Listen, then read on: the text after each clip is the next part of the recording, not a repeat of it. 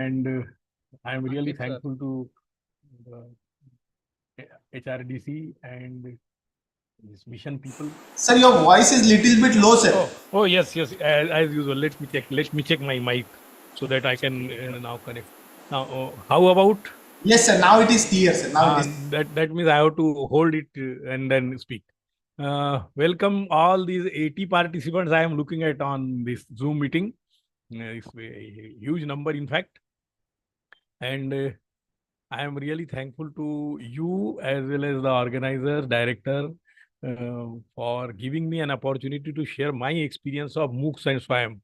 It so happened, as Ankit has rightly pointed out, all my dear audience, that I have been associated with the Sant Gadge Baba Amravati University's academic council for last 20 years. Somehow, as a vice chancellor's nominee or otherwise as a chairman of board of studies of electrical, electronics, computer.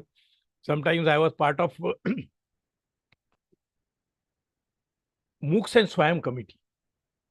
When in 2016 and 2017, AICTE and then UGC, they came up.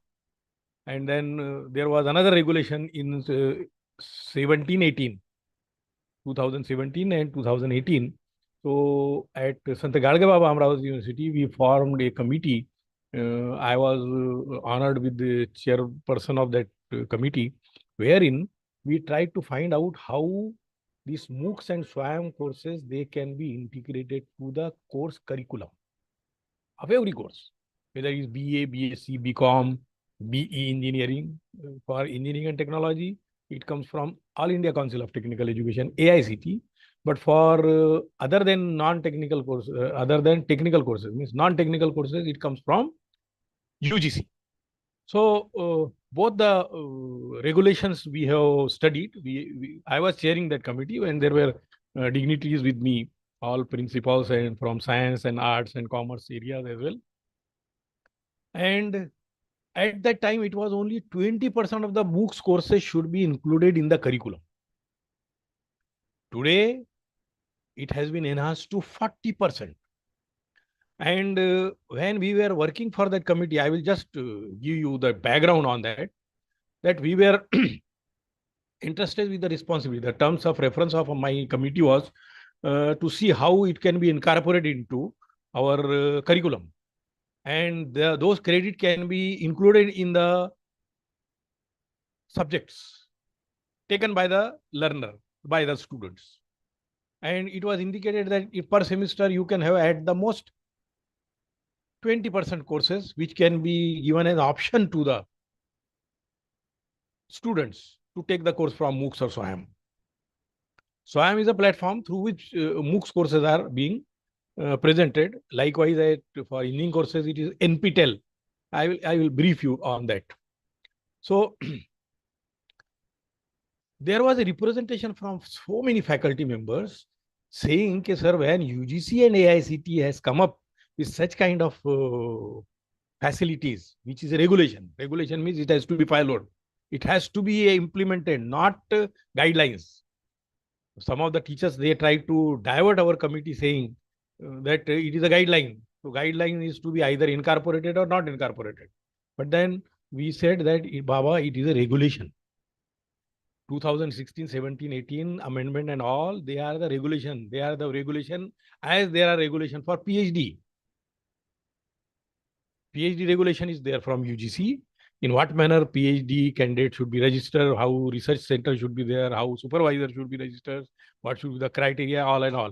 Likewise, if that regulation is to be implemented by an ordinance or by statute by the university, similar to that, these MOOCs and SWAYAM courses to be incorporated into the curriculum has to be implemented by each one of the university through its statute and all. That process I will indicate you into my later part of. But the apprehension of all the teacher was that, sir, if we are 40% of the courses are taken from MOOCs and SWAYAM by the students, then what is happening to the teachers who are already employed? Is there going to be retrenchment? Answer is blatant no. even 100% courses are to be supposed taken from MOOCs and SWAYAM, you are very much needed as mentor there. No system can be fully automatic when it comes to teaching learning process. Please understand that. No time you expect that the teacher will be replaced by the online MOOCs and SWAYAM courses. Answer is no. I will show you from SWAYAM and MOOCs itself 1,700 plus. 1,700 courses are available online. NPTEL 1,000 plus courses are available online.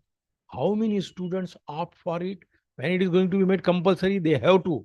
But then from the college side, a mentor is required. So MOOCs and SWAYAM courses integration into the curriculum, the regulation specifies that the student should be under choice-based credit system.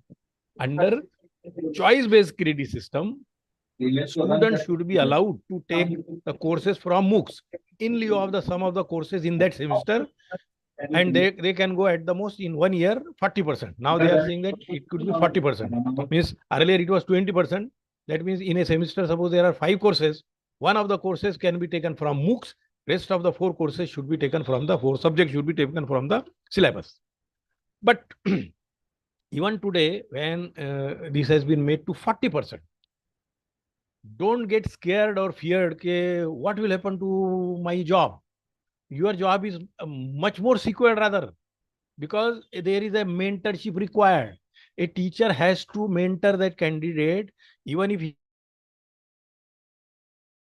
is taking the course from there. The practicals which are associated with the course, they are to be conducted by the mentor right into the lab available. So all these things should clear the apprehension in anyone's or doubt in anyone's mind that there is going to be retrenchment due to MOOCs and SWAYAM. Answer is no. So with this idea, now let us move. First, my first half, I have been given 90 minutes. So around 40 to 45 minutes, I will be talking about MOOCs, SWAYAM, NEP, and how MOOCs and SWAYAM courses, they are contributing to the objectives of NEP 2020. In another 45 minutes, I will be focusing mainly on MOOCs, how those MOOCs courses can be integrated into our curriculum. And I will give some of the examples, live examples from my college, wherein we have got an NPTEL chapter. And beauty of this MOOC SWAYAM course is that both UGC as well as AICTE have made it very clear that any faculty members who is opting for any one of these courses which are available for teachers training also. So those courses, if they are taken by the teacher, they can be considered as one of the modules for career advancement scheme. So this must be very good news for you all. If you are doing any MOOCs and SWAYAM course through NPTEL, you are getting credit, you are appearing for exam, then that module will be considered as one of the modules you have completed for faculty development program, and it will be considered for your career advancement scheme. When you are moving from one grade to another grade, it is said that during this period, you must have completed at least 2 modules, FDP programs, which are recognized either by UGC or AICTE. MOOCs and SWAYAM courses, they are recognized by both UGC and AICTE. So all the universities, wherever they are conducting career advancement scheme program, CAS, these courses you can use. So to start with, let us first see some frequently asked questions which are always as a doubt. So, SWAYAM, MOOC, and NEP 2020.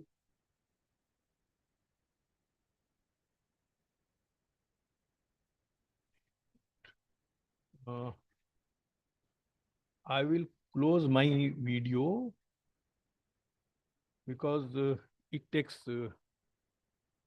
bandwidth. So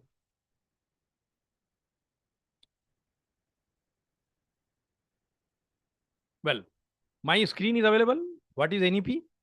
Someone can speak, please. Give me a hint that my first slide is visible to you. Yes, sir. Thank you. Thank you. So, National Education Policy. Though you have been told, I will just briefly repeat it because I would like to develop a context for my further discussion. So, National Education Policy 2020, what is it? It is a landmark policy aimed at transforming our national education, Indian education. Somewhere long back in 1983 or so, I suppose there was a education policy declared, and according to that, UGC and all, they framed their guidelines. NEP 2020 is another revision of that education policy, and that is the reason it is known as a landmark policy. There are radical changes which have been proposed by the committee, and they are very encouraging, looking at that when the nation is migrating towards Vikasit Bharat, developed India. So it is necessary that the education system also gets revamped. So it is a landmark policy transforming Indian education, and its main focus is on accessibility, equity, and quality in education at all levels, whether it is primary, pre-primary, primary, secondary, higher education, technology, science, arts, humanities, law, professional, non-professional, BPEd, teachers education. It focuses on accessibility to all, equity to all, and quality in education at all the levels. Levels when we talk about, right from pre-primary, nursery education to PhD level. So they have been indicated. There is a gist of this NEP document available on UGC website as well as our university website. I think every college must have included that 36-page document, which indicates what is the crux of this national education policy. So that national education policy focuses on accessibility, equity, and quality. AEQ. Accessibility, equity, and quality. So remember these three things: accessibility, equity, and quality. And these three objectives you must try to see when we talk about MOOCs and SWAM courses. So what are SWAM and MOOCs? SWAM and MOOCs are online platforms designed to make learning more accessible. Accessibility is NEP. Accessible and flexible, aligning perfectly with the NEP 2020's goal. What the goals we have indicated? It was accessibility, equity, and quality. Remember that. Accessibility, equity, and quality.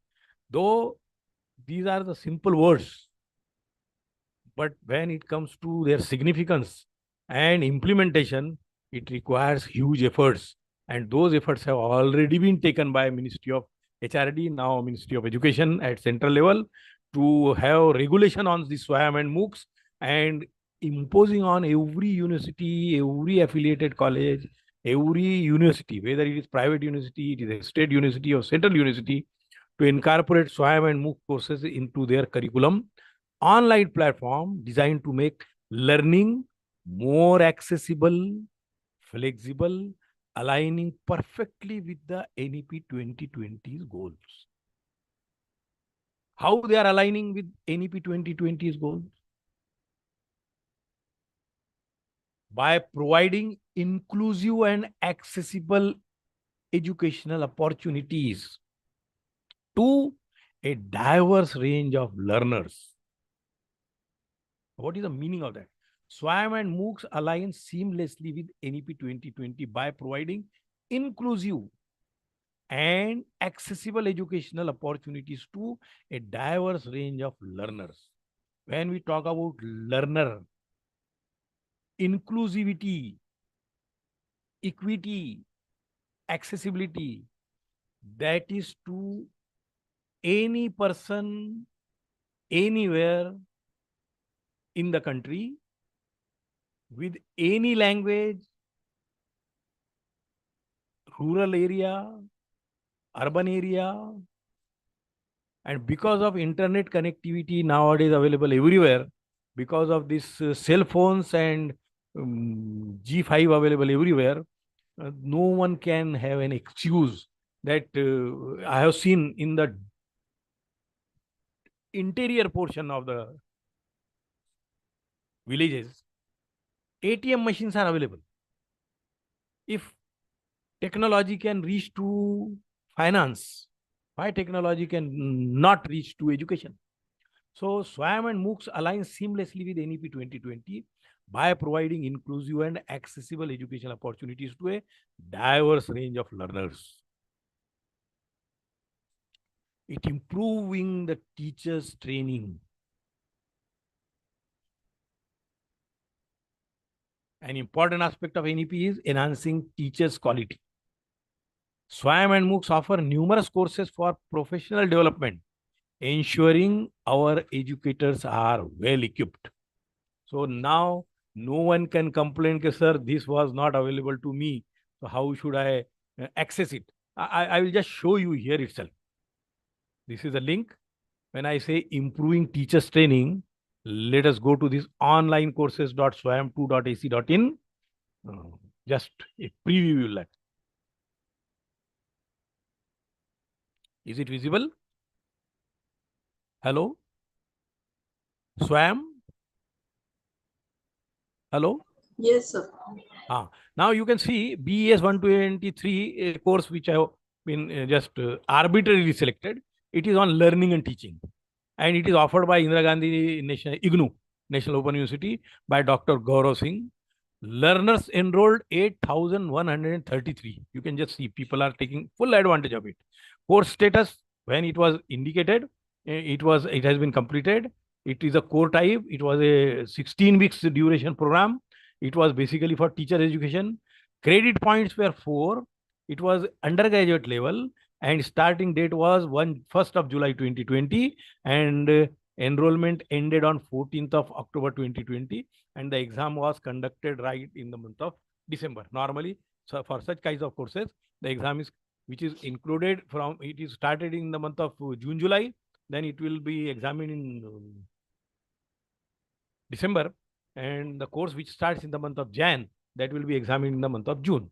So, and you see, so 12,205 people have visited this page. You can just see there. This is available on YouTube also. I was just to show you that how these courses are available. How are these courses available?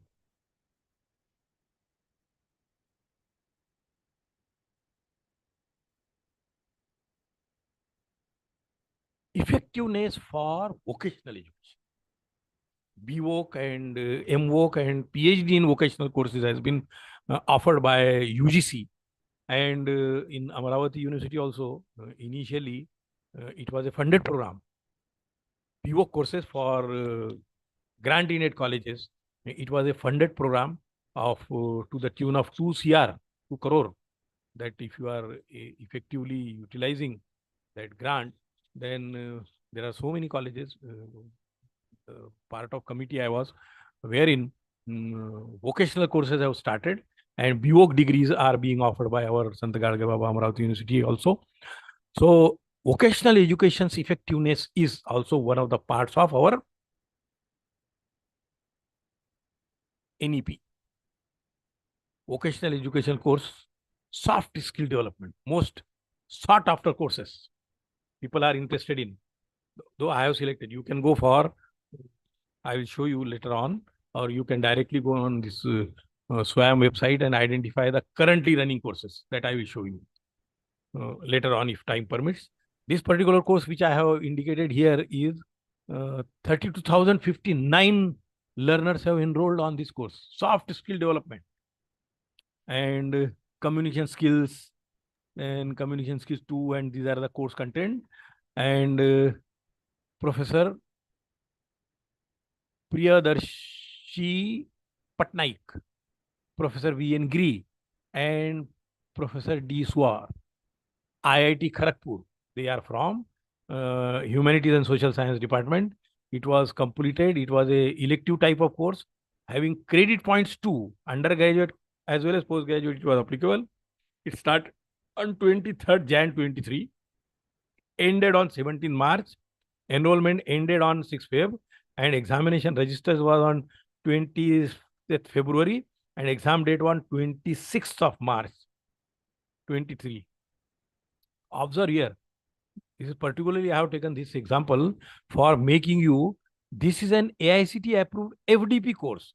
What does this mean? If a teacher completes this module, or irrespective of his or her branch, then this will be considered as an FDP course of 2 credits.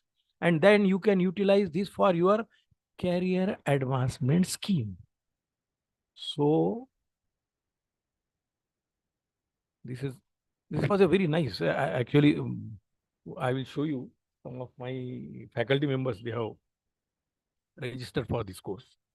We started that at our university also, under lifelong learning chair. So observe that intended audience for anyone keen to improve her soft skills, elective course, open course, UG and PG, no restriction, ideally after 12th. And prerequisite simply basic knowledge in communication and a good understanding of English. Understand that we are not talking about, when we talk about soft skill development, it doesn't mean English speaking. It is communication skills. Oral communication skill, written communication skill, verbal communication, how it should be done, and all those skills are being taught in this. Though the media of instruction will be English, so it is not an English language as such, it is a communication skills. See, understanding the communication environment, understanding the communicative environment too, what to listen for and why, when to speak and how, starting and sustaining a conversation, and likewise communication skill 2 topics to be covered, what to present and how, to, then multimedia presentation, then communication styles, speaking in groups. Week 3 is communication skill 3, visual, non-verbal and oral communication. The word of visual culture, visual perception, oral, the body and the way it communicates, the face, its expression and what it says, and so on. So this was a 7-8 week course. Observe that book and references were nil. This is a great personality. It's very popular for communication skills. Patnaik sir, very, very popular from IIT Kharagpur. Celebrity, you can say celebrity. You can go on his YouTube channel and you can just observe. Really, even if you are not interested in certificate, not FDP, it is better to get into this course sometimes. Well, so vocational education training is crucial in NEP 2020. SWAM and MOOCs provide a variety of vocational, helping students acquire practical and industry-relevant skills. Another one.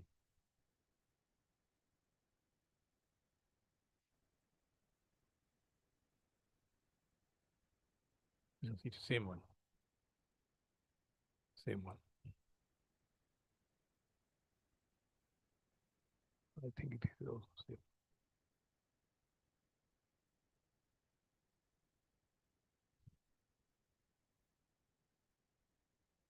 Support for multidisciplinary education. Ankit just now told me that the earlier session was on multidisciplinary education. No education today can isolate itself from other areas. So these platforms support multidisciplinary education, which is NEP's one of the pushes. And it offers courses across various disciplines, promoting a well-rounded learning experience. I just tell you what all courses are available. SWAM NPTEL, January to April, here you can see the final course list. January to April 2024, enrollment are open for January 2024. They are still open. And you can see here the courses.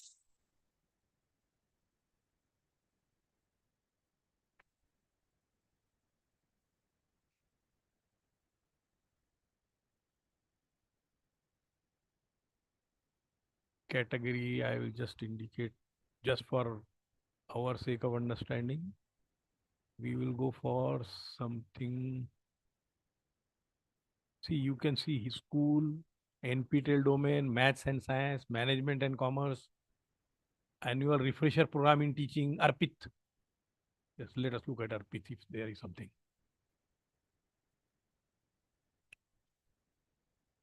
Duration, let it be as it is. Upcoming what for enrollment is open. No course found. Currently there is nothing. Ongoing and opening close, no course found. No, for this app ARPIT there are no courses available. Let us say currently we will go for ending attack. There are so many courses. Engineering technology, subcategory, maybe I will go for my area, computer science engineering. Most of the people must be from there. Duration all, ongoing, enrollment closed, I will say enrollment open, no course found. Since that has already been closed, but let us see. Ongoing courses. AI, constant satisfaction. Advanced computer architecture, advanced computer network, artificial intelligence, AICTE approved FDP course. See, all these are AICTE approved FDP courses, means faculty development program courses. So any one of these area which you are interested, which the subject you are teaching now, those who are from computer area, you can just go for it. This IIT Madras course, AI, exceptional. Exceptional. One of my students has attended it. I have not attended. Compiler design, data analytics, and Python, which is very popular nowadays. Just for example, we will look at this. Course duration is 12 weeks course. February 5th, 24, 11 p.m. was the date. Exam is going to have, I think, over. Exam is over. And data science for engineers, deep learning, design analysis of algorithm. So many. So many. So, most extensive and most viewed courses. Is it audible to you?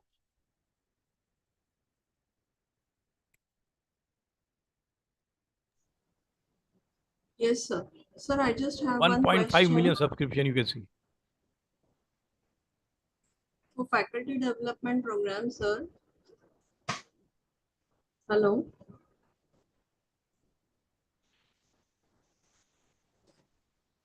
You can watch yourself later on. So, promoting a well-rounded learning experience. So many courses. Role in lifelong. Yes. SWAM and MOOCs, they embody the spirit of lifelong learning. Though a period has been shown there that the course is running from this to this, those courses are available online later on also, lifelong. It is a lifelong learning experience, a key component of NEP by providing educational resources for the learners of all ages. Lifelong considers both to individuals throughout life and to all the people having different age groups, right from school level to PhD research level. And it is reaching to remote areas. One of the challenges in education earlier was reaching remote areas. I remember 2003 when we started working on this online courses. That time, mainly the bottleneck was internet and the speed. Today, we are in the era of 5G, wherein any area you can reach to the people right into the field. So one of the challenges in education was reaching into remote areas. SWAM and MOOCs bridge this gap, making quality education accessible even in the most remote locations. It ensures the quality. Recall, the purpose of NEP is objectively indicated accessibility, equity, and quality. Ensuring the quality education is done by, obviously, quality is non-negotiable. We cannot negotiate on it. Chalo sir, itna utna raha to chalta hai. No. And beauty of the SWAM and MOOCs courses is that these platforms have ensured high education standard by offering courses developed by top institutions and educators, IITs, NITs, triple ITs, then ISER, then NIITs, NITers. These are the institutes and autonomous colleges, autonomous universities, state universities, private universities. They are the part of curriculum maker. You can also, your institute can also register, and if you have, we do have good teachers, and that too in regional languages. Now they are encouraging the teaching of courses in regional language like Marathi. Two of my faculty members at Professor Rammegi College of Engineering and Management, Patera, they are developing courses in Marathi. MOOCs and SWAM courses I am talking about. And for that, let me tell you, it is not a free of cost. When they have been selected by AICT for developing those courses, they are being remunerated for the full development of the course to the tune of 1 lakh rupees. Per course, they are going to be remunerated 1 lakh rupees. इससे अच्छा क्या हो सकता है? If you can teach in your own mother tongue and you can record those videos as per their standards and supply, you will become a similarly tomorrow your course will be available there, that English speaking communication skills in Marathi. Yeah, why not? These platforms ensure high education standard by offering courses developed by top institutions and educators. You can also be part of that. Learning Indian languages. Yes, that's what I said. NEP 2020 emphasizes mother tongue based education. Yes, it has been very clearly indicated that primary education up to 5th standard has to be in mother tongue. To support this, SWAM and MOOCs offer courses in various Indian languages, scheduled 16 languages. Out of that, I remember I have seen some of the courses, around 7 languages I could identify, starting with Marathi, Hindi, Urdu, Gujarati, Tamil, Kannada, Malayalam. 7. Yeah, at least 7 I could identify. Hindi, Marathi, Urdu is there. So, courses in various Indian languages. It also supports assessment reforms. Innovative assessment is a cornerstone of NEP 2020. And same is supported by SWAM and MOOCs, incorporating the diverse assessment methods to evaluate learners holistically. There are assignments, and those assignments are to be submitted online. They are checked online. They are checked for plagiarism, and there is a mechanism of proctor-based examination. So you cannot say that 2 credits I am getting, so anyone can get it. No. Supporting assessment reforms. Contribution to research and innovation. Yes.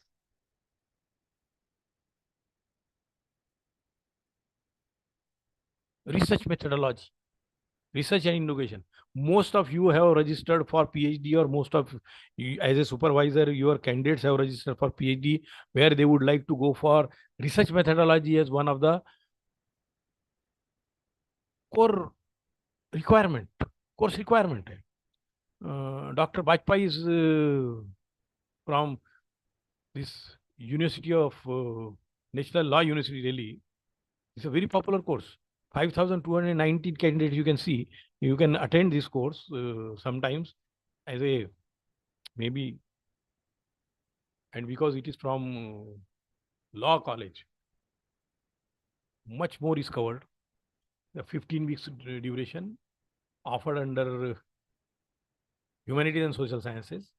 It is available both for undergraduate, postgraduate, and it was long back. Currently, I think in January or 24, it might have been offered, but this is available online. So basic research, legal research, socio-legal research, research problem, research design, hypothesis.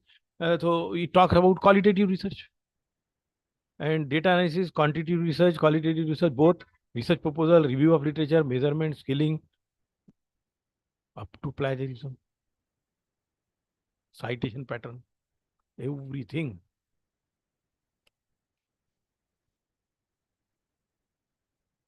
$30 and proctor exam, 70 marks. Proctor examination is conducted. They are at the centers, whichever center you get, and then you get the certificate also if you clear it. Get it? Total visits it has not shown, but 5,000 people. Oh, and this 5,000 it is in the year 2020. Now we are in 2024. The current course, suppose I go for, suppose refresh it. Let's see if it is maybe sometimes. So research and innovation are crucial for educational advancement. MOOCs and SWAM platform provide resources in research methodology and innovation, fostering a culture of inquiry and creativity. So you can just see that all the three areas, accessibility, equity, and quality, and lifelong learning, then contribution to research and innovation, what all things are envisaged in NEP 2020, they are very much supported by MOOCs and SWAM. And not only this, internationalization of education, tremendous, tremendous.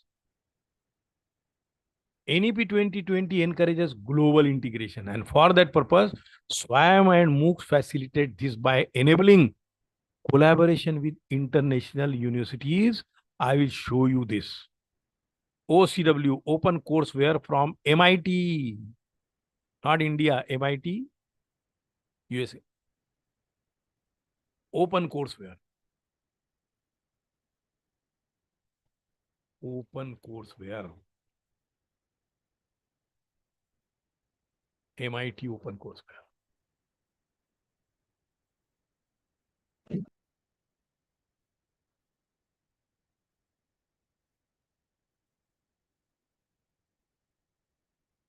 Free lecture notes, exams, videos from MIT, no registration required. I will just share with you. I use this for customizing my course as per our syllabus.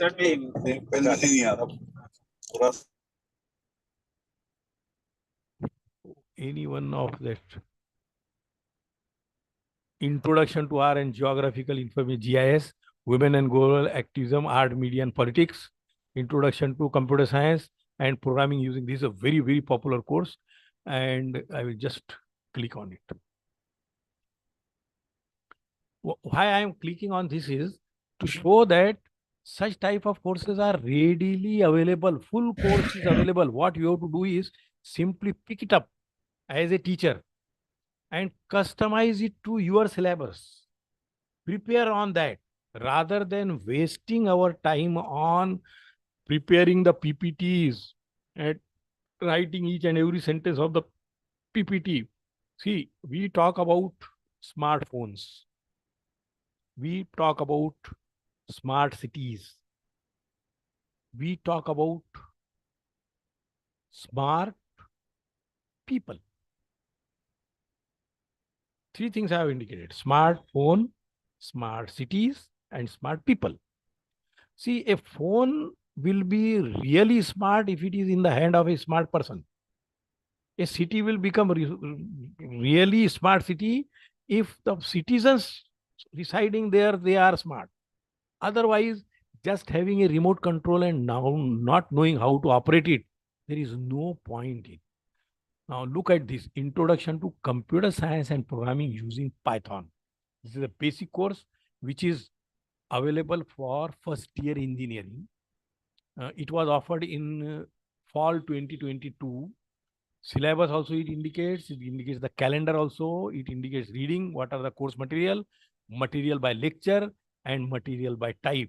And under material by type, you see lecture videos are available, lecture notes are available, lecture code is available, finger exercises are available, problem set, recitation. And on the right side, you can see download course. If you click on this, the complete course on introduction to TCS and programming using Python will be available as a zip file to you. All this material, what you see here, syllabus to everything is available on now your machine, and it is freeware. They very clearly indicate that these are the guidelines. If you use it as it is, there is no copyright. And if you customize, yes, customize. Flowers are an example of the Fibonacci series in nature. The Fibonacci sequence is a classic example of a recursive function as discussed in lecture 15 and 16 of this particular course. Well, I will not go into the details of this. Just for example, if I would like to show एक lecture video देख लेते हैं.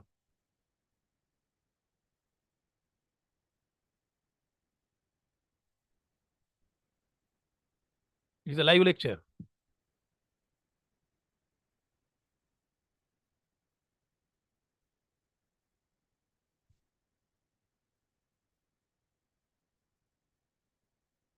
You see, Creative Commons, you can use it. Copyright.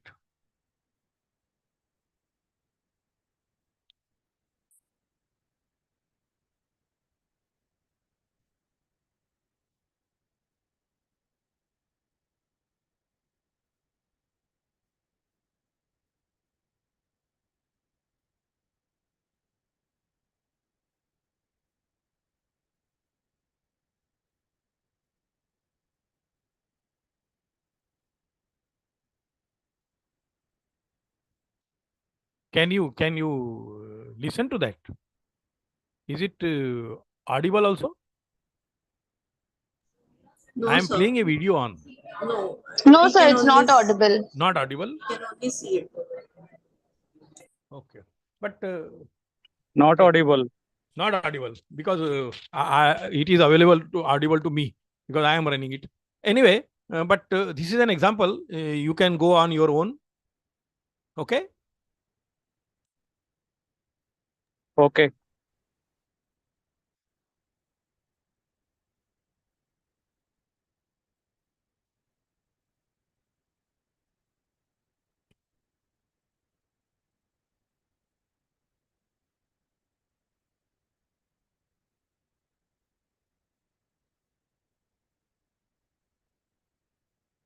Okay. Lecture notes I will show, which can be visible to you. Introduction. It is a PDF file available. You see. Download slides and .py files from the class site to follow along. You can just see how our life has been made comfortable as a teacher. Why come to class? You get out of this course what you put into it. You get out of this course what you put into it. So lectures, intuition for concept, teach you the concept, ask me the questions, examples of concept, opportunity to practice, and repeat. So this is the reason why she is insisting that the classes should be attended. And this is what way it is indicating that what is way the way course structure will go. Then topic solving problems using computation, Python programming language, organized modular programs, some simple but important algorithmic complexity, and so on, so on. So this is materials by lecture, materials by type, materials by lecture, if you see. So what just now we have seen. Then it indicates the syllabus, 2 sessions per week, 1.5 hour per session, so 3 hours total. Course description, goal, textbook, John Gutach's very common book, Introduction to Programming and Problem Solving Using Python, 3rd edition, and with application in computational modeling and understanding data. Grading policy has been indicated, all this. Calendar wise, it indicates that lecture 1 to the lesson plan. Full lesson plan has been indicated here. 16 lectures total. Then readings, what course material. So for lecture 1, chapter 1, chapter 2.1, 2.2 should be read by the students as a reading assignment. Material by lecture they have provided. Material by lecture videos, notes, lecture code, finger exercises, just do type. That assume 3 variables are. So now these are to be online, they have to be tested. You can just see. Then there are problem sets which are to be coded and solved, and then recitation. Recitation 1 notes is what way you should revise the things. You can see treasure of information on Python programming. Fantastic. Fantastic. I will download the course.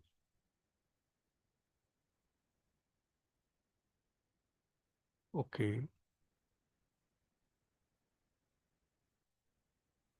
It will be downloaded as some other courses I have already downloaded, but it has come to CS using Python. I am just working on some Python project, so maybe as a advantage, or rather because of your discussion with me, I could get into that particular course. Well, so internationalization of education. Yeah. There is a question that this NEP 2020 and MOOCs and SWAM, they are demanding on the side of connectivity.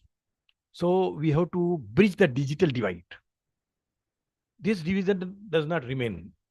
While digital platforms are great, we must acknowledge the digital divide, that some people have connectivity, some people may not have. Efforts are being made to make these resources more accessible, even in low connectivity areas. And because of mobile phones and connectivity, this digital divide is almost faded. Catering to differentially abled students, yes. Inclusivity, as we say, accessibility, equity. That goes to inclusivity is the key. SWAM and MOOCs are increasingly focusing on accessible design to ensure that education is accessible to students with disabilities, or we'll say that privileged students, differentially abled students. For them also, MOOCs and SWAM courses are available. Environmental education, yes. More concern. As per Supreme Court decision, it is a requirement all over the country that environmental studies should be made a compulsory course right from 8th to graduate level. So NEP 2020 focuses on the sustainable development. To support this, there are dedicated courses on environmental education on these platforms. Integration into traditional class. Yes, blended mode of learning when we talk about. SWAM and MOOCs can complement traditional classroom learning, offering blended learning opportunities for a more comprehensive educational experience. Blended mode of learning is this. Whatever PPTs I have just now shown you from those OCW, if you are teaching that particular course, as a teacher, I will make those PPT which I am going to discuss tomorrow available today itself to my students online, and I will ask them to go through it, skim through it, and while skimming through my PPTs, you just identify where are you raising the doubts and mark it. Tomorrow, when I will conduct the class physically in front of my students, those who have been shared with that, I will just start my PPT, but not explaining each and everything, but showing slide by slide and then asking the students that do they have any doubt on this particular slide content. So any student coming with that will be answered in publicly in the class. So all the other people will understand. That is known as blended mode of learning for a more comprehensive education experience. And let me tell you, I have experimented this when I was teaching course on AI, artificial intelligence. I used to share all my 52 PPTs I have shared because it was a pandemic era. After that pandemic era is over, and for 1 month only the classes were conducted uh, online, in fact, online. So there we have provided them, all my 52 slides I have provided to them, 52 PPTs, and then one by one we discussed online by collaborating. So this is promoting equity in education. Equity means for all. Instrumental in promoting educational equity by providing equal opportunities for learner, regardless of their background. Background can come from medium of instruction, English or regional language. It can come from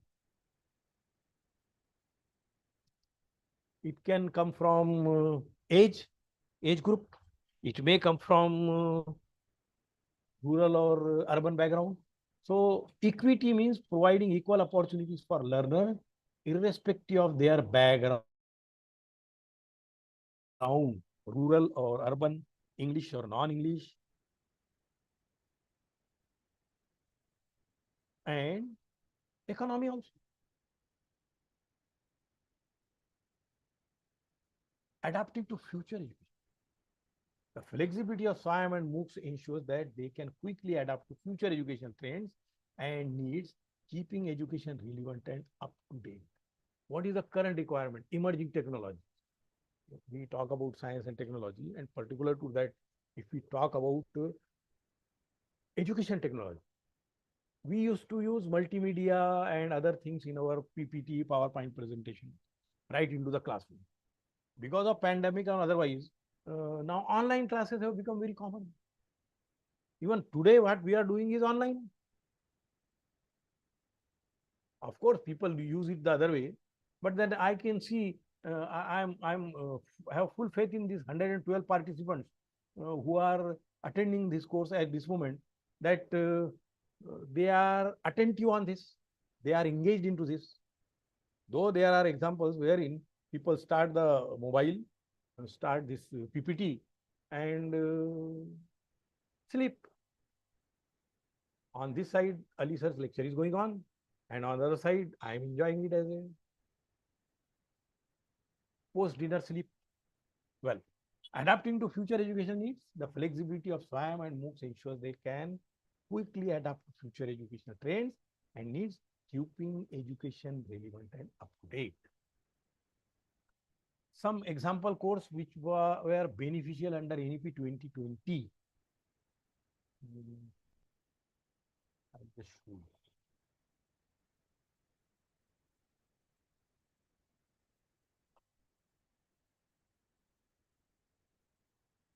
Here, you can sign, get registered, and then go for any course. About SWAYAM, courses, partner institution, local chapters, SWAYAM Plus, and so on. SWAYAM Plus is recently introduced. So, local chapter having this.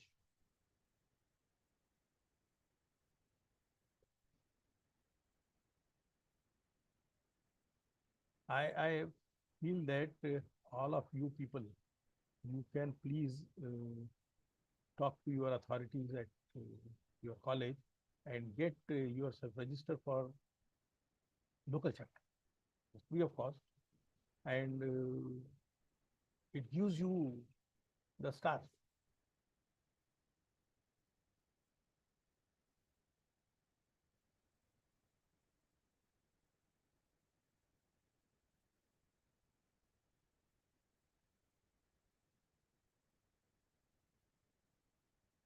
The information is up to December 23.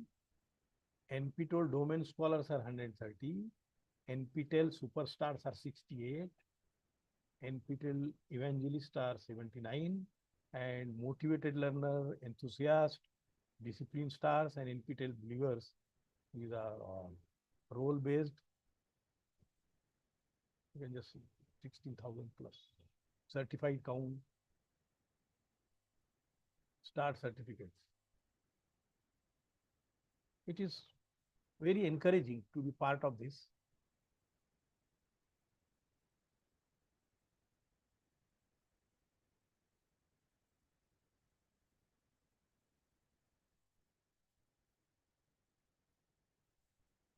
So much of information.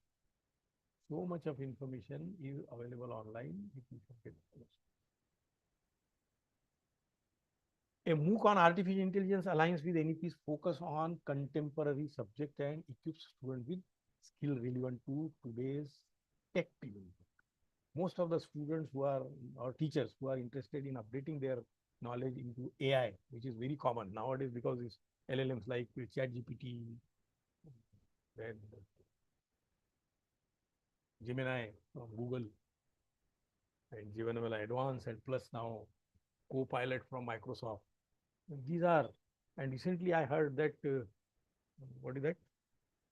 Google has come up with the SGE, for which you may see my blog tomorrow, day after. So thank you for giving me patient hearing on SWAM MOOCs are NEP 2020. I will now move on to the actual, the MOOC, which I call as choice screen.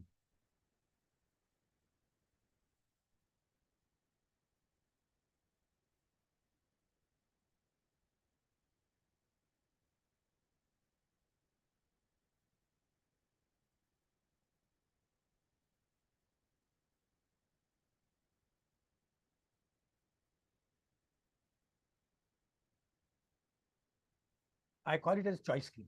Is it visible? Is it visible and am I audible? Hello? Yes, sir. You are visible, sir. Audible, and screen is visible, sir. MOOC, the choice screen. Yes, sir. Yeah. I have named it as a choice cream because it's a summer season. We are all in ice cream. So MOOC, the choice cream.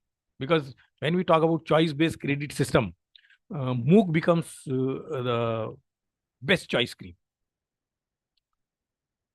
MOOC, a boundaryless educational space.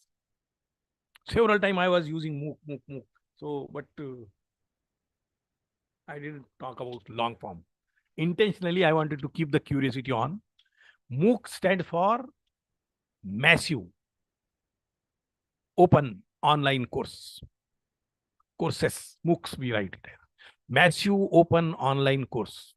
Large enrollment number. Massive means large enrollment numbers, millions of students. Open, no mandatory qualifications, open to all. Open to all, everywhere, anywhere, and anyone, anytime, anywhere. The basic philosophy of MOOCs is 3 A's. Anyone, anytime, anywhere. So massive open online course, MOOCs. Online means it is fully online. Course means structured course content. So MOOC is a boundaryless educational space. Boundaryless education space. I am going to show you through the SWAM Regulation 2016.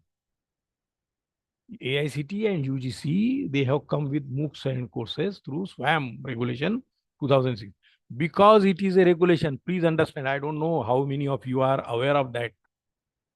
Any regulation is a law from UGC or AICT. Please understand that. Anything which is indicated as a regulation.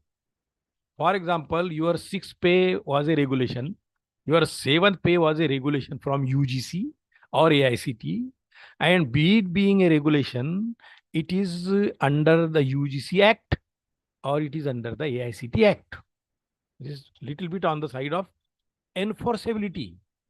No university can deny implementation of SWAM because it is a regulation by UGC and AICT.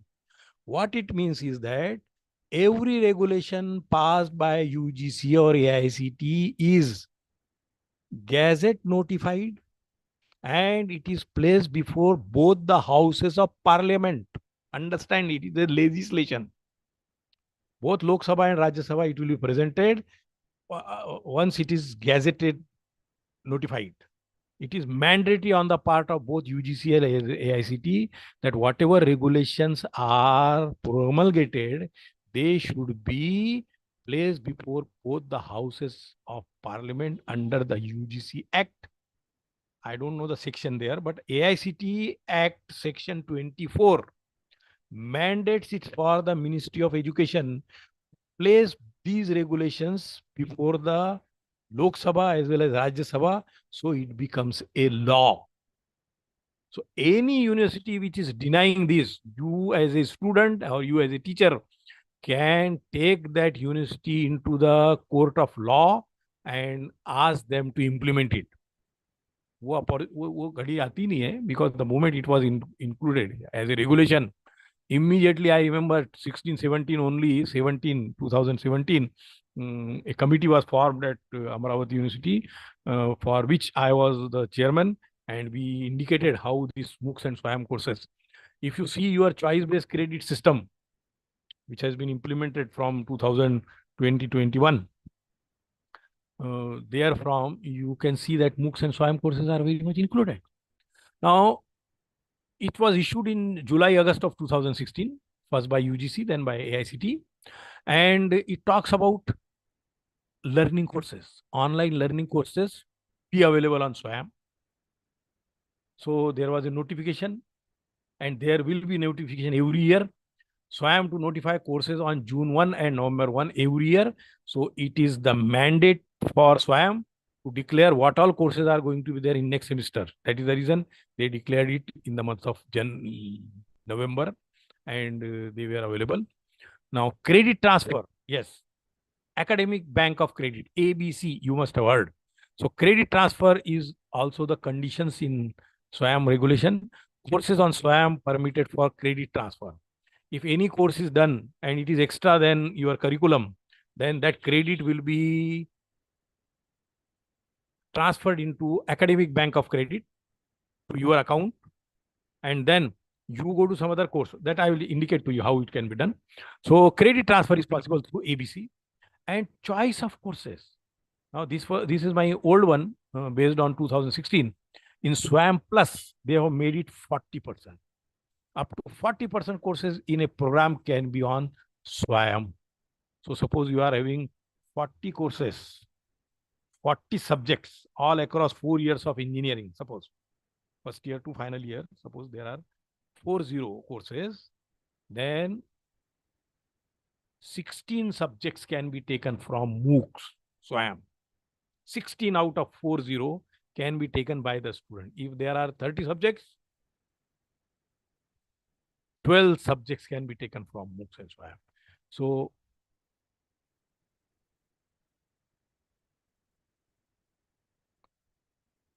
how can we adopt MOOC for credit transfer? The step-by-step guide I am going to just narrate here, which has been given by SWAM itself.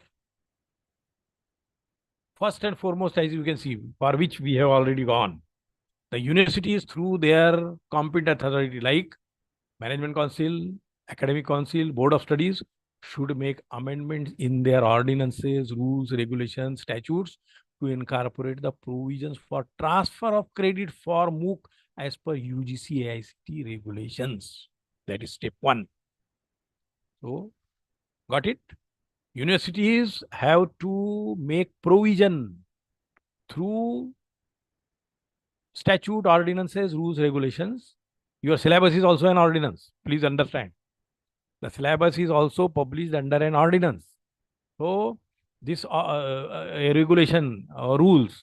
So, ordinance, rules, regulation, there only it should be incorporated that the credits which are earned through MOOC, they will be transferred and they will be reflected on the mark list of the students. So one. Step 2 is select the courses. The university shall select the courses to be permitted for credit transfer through SWAYAM. And this facilities or this authority is given to Board of Studies. So now there is a point on Board of Studies agenda that which of the SWAYAM or MOOCs courses you would like to have in this semester, and so on. Third, designate the course coordinator. And there comes the point. There has to be a course coordinator, what we call as a mentor. In every college, whichever course or whichever subject is being offered through MOOCs. So the university must designate a course coordinator, facilitator to guide the student throughout the course and to facilitate, conduct the lab practical session examination. University must designate means particular universities, particular affiliated college in that particular department, in that particular subject, for that particular subject, a particular teacher who is recognized teacher for that subject. So in the teachers list, we indicate that these are my courses, subjects which I will be teaching.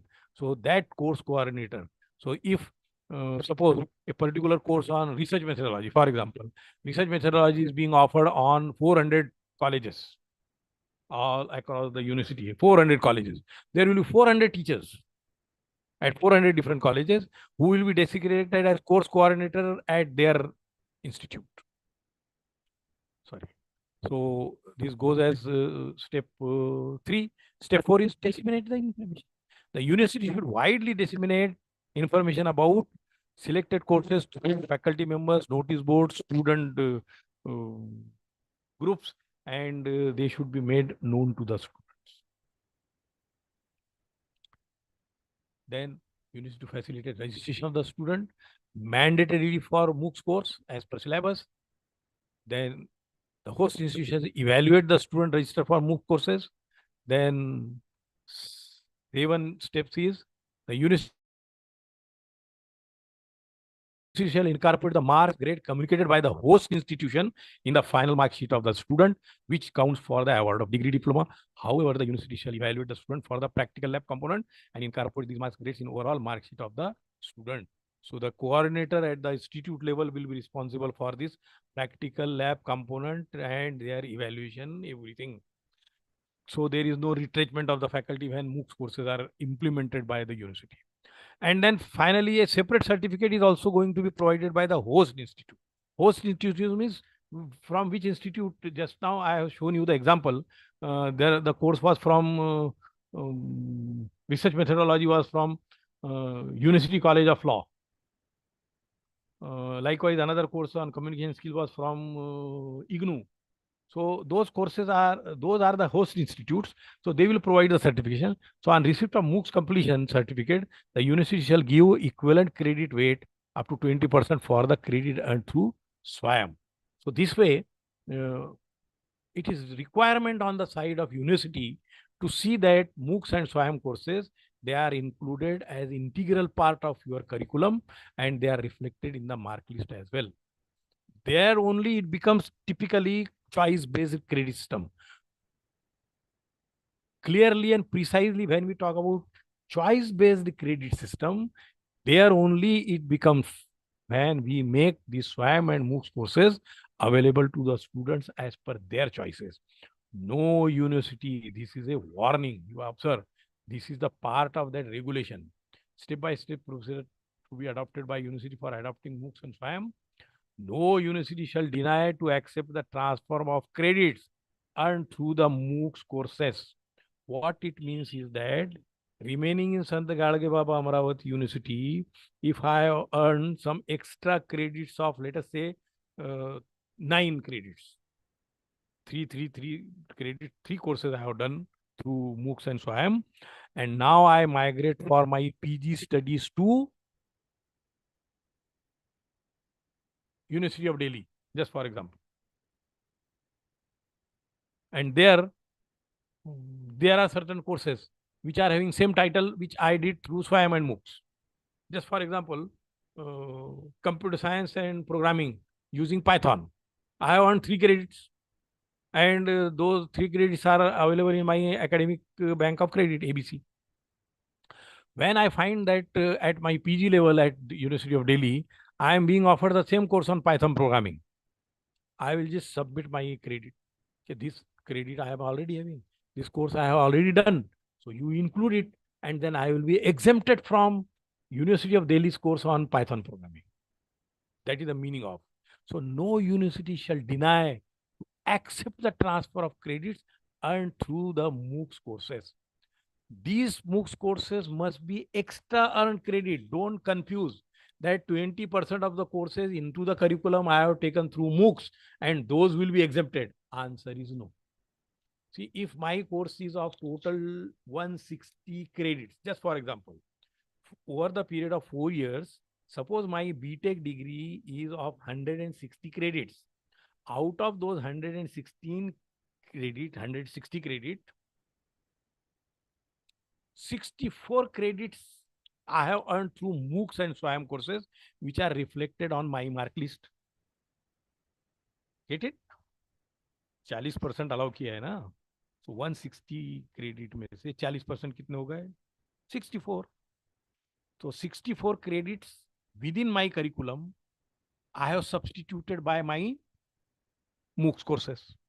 So they are reflected on my mark list. So they are my required credit. 160 minimum credit required जो थी, उस पे 64 credits I have accumulated through my MOOCs courses. So they have become part of curriculum and I got my degree BTech. I do not have any extra credit. Had it been the case that I have done some extra credit, instead of 64 courses, I did 67 courses. So 3 additional courses with 3 credits, I have 9 credits at my account. Those 9 credits extra than my basic credit can be utilized for exempting me at University of Delhi for the courses which I have already undergone. So this is the advantage. See, growth of MOOCs courses, 950 plus universities, 950 plus universities, 19,400 plus courses, 220 million students, MOOCs across the globe. Here is how top MOOC providers look in terms of users and offerings. Provider is Coursera. Learner are 97 million. 6,000 courses are offered by Coursera. And advantage of this Coursera, it is charged. Actually, it is paid course. So 6,000 courses. Micro credentials means 910 courses are such that for you can get certificate by paying. 34 courses are such that you can get a degree from Coursera. I don't know whether you know it or not, but Coursera is from Stanford University. Coursera's main collaboration is from Stanford University. So it offers you 34 degrees of duration of credits. Duration though depends on you. This Coursera and these platforms are such that you would show your ability. If 10 courses you can do in one semester, do it. Pass it, clear it. You will get 30 credits. 3 credit के 10 course अपने एक ही semester में कर लेते हो, yes, you can go for it. I am talking about theory. Otherwise you say कि sir हमारा semester में 25 क्रेडिट है, 24 क्रेडिट है, वो प्रैक्टिकल और थ्योरी मिला के. Now coming to edX, another provider, edX, must have heard the name. 42 million. Most popular इसमें Coursera ही है. edX is there, 42 million. 3,550 courses. Micro credentials are 480. 13 degrees they offer. Future Learn, it is becoming now more popular. 17 million, 1,400 courses, 180 micro credentials means certificate, and 22 degrees. Coming to SWAYAM, SWAYAM ne through UGC and AICT what they did, okay, they will be incorporated through universities. So they are not having their micro credential, no certificate course as such. Certificate is awarded for credits, but it is not awarding you the what you call as diploma or certificate or degree like we get Bachelor of Engineering kind of thing. SWAYAM, 22 million learners, 1,465. Now it has become 17 something. 1700 courses are available currently, but there is no certification as such. आपको certificate या diploma नहीं मिलता है जिसमें industry recognition रहेगा. You get certificate of passing, mark list मिलती है आपको. Degree is not awarded. या this is just one example of Coursera. Coursera पे जब जाओगे आप तो क्या मिलेगा आपको? Learn without limits, join for free. We collaborate 200+ leading universities and companies. और यहाँ पे आपको दिखाई दे रहा है आईआईटी बॉम्बे से लेके तो आईबीएम तक. अमेजॉन वेब सर्विस है, मिचिगन यूनिवर्सिटी है, मेटा है आपका. Meta means your Facebook as well as WhatsApp, Stanford, ISB, Google and so. edX, 3000+ courses. Explore all courses. And when I have downloaded this particular,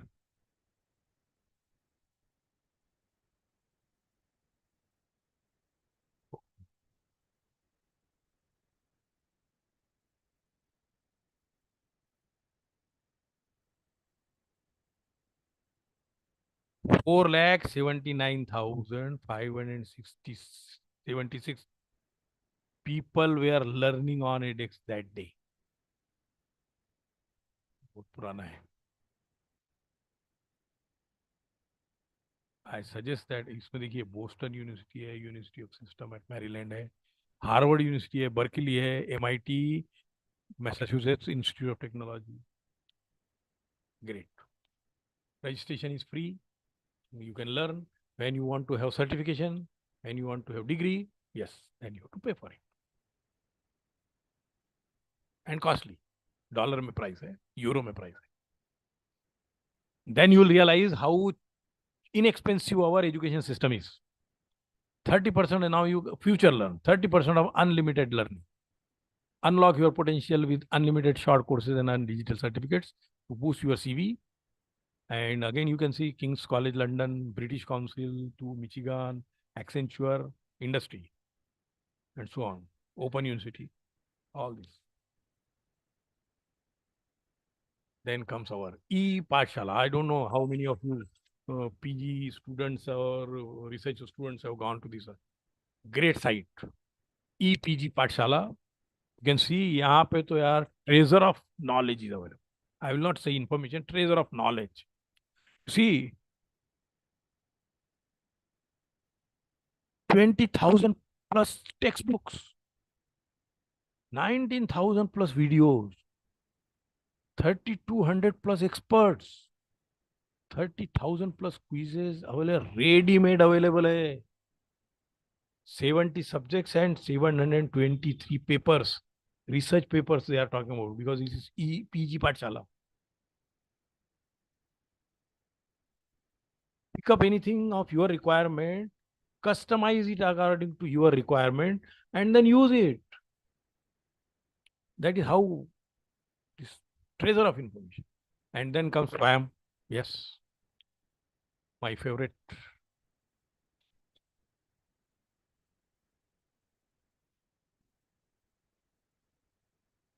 This I have downloaded at the time this particular page was downloaded when COVID was going on. That is the reason you will observe here. Let COVID-19 not stop your learning, continue with SWAYAM.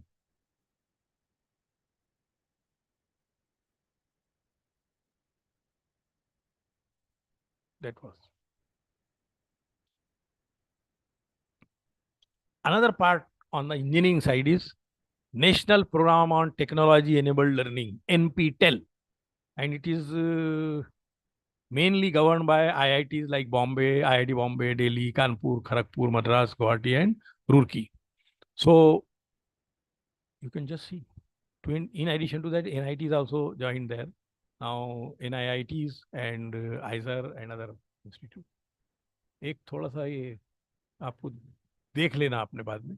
I will just show you. The local chapter at my college, Professor Ram Meghe College of Engineering and Management.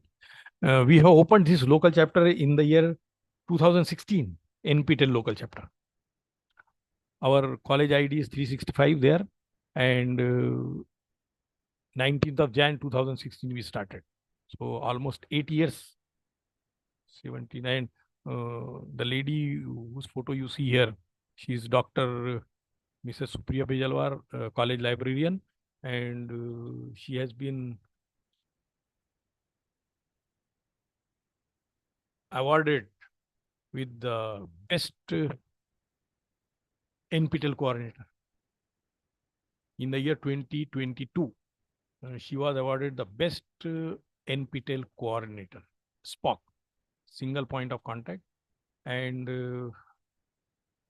she herself appeared. I will show you some certificate of appreciation is awarded to Supriya Bejalwar for her instrumental role of SPOC for NPTEL local chapter.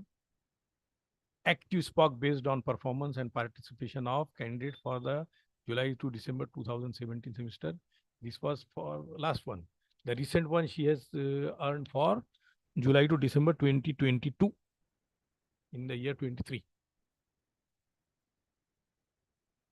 Then this is one of the examples of one student from my college who was the student of electronics and telecommunication. He did a course of NPTEL online certification, Introduction to Fluid Mechanics, and with a consolidated score of 48%. So you can indicate here, I am giving you the example of this certificate. Number of credits recommended by NPTEL is 3. Total number of candidates who appeared for this course certified were 332. It was between January to April 2019. 12-week course it was offered by Indian Institute of Technology, Kharagpur. 48% he scored, and that is the reason he completed the course. So he got simply certificate because it is 40 to 59 successfully completed the course.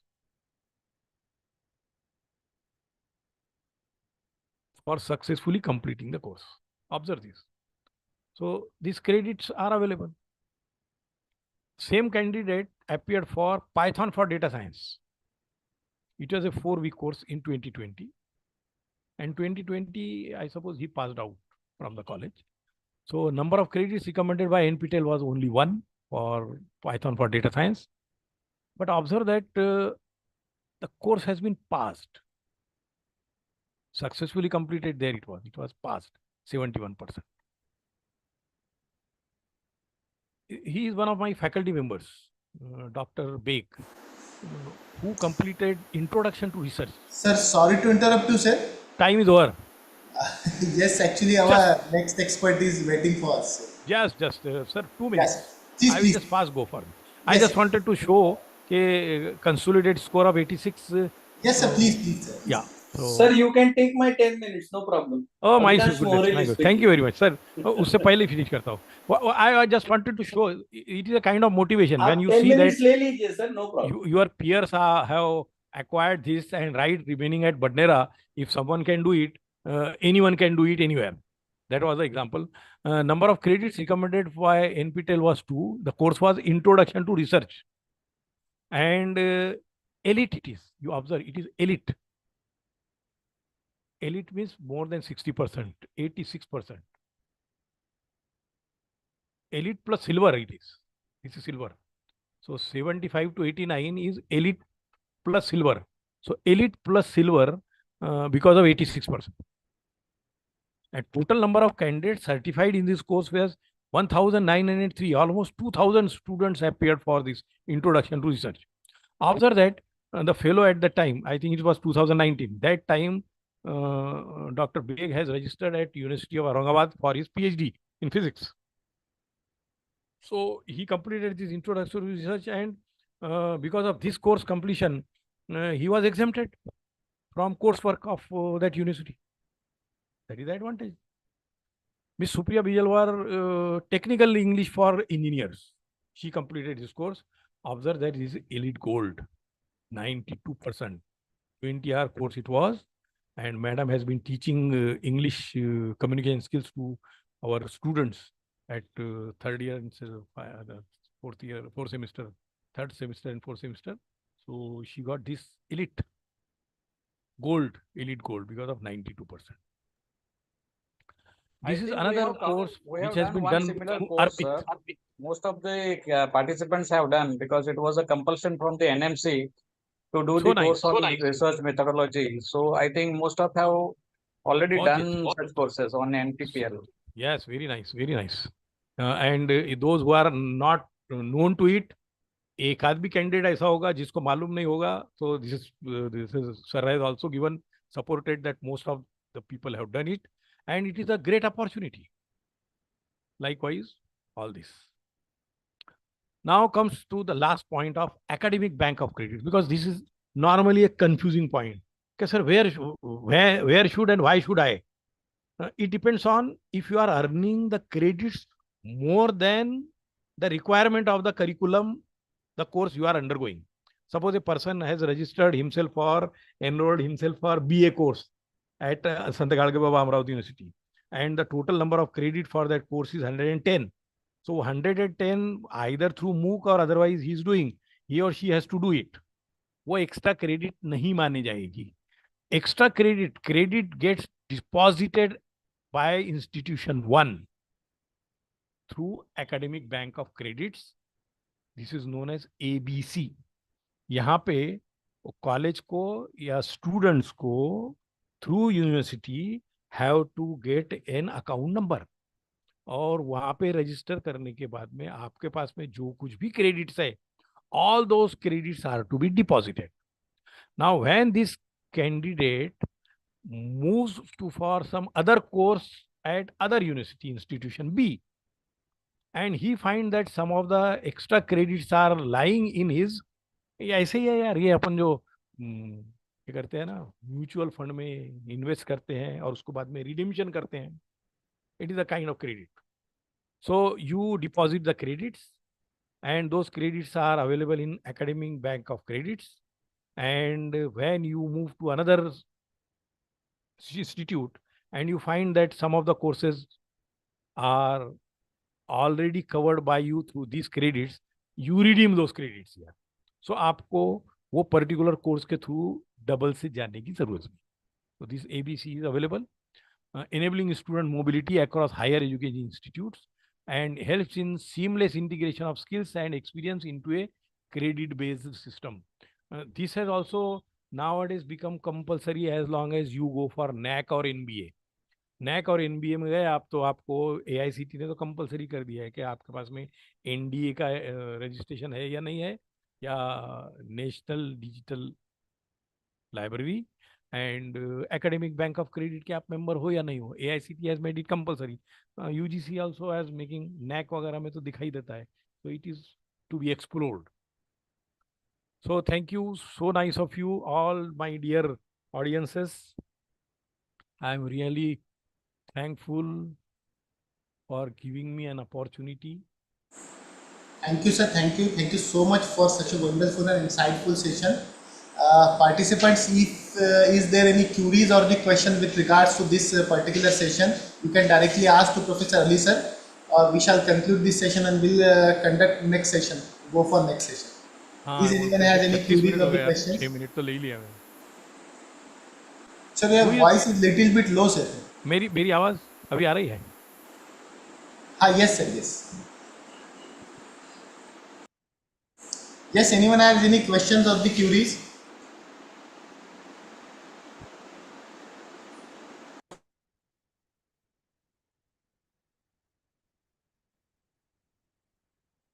Hello.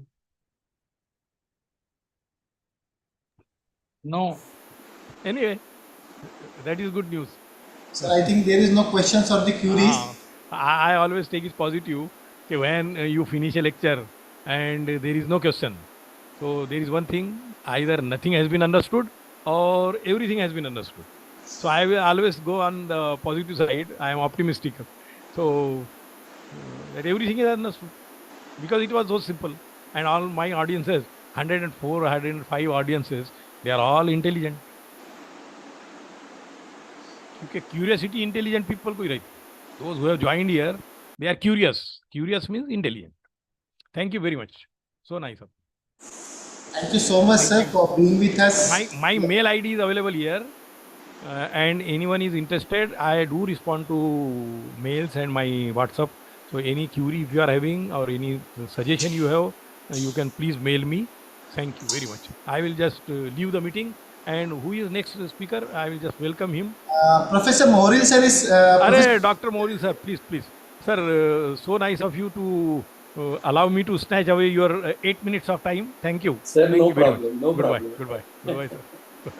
So on behalf of Malvi Mission Teacher Training Center, Sant Garge Baba Amravati University, I extend my sincere gratitude to Professor M.S. Ali sir for being with us, enlighten us and motivate us towards the implementation of this technology and in a very meaningful way. So really you have provided deep insightful of this Swayam as well as the MOOCs platform and various schemes that has been launched and run by the government of India as well as the government of Maharashtra. So I again extend my sincere thanks to you for being with us and in spite of your busy schedule, you have shared your precious time here. Thank you so much, sir. Thank you so much. And with the kind consent of Professor Ali sir, I would like to declare that this session will be over here and we will go for the immediate for next session. I will leave. Thank you. Thank you, sir. Thank you so much. Okay, participants, for the next session, we have with us Professor Avinash Mohoril, sir, a very great and dynamic personality. Professor Mohoril, sir, is presently discharging his duties as a principal at Mahila Mahavidyalaya Amravati, that is affiliated to the Sant Garge Baba Amravati University. Sir has more than 20 years of teaching as well as the research experience. He is a creative teacher, innovator, and promoter of this national education policy. Sir was the former dean of Faculty of Humanities at our university, Sant Garge Baba Amravati University. When the NEP has come to our door and it has been started just implementation or the government has approved initially that policy or in the period of their draft. Sir was working on the very important position that is a dean, and you know that the BOS, academic council, deans, faculties, these are playing very crucial role while drafting or implementing this national education policy. So under his able guidance, university has started to implement this policy and he has drafted various directions and the crucial things of this policy, and university has started with his leadership to implement this policy at our university. So I will not take much more time. Sir will discuss, this is very friends, this is very interactive session, and sir will discuss the concept of holistic and multidisciplinary education in the NEP. So sir, I again warm welcome to you to this flagship program and request you to start with your session. Sir, please.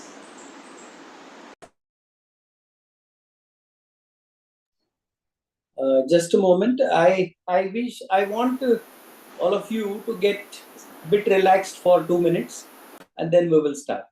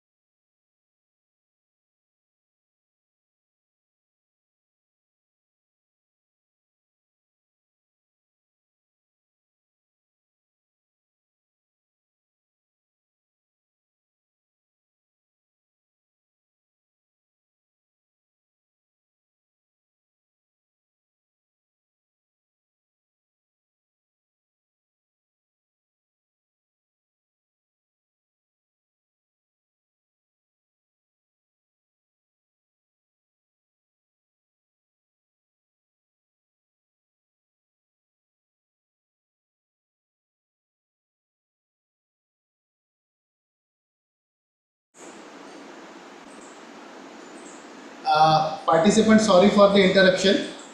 The topic will be different for today's session. The topic is not a multidisciplinary holistic education because we have already covered that. Today we will discuss on the alumni cell connect, because the alumni is our asset of our institution, and not only because you all know that the alumni of every institution has today are working with the very big positions, and really the alumni connect is a very essential part, and the NAC will already acknowledge the alumni association of our institution. So sir will discuss on this thing, that is alumni cell connect. Sir, I request you to start with your session. Sir, please. Thank you so much. Am I audible properly? Yes, sir. Am Yes. Okay, okay. Thank you so much. Welcome to this very important session regarding Alumni Connect. I'm thankful to MMTTC Center of Santa Gadge Baba, Amravati University, Amravati, for giving me this opportunity to speak about one of the very important issues and one of the very important aspects of our institutes. I think that there are some participants from other state also, so that is why I will try to keep my presentation in two languages, English and Hindi. Alumni connect cell के बारे में जब हम सोचते हैं तो एक इतना इम्पोर्टेंट फैक्टर अभी ये हमारे पूरे ही सिस्टम का हो गया है. अगर आप नैक का फॉर्मूला देखें या नैक के फॉर्मेट्स देखें, या फिर नेशनल एजुकेशन पॉलिसी के बारे में जब हम सोच रहे हैं, या नेशनल एजुकेशन पॉलिसी के बारे में जब हम विचार करते हैं, तो उसमें भी कई जगह ये एलुमनाई कनेक्ट लिखा गया है, एलुमनाई कनेक्ट सेल लिखा गया है. अब ये एलुमनाई एसोसिएशन या एलुमनाई जो कॉलेज में पढ़ के जाते हैं, उनका क्या महत्व है, why they are important and why we wish to talk about it, ये हम थोड़ा समझने का प्रयास करेंगे. शुरुआत में मैं मेरा जो प्रेजेंटेशन है वो आपके सामने रखूंगा, उसके बाद में हम लोग डिस्कस भी कर सकते हैं. मैं ऐसा सोचता हूं, या मेरा ऐसा मानना है कि यहाँ पर इस प्रोग्राम में या यहाँ इस डिस्कशन में जितने सारे लोग पार्टिसिपेट कर रहे हैं, वो सारे के सारे हायर एजुकेशन से रिलेटेड है. और when we are related with higher education, one more request, that those who are not comfortable with video, they can off their video. If you are not comfortable with your video, because that distracts me. If you are speaking with somebody else and then I'm speaking, so that doesn't look good. So those who are not comfortable with video, they can switch off. Those who are comfortable with video, they can keep it on so that I can see you also. तो alumni association के बारे में या alumni के बारे में जब हम कहते हैं या सोचते हैं, तो जब हम किसी इंस्टीट्यूशन को बिलोंग करते हैं तो उसके जो कई सारे स्टेक होल्डर्स होते हैं, नेशनल एजुकेशन पॉलिसी में भी कई सारे स्टेक होल्डर्स है. और I request Siddhi Kadu madam, Siddhi Kadu,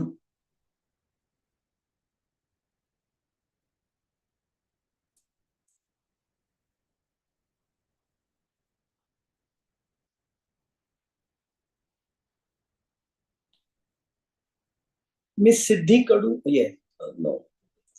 Okay. The instruction which I have given, that the video shall be off if you are not comfortable, because, okay. So, Alumni Association, when we talk about Alumni Association, when we talk about the alumni of the institution, then we must think about them as an asset. हमारे institution के लिए alumni जो है या जो पढ़ के गए हैं हमारे यहाँ से, वो एसेट बनते हैं. और इसलिए उस एसेट को किस तरह से यूज करना है, ये डिटेल्स में आपसे शेयर करना चाहता हूँ. इसका इंस्टीट्यूशन के साथ कैसा संबंध है और इंस्टीट्यूशन को किस तरह से इससे फायदा हो सकता है, कई बारे में कई अलग अलग तरीके से, वो हमें थोड़ा सा देखना है. So that I am going to share with you. I wish to share my presentation. So we will go with that presentation, and I wish to speak in accordance with that presentation which I have made for you. So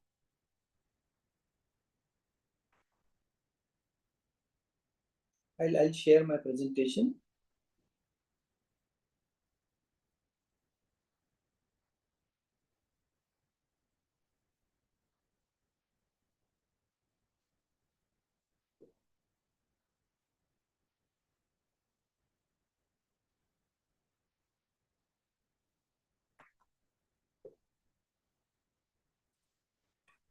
So I hope that, can anybody tell me that if you are able to see the presentation? Yes, sir. Thank you so much, ma'am. So Alumni Connect Cell is a very important aspect of our total institutional process, which is very much important. Now, when we talk about the success of institution, the sentence which is written here, यहाँ पर जो sentence लिखा गया है ना, उसे ध्यान से देखिए. Success of the institution is not singular, but plural. Institution का जो success होता है ना, वो singular नहीं होता, किसी एक इंसान का नहीं होता, वो plural होता है.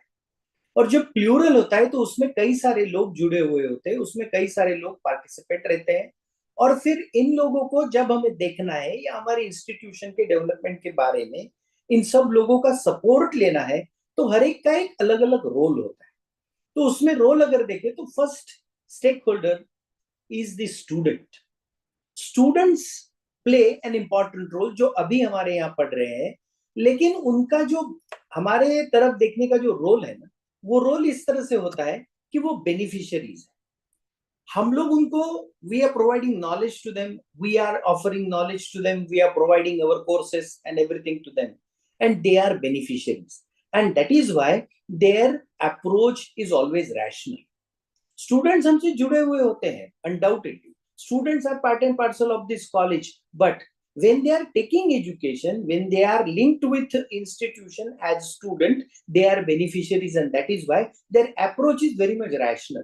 कई बार हम देखते हैं कि स्टूडेंट्स को अगर कोई चीज पसंद नहीं आती है या कोई टीचर उन्हें पढ़ाता नहीं है ठीक से, तो वो they get aggravated, they get aggravated and they start asking something, demanding something, because they are always in a demanding role. So the role of the students or the position of the student is always rational. The second stakeholders, that we are the people who are working for the institution, we are teachers. Teachers का क्या role है? It is our job. ये हमारा job है, हम लोग कुछ काम कर रहे हैं, उसके बदले में हमें सैलरी मिल रही है. हालांकि हम लोग डेडिकेटेडली काम करते हैं, हमारी इंस्टीट्यूशंस को रोल मॉडल बनाने की कोशिश करते हैं, और हमारे यहाँ जो स्टूडेंट आते हैं वो यंग जनरेशन को डेवलप करने का काम हम लोग करते हैं, लेकिन फिर भी वो हमारा जॉब.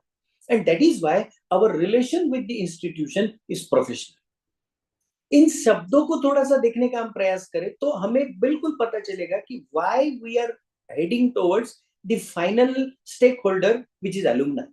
रोल देखिए कैसे है. स्टूडेंट अगर है तो उसका रोल थोड़ा सा रैशनल है, because they are in a demanding position.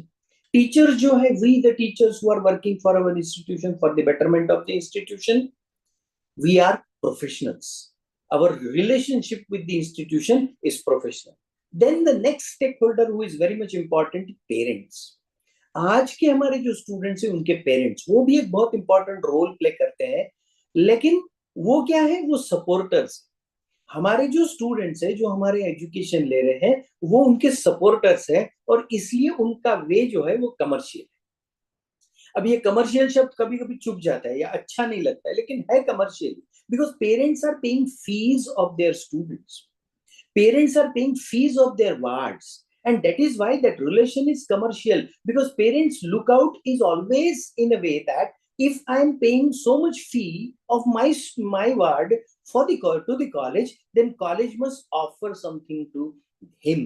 College must offer the proper education to him, and that is why they are always again in the demanding position that we are paying fees for our wards, and that is why college must come up with the kind of dedication which is expected, and that is why the role of parents is commercial. So these are the three important, they are undoubtedly they are important stakeholders. ये बहुत important होते हैं किसी भी institution को बड़ा करने के लिए. स्टूडेंट्स ही नहीं है तो इंस्टीट्यूशन कैसे होगी, लेकिन फिर भी उनका रोल. LinkedIn पे डीन का पोजीशन के लिए ओपनिंग आई है, क्या बात कर. Hello, okay, thank you. मैं लेक्चर दे रहा हूँ और किसी एक दूसरे के साथ बात चल रही है शायद वो, सो कंटिन्यू इट, बट आपके माइक ऑफ रखिए ताकि मेरी लिंक ना टूटे। Thank you so much. तो मैं टीचर्स के बारे में बात कर रहा था। तो स्टूडेंट्स बेनिफिशियरीज है, रैशनल अप्रोच होता है उनका, टीचर्स है उनकी जॉब्स है, हमारे प्रोफेशनल अप्रोच है, पेरेंट्स है उनका कमर्शियल अप्रोच है, लेकिन एक स्टेक होल्डर ऐसा है, एलुमनाई। ऐसे स्टूडेंट्स जो हमारे इंस्टीट्यूशन से पढ़कर बाहर गए हैं, ऐसे स्टूडेंट्स जो हमारे इंस्टीट्यूशन से पढ़कर बाहर निकले हैं, उन स्टूडेंट्स के बारे में अगर हम सोचे या उन स्टूडेंट्स के बारे में अगर हम विचार करें, तो मुझे लगता है कि उनका रोल आउटसाइडर्स है। वो वैसे तो आउटसाइडर्स है because they are not in the frame, they are not in the process, लेकिन उनका अप्रोच इंस्टीट्यूशन के प्रति इमोशनल होता है, because they owe something to the institute, because they feel in the mind that this institute has given me something which made me to stand in my life. मेरे जिंदगी में मुझे खड़ा करने के लिए मेरे इंस्टीट्यूशन ने बहुत बड़ा कंट्रीब्यूशन दिया है। ऐसी भावना मन में रखते हुए एलुमनाई हरदम रहता है। हम लोग अपने आप को भी देख सकते हैं कि हम जिस इंस्टीट्यूशन से पढ़कर आए, उस इंस्टीट्यूशन के तरफ हमारा रवैया इमोशनल होता है। हम रैशनल नहीं हो सकते, हम डिमांडिंग पोजीशन में नहीं हो सकते, हम प्रोफेशनली उस इंस्टीट्यूट को देख नहीं सकते हैं, हम कमर्शियली उस इंस्टीट्यूट को देख नहीं सकते। जैसे मैंने पेरेंट्स का कहा कि जैसे फी पे की जाती है, तो पेरेंट्स की अपेक्षाएं होती है कि मेरे बच्चों को या मेरे बच्चे को, हमारे बच्चों को फैसिलिटीज मिले, और अगर उन फैसिलिटीज में कमी आती है तो पेरेंट्स आके झगड़ते हैं कभी कभी कि हम इतनी फीस दे रहे हैं तो हमारे बच्चों को आप फैसिलिटीज दीजिए। लेकिन एलुमनाई ऐसी कोई कंप्लेंट नहीं करते, एलुमनाई ऐसी किसी तरह की डिमांड नहीं करते। एलुमनाई का अप्रोच कभी भी प्रोफेशनल नहीं होता है। एलुमनाई का अप्रोच हरदम हमेशा, वो स्कूल हो, जूनियर कॉलेज हो या हमारा कॉलेज हो, उसकी तरफ इमोशनल अप्रोच होता है। और दैट इज व्हाई नैक और in national education policy it is said that this particular stakeholder and his emotional approach must be utilized for the development of the institution. तो इसे किस तरह से किया जाए, किस तरह से alumni connect हम कर सकते हैं, ये हमें अब देखना है। An emotional bond to help the institution selflessly, an emotional bond. Alumni are connected with the institution on emotions, emotional ground. और जब भावनाओं के साथ में लगाव होता है ना, तो फिर उसमें डेडिकेशन 100% रहता है, कमिटमेंट 100% रहता है, क्योंकि वो व्यवहार नहीं होता, वो लेन देन नहीं होती है, वो कंप्लीटली सरेंडर या कंप्लीट डेडिकेशन रहता है। और इस क्यों इसलिए होता है कि because it's selfless love, it's always considered. आपने देखा होगा कि कभी भी अगर आप अपने स्कूल में चले जाइए और वहां पर अगर बेंचेस ठीक नहीं है ना, तो अलुमनाई कंप्लेंट नहीं करेंगे, वो तो प्राउड फील करेंगे उन क्लासेस में जाके उन्हीं बेंचेस पर बैठना। कई बार हम स्कूल्स में आजकल रियूनियन किया जाता है, रीयूनियन होता है, तो स्कूल में जब जाते हैं तो वहां पर बेंचेस पर बैठने के बाद में ये नहीं कहते कि ये बेंचेस खराब है, बजाय उसके हम लोग एंजॉय करते हैं उन बेंचेस पर बैठना। कितने भी बड़े ऑफिसर हो, लेकिन अपने स्कूल में जाओ या कॉलेज में जाओ तो क्लास में जाना चाहते हैं, वहां पर उस क्लास का जो माहौल है वो एंजॉय करना चाहते हैं, क्योंकि वो सेल्फलेस लव है। दूसरा है सेंस ऑफ बिलोंगिंग। हर किसी इंसान को, जो एलुमनाई का सदस्य है, जो एलुमनाई है किसी इंस्टीट्यूट का, ये हमारा एडवांटेज है बेसिक। ये कभी दूसरी जगह नहीं होता है, दूसरे किसी भी प्रोसेस में ये नहीं होता है जितना अटैचमेंट ये स्कूल या कॉलेजेस में हो सकता है। ऑफिसेस में इतना अटैचमेंट नहीं होता है, क्योंकि वहां पर रिलेशन प्रोफेशनल होते हैं। कॉलेजेस और स्कूल्स में ये जो बॉन्ड ऑफ अटैचमेंट है ना, ये इन द प्रोसेस ऑफ मेकिंग है।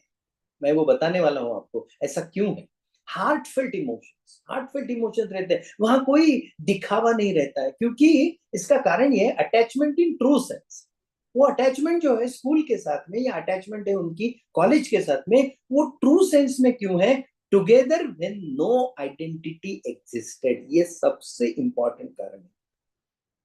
This is the most important reason why we see that alumni and the members of alumni association are deeply attached with institution. Why they are deeply attached? It is because of the fact that when they were together, no identity existed. वो दोस्त ऐसे as में बने हैं, वो दोस्ती और उनका लगाव इंस्टीट्यूशन के साथ में ऐसे एज में हुआ है जब उनकी कोई आइडेंटिटी नहीं थी और कॉलेज के टीचर्स उनकी आइडेंटिटी बनाने का प्रयास कर रहे थे। ये फर्क है प्रेजेंट स्टूडेंट्स में और इंस्टीट्यूशन के लगाव में, ये फर्क है प्रेजेंट टीचर्स में और इंस्टीट्यूशन के लगाव में, ये फर्क है पेरेंट्स और इंस्टीट्यूशन के लगाव में, और ये फर्क है alumni का इंस्टीट्यूशन के लगाव से, because there is always a sense of belonging in the mind of alumni that I am here because of my institution. आज मैं बात कर रहा हूं, आज मैं मेरी बात रख पा रहा हूं, अभी भी मेरा एग्जांपल मैं मेरी बात आपके सामने कॉन्फिडेंटली रख पा रहा हूं, इसका जो क्रेडिट है ना, वो मैं मेरे कॉलेज के उस टीचर को देता हूं जो मेरे साथ खड़ा था। मैं किसी डिबेट या इलोक्यूशन कंपटीशन में पार्टिसिपेट कर रहा था, वो टीचर मेरे साथ खड़ा था, वो टीचर मुझे समझा रहा था टॉपिक किस तरह से तैयार किया जाए, उसे डिलीवर किस तरह से किया जाए, वो इम्पैक्टफुली डिलीवर कैसे किया जाए, अब हम जो बात करना चाहते हैं वो बात लोगों तक अच्छे तरह से किस तरह से पहुंचाई जाए, इन सारी चीजों को सिखाने वाला वो एक मेरा गुरु, वो एक मेरा टीचर था, और वो उस कॉलेज का पार्ट था, और इसलिए उस कॉलेज के लिए मेरे मन में सेंस ऑफ बिलोंगिंग है। ऐसा ही आप सबके मन, अब देखिए मैं यहाँ जितने लोग जुड़े हुए हैं नंबर 1, और जितने मेरी बात सुन रहे हैं केयरफुली, उन सारे लोगों को मैं 1 मिनट सोचने के लिए रिक्वेस्ट कर रहा हूं कि आप सोचिए, अपने खुद के पर्सनालिटी को देखिए। आपके पर्सनालिटी में आपको कम से कम 2 या 3 चीजें ऐसी दिखेंगी जिसका संबंध आपके टीचर से है, जिसका संबंध आपके स्कूल से है, जिसकी डेवलपमेंट की प्रोसेस स्कूल में या कॉलेज में शुरू हुई, और उस प्रोसेस को शुरू करने वाला कोई टीचर था, और इसलिए हमारे मन में वो सेंस ऑफ बिलोंगिंग होता है इंस्टीट्यूशन के प्रति। So this particular emotion is to be utilized. Why NAC is saying, why National Education Policy reiterates again and again that why alumni should be called on for the development of the institution, why alumni's role is important in the development of the institution, it is because of the fact that they understood that the connection with alumni and institution is long lasting. And that is why the alumni connect cell is important, that we have understood. लेकिन alumni connect cell बनाना और उसको चलाना बड़ा कठिन है. It is very difficult. It is very much difficult. There are some reasons for that. जैसा principally हम सब लोगों ने ये एक्सेप्ट किया, या आप में से बहुत सारे लोग मुझसे एग्री कर रहे होंगे कि alumni का कनेक्शन एक बहुत अच्छा कनेक्शन होता है. It is always very wonderful connection with the institution, number 1. Secondly, the contribution of alumni in the development of the institution has to be there, number 2. And 3, it is very much necessary. But formulating alumni connect cell, इसकी एक modus operandi जो है ना, वो बड़ी कठिन होती है, and that is why this topic is taken. इस टॉपिक का जो क्रक्स है वो अभी हम शुरू कर रहे हैं. इसका प्रिंसिपल तो देख लिया हमने, इसका प्रियम्बल तो देख लिया हमने कि एलुमनाई रहना, एलुमनाई कनेक्ट सेल होना, एलुमनाई का इंस्टीट्यूशन से कनेक्ट रहना, और एलुमनाई का इंस्टीट्यूशन के डेवलपमेंट पे कंट्रीब्यूशन होना बहुत जरूरी है. उसके आगे का सवाल ये है वो किस तरह से किया जाए, how it is to be done, और इस हाउ का जवाब जो है ना वो हम अभी देखेंगे. मोडस ऑपरेंडी अगर देखेंगे, स्टेप 1 कनेक्ट. स्टेप 1 है कनेक्ट. क्यों इंपॉर्टेंट है? Connect with all those are scattered. Problem ये है कि ये सारे जो अलुमनाई है ना, ये सारे जो स्टूडेंट्स है जो हमारे कॉलेज से, for example if my college, if taking example of my college was established in 1965, more than 60 years ago, more than 60 years. So if in last 65 years the students who are graduated from my college are scattered, वो ऐसे बिखर चुके हैं, वो पूरे समाज में, पूरी दुनिया में है. लेकिन ये स्कैटर्ड जो है ना, अब इनको फॉर्मुलेट करना है, कनेक्ट फॉर्मुलेट करना है इनसे, ये सबसे बड़ा चैलेंज है, बहुत बड़ा चैलेंज है। और उस चैलेंज को ही कंप्लीट करना ये हमारा कार्य। तो इसलिए मोडस ऑपरेंडी जो एलुमनाई कनेक्ट सेल की है, वो पहला जो रोल है ना, वो क्या है, formulation of connect is a big challenge. All of them are scattered, वो कहीं गांव में है या कहीं स्टेट में है या अदर स्टेट में है या आउट ऑफ कंट्री अब्रॉड है, तो वो कहीं पर भी हो सकते हैं। अब इनका कनेक्ट करना ये सबसे बड़ा इंपॉर्टेंट टास्क हमारे लिए है, and that is why I have mentioned here that the first step connect is the important. Connect क्यों डिफिकल्ट है, because they are busy with their own life, वो अपने लाइफ से बिजी है।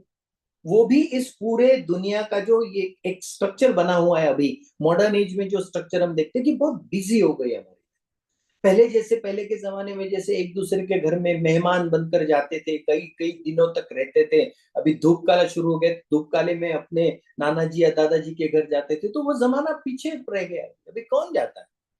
Familiar relationship is also reach to the professional level, और इसलिए वो भी इसी समाज का हिस्सा है, वो भी इसी प्रोसेस का हिस्सा है, and that is why they are busy with their own life. Connect with the town may have been lost. दूसरा भी एक बात है, जैसे मैं मेरे कॉलेज का एग्जांपल दूं आपसे, कि कनेक्ट, वो जो my college is women's college, महिला महाविद्यालय, विमेन्स कॉलेज।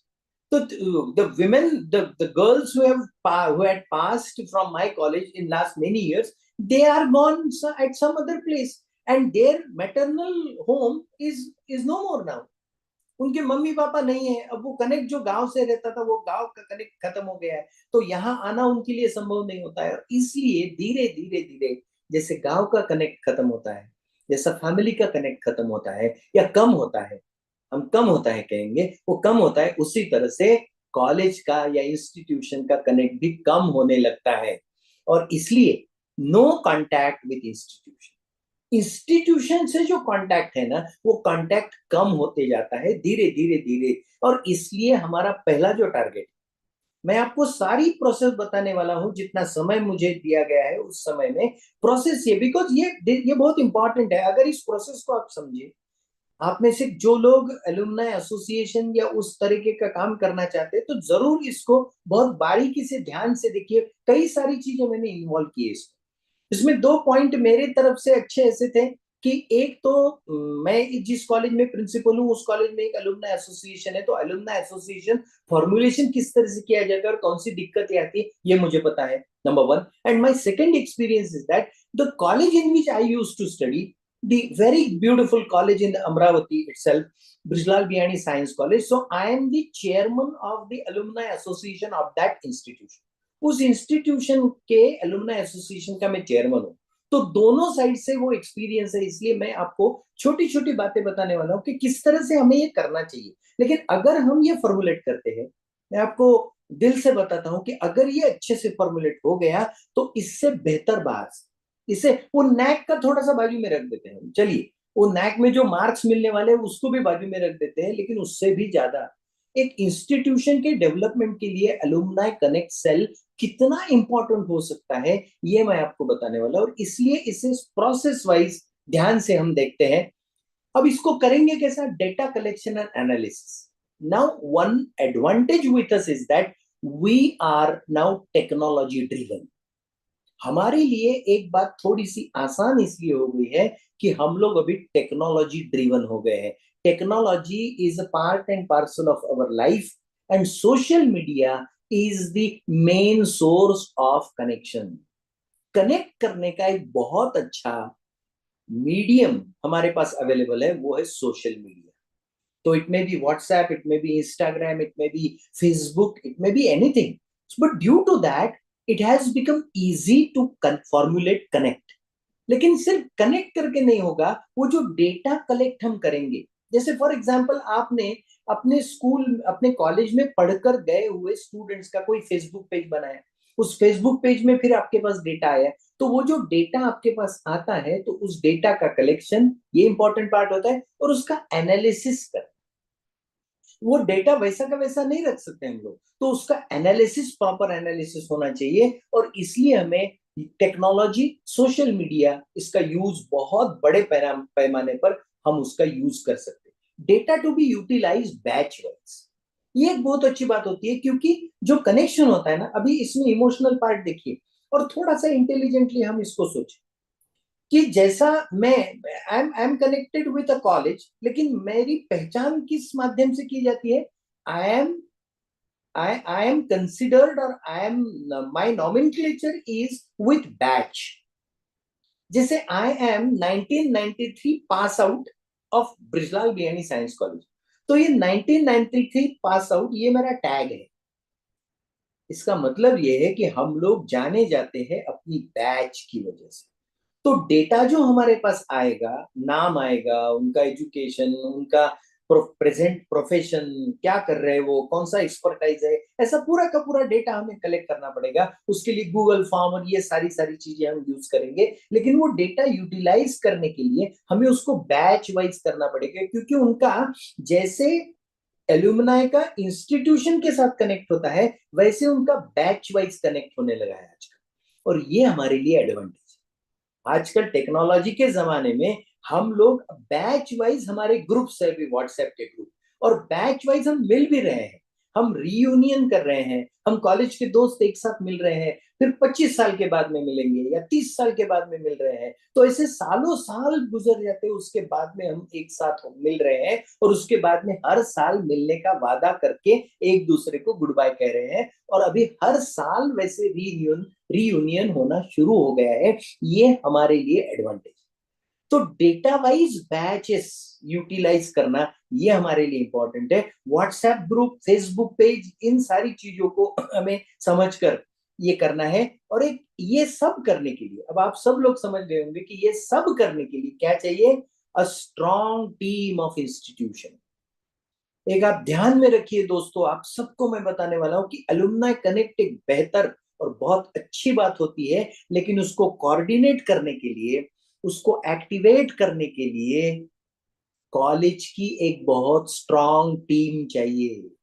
आप एलुमनाई के ऊपर छोड़ नहीं सकते, उनको दे नहीं सकते, या वो करेंगे तो हो जाएगा, ऐसा नहीं हो सकता है। If you really want a strong alumni association to be developed, and it should work for the upliftment of the institution, it should devote and dedicate for the help of the institution, then a very strong team of institution is needed. So institution में principal का ये काम है। अगर आप में से कोई प्रिंसिपल है तो हम लोग करते हैं, आप लोग कर रहे होंगे, लेकिन अगर आप टीचर्स है तो अपने प्रिंसिपल को सजेस्ट कीजिए कि you can be the part of that team and be a very strong team to deal with the first step of alumni connect cell, that is connect करना। किस तरह से करना? तो यहां पर हमने देखा कि किस तरह से ये एक बिग चैलेंज है।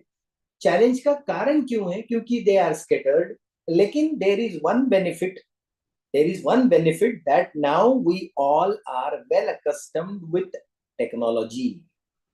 हम में से आजकल कोई नहीं है जो फेसबुक यूज नहीं करता है या व्हाट्सएप यूज नहीं करता है, वो इंस्टा यूज नहीं करता।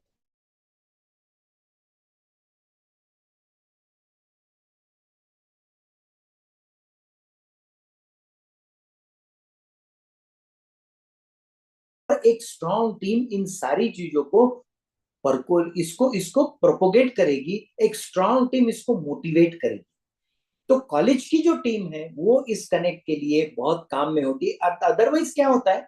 अदरवाइज वो जो बैच होती है ना, वो बैच के अपने आप में रियूनियन होते रहते हैं, लेकिन वो कॉलेज से कनेक्ट नहीं होते। उनको कॉलेज से कनेक्ट करना, उनका जो एक्सपर्टीज है वो कॉलेज के लिए यूटिलाइज करना, और कॉलेज के डेवलपमेंट में उनका रोल है ये उनको कन्विंस करवाना। ये काम कौन करेगा? ये एक कॉलेज की स्ट्रॉन्ग टीम करेगी। एलुमनाई कनेक्ट सेल के मोडस ऑपरेंडी में दूसरा जो रोल है वो है कोऑर्डिनेट। अब जैसे पहले हमने कनेक्ट कर लिया, हमने हमारे जो अलुमनाई है इंस्टीट्यूशन के, उनके साथ कनेक्ट फॉर्मुलेट किया, हमने बैच वाइज उनको एकत्रित किया, हमने बैच वाइज उनको असेंबल किया, लेकिन उसके बाद में जो काम आता है वो है कोऑर्डिनेशन। तो कोऑर्डिनेशन किस तरह से करते हैं effectively? by formulating an alumni association. यहाँ पर वो नैक के जो गाइडलाइंस है उसका रोल आता है कि एलुमनाई को अगर हमें इंस्टीट्यूशन के बेनिफिट के लिए यूज करना है या उन्हें इस प्रोसेस में लाना है, यूज करना है तो शब्द अच्छा नहीं लगता, लेकिन अगर उन्हें प्रोसेस में लाना, क्योंकि जैसा शुरुआत में मैंने कहा था कि success of the institution is not singular, it is a plural. Singular नहीं है, किसी अकेले का काम नहीं है, आपको इंस्टीट्यूशन को एलुमनाई को साथ में लेना ही पड़ेगा, क्योंकि alumni is considered as an important stakeholder of the institution. और फिर उनको प्रोसेस में किस तरह से लाएंगे, तो प्रोसेस में लाने के लिए हमें एक टेक्निकल और मेथोडिकल प्रोसेस से जाना पड़ेगा। उसका काम है, पहला है एलुमनाई एसोसिएशन, और वो रजिस्टर्ड एलुमनाई एसोसिएशन होनी चाहिए। This is expected by NAAC also, कि आ गए हैं, मिल रहे हैं, चलो नाश्ता कर लेते हैं, बातें कर लेते हैं, निकल जाते हैं। No, it is to be formulated in a very meticulous process. और मेटिकुलस प्रोसेस ये है कि इसको हमारे चैरिटेबल कमिश्नर के माध्यम से, चैरिटेबल सोसाइटीज एक्ट जो है उसके माध्यम से इसे हमें रजिस्टर करवाना है। तो इसलिए इसको लीड करने वाले एक 10-12 लोग हमें चुनने हैं। अगर हम कनेक्ट, हमारा फॉर्मुलेट हो गया 1000 लोगों के साथ, for example we have assembled 1000 alumni, 1000 students who had taken education from our institution year wise for many years। उसमें से हमें 10 या 12 लोग ऐसे चुनने हैं कि जो एक्टिवली उसमें पार्टिसिपेट कर पाते हैं। Effective and thoughtful constitution. अब रजिस्टर्ड अगर एलुमनाई एसोसिएशन करवानी है तो उसका जो कॉन्स्टिट्यूशन है वो बहुत इफेक्टिव और थॉटफुल करना पड़ेगा, क्योंकि अगर आपको वो रजिस्टर करवानी है तो उसके लिए आपको एक कॉन्स्टिट्यूशन बनाना पड़ेगा। कॉन्स्टिट्यूशन का मतलब वो सारी बारीक चीजें। अब इसमें एडवोकेट्स जो होते हैं, जो रजिस्टर करवाते हैं, वो हमें मदद करते हैं, लेकिन एडवोकेट्स का अप्रोच अलग होता है। ये मैं इसलिए सारी बारीक बातें आपको बता रहा हूं because I have already told you that I am working as a president of an alumni association of my college. और हमें वो दिक्कतें आई, फिर हमने वो कॉन्स्टिट्यूशन को चेंज किया, क्योंकि वो चेंज करने के लिए बहुत दिक्कत जाती है। उसके लिए जनरल बॉडी की मीटिंग लेनी पड़ती है, 3/4 मेजोरिटी से उसको पास करना पड़ता है। तो वो बाद में करने वाली चीजें पहले ही आप सोच के देखिए कि इसको मेंबरशिप किसे मिलेगी, इसकी मेंबरशिप किसे किसे मिलेगी, कौन किस किस तरह की मेंबरशिप रहेगी। अगर कोई उसमें बहुत पुराने स्टूडेंट्स है और वो अगर डोनेट करके अच्छी अमाउंट देके अगर मेंबर बनना चाहते हैं तो उसे क्या, कौन सा मेंबर कहेंगे हम, उसे पैटर्न मेंबर कह सकते हैं क्या? मेंबरशिप सिर्फ एलुमनाई एसोसिएशन के या कॉलेज में से पढ़कर जो गए उनको ही मिलेगी क्या, कि कोई अलग मेंबरशिप हम दे सकते हैं? हमने एक अलग तरीके की मेंबरशिप ये इवॉल्व की। वो क्या थी कि जिस इंस्टीट्यूशन के एलुमनाई एसोसिएशन का मैं चेयरमैन हूं, उस इंस्टीट्यूशन में 80 टीचर्स पढ़ाते, there are 80 teachers. Now we thought that they also should be the part of it, they also should donate. तो फिर हमने क्या किया कि एक पैटर्न मेंबरशिप करके नया कंसेप्ट निकाला। पैटर्न मेंबरशिप का मतलब क्या है कि 5000 रुपए देके आप उसका मेंबर बनो, लेकिन हमने क्लॉज डाला। उसमें क्लॉज ये था कि पैटर्न मेंबरशिप यानी पैटर्न यानी सपोर्टर रहेंगे वो, they will not be able to become office bearers of that alumni association. Alumni association का कोई इलेक्शन वो कंटेस्ट नहीं कर पाएंगे और वो उसमें पार्ट भी नहीं लेंगे, वो पैटर्न रहेंगे, सपोर्टर जैसे रहते वैसे रहेंगे।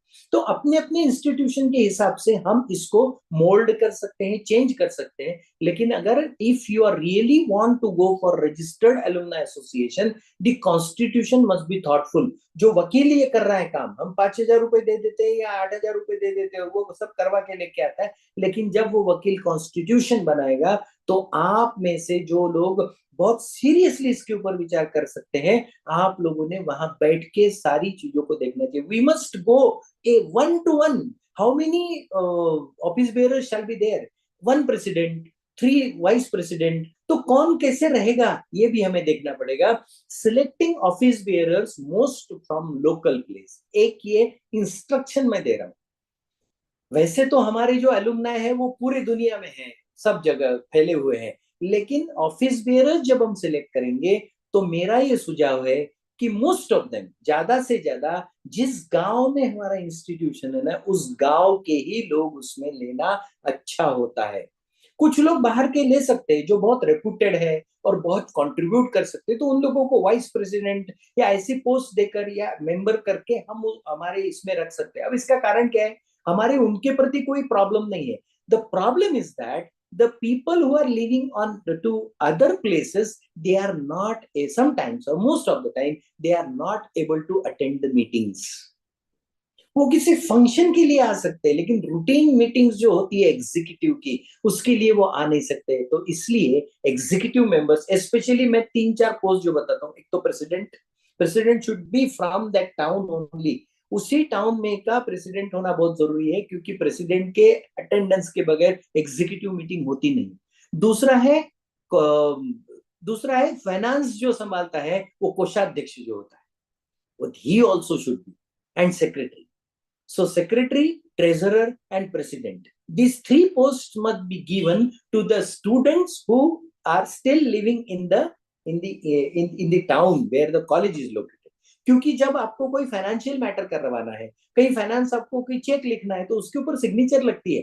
तो आप वो दिल्ली में बैठा हुआ हमारा अगर कोई स्टूडेंट बहुत बड़ा अधिकारी है और उसको अगर हमने ट्रेजरर बना दिया, तो उसकी सिग्नेचर लेने के लिए दिल्ली थोड़ी जाएंगे, ऐसा नहीं हो सकता है। सो दैट इज वाई एक प्रैक्टिकल सजेशन मैं यहाँ पर दे रहा हूं। उसके बाद में एक बहुत इंपॉर्टेंट चीज है, college representatives as ex officio member, ये भी बहुत जरूरी है। जैसा मैंने कहा कि एलुमनाई एसोसिएशन को जब हम रजिस्टर करवाएंगे तो एक सेपरेट एंटिटी हो जाती है, हमारे ही इंस्टीट्यूशन में वो एक सेपरेट रजिस्टर्ड एंटिटी हो जाती है। लेकिन ये बहुत जरूरी है कि वहां पर वाइस प्रेसिडेंट करके, कम से कम प्रेसिडेंट तो नहीं लेकिन वाइस प्रेसिडेंट करके, one of the vice president, जहां पर एक नॉर्मल प्रोसीजर में जब रजिस्टर्ड एलुमनाई एसोसिएशन होती है तो 3 वाइस प्रेसिडेंट होते हैं, तो उसमें से एक, कम से कम एक कॉलेज का प्रिंसिपल होना चाहिए जो एक्स ऑफिशियो मेंबर होगा। वो प्रिंसिपल नाम से नहीं होगा, कोई भी प्रिंसिपल होगा तो वो एलुमनाई एसोसिएशन का मेंबर होगा। हाँ, उसमें आप लिख सकते हैं कि वो कभी पार्टिसिपेट नहीं कर पाएगा इलेक्शन में, उसके वोट नहीं रहेंगे वगैरह वगैरह, लेकिन उसका रहना बहुत जरूरी है, because there should be a control of the institution on the functioning of alumni association. Alumni association के फंक्शनिंग के ऊपर कॉलेज का कंट्रोल बहुत इंपॉर्टेंट है। और फिर इस एसोसिएशन के साथ में कोऑर्डिनेशन के लिए एक सेपरेट कमिटी लगेंगे। अब ये कमिटी हम वही रिपीट कर सकते हैं जो कनेक्ट करने के लिए कमिटी थी। मोडस ऑपरेंडी के फर्स्ट स्टेप में मैंने जैसा कहा कि कनेक्ट इंपॉर्टेंट है, अब हम सेकंड स्टेप पे हैं जहां हम कोऑर्डिनेशन की बात करें। Coordinate, how to coordinate. अब ये कोऑर्डिनेट करने के लिए एक कमिटी अलग से कॉलेज में लगेगी, क्योंकि ये कई बार देखा गया है एलुमनाई एसोसिएशन का काम खुद एलुमनाई एसोसिएशन के मेंबर्स बहुत ज्यादा इफेक्टिवली कर नहीं पाते हैं, because they are again the same reason, they are busy with their own offices, they are busy with their own businesses, they are busy with their own life. It is the requirement of the institution that alumni association should work. alumni association को motivate करना पड़ता है, alumni association को बार बार contact करना पड़ता है, तो इसलिए एक कोऑर्डिनेशन कमिटी हमें लगेगी, one coordination committee of the college. Regular meetings इसकी हो, आपके कॉन्स्टिट्यूशन में जिस तरह से लिखा जाए वो जितना आपको फिजिबल है वो लिखिए, लेकिन साल में एक जनरल बॉडी मीटिंग होगी जिसमें सारे मेंबर्स आएंगे और वहां पर कुछ इंपॉर्टेंट, अब ये चैरिटी कमिश्नर का वो जो सोसाइटीज एक्ट है उसके अंतर्गत जो चीजें दी गई है उस हिसाब से ये कर। एग्जीक्यूटिव मीटिंग्स होगी, 2 महीने में कम से कम एक बार मीटिंग होगी, और जनरल बॉडी मीटिंग साल में एक बार होगी। That is also very much important. Maintain transparency, ये भी एक बहुत इंपॉर्टेंट बात है दोस्तों। जब एलुमनाई एसोसिएशन आपकी रजिस्टर्ड होगी उसके बाद में आप पैसे कलेक्ट करेंगे। एलुमनाई एसोसिएशन के मेंबर बनने के लिए आप मेंबरशिप फीस लेंगे, और जहां पैसा आता है वहां ट्रांसपेरेंसी सबसे इंपॉर्टेंट होती है। जब मैं कोई पैसा दे रहा हूं तो उसका यूटिलाइजेशन बहुत अच्छी तरह से हो रहा है, ये गारंटी जब मुझे मिलती है तब मैं बहुत ज्यादा पैसा देने के लिए तैयार होता हूं।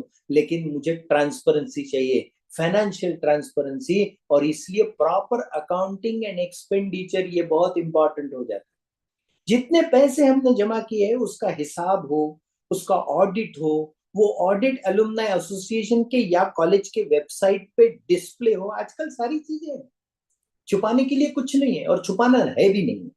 तो ये एक मेंटेन अगर करते हैं हम कि प्रॉपर अकाउंटिंग, कोई बैंक में अकाउंट खोलना पड़ेगा, फिर ये जो फी आप जमा करेंगे ये सब बैंक में सबमिट होगी, उसके बाद में खर्चे होंगे, वो खर्चे जो करेंगे या एक्सपेंडिचर होगा उसको परमिशंस लेना, ये सारी चीजें अगर हम प्रॉपरली करते हैं तो एक बहुत अच्छी एसोसिएशन काम कर सकती है। वरना कई सारे आप देखिए, आपके गांव में भी अगर चैरिटी कमिश्नर का ऑफिस है, उस ऑफिस में जाकर अगर क्यूरियोसिटी है तो वहां जाकर पूछताछ कीजिए, maximum number of associations are collapsed, maximum number of associations are closed just because of one reason, not maintaining proper accounting and expenditure.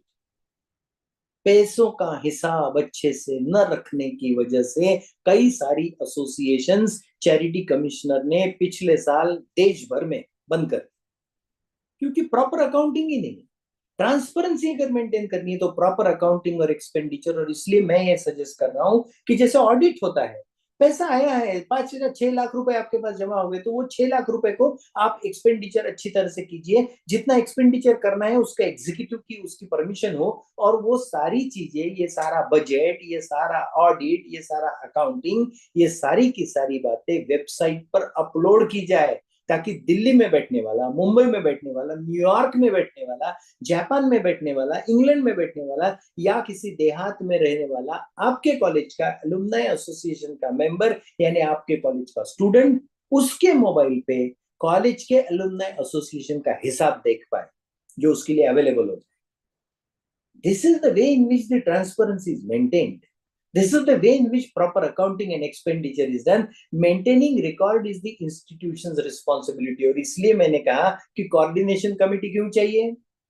ये इसलिए चाहिए कि ये रिकॉर्ड मेंटेन करना जो है वो इंस्टीट्यूशन के कमिटी को करना पड़ता है। कई सारे इंस्टीट्यूशंस के एलुमनाई एसोसिएशन के मेंबर वो करते नहीं है, उनके पास समय नहीं है।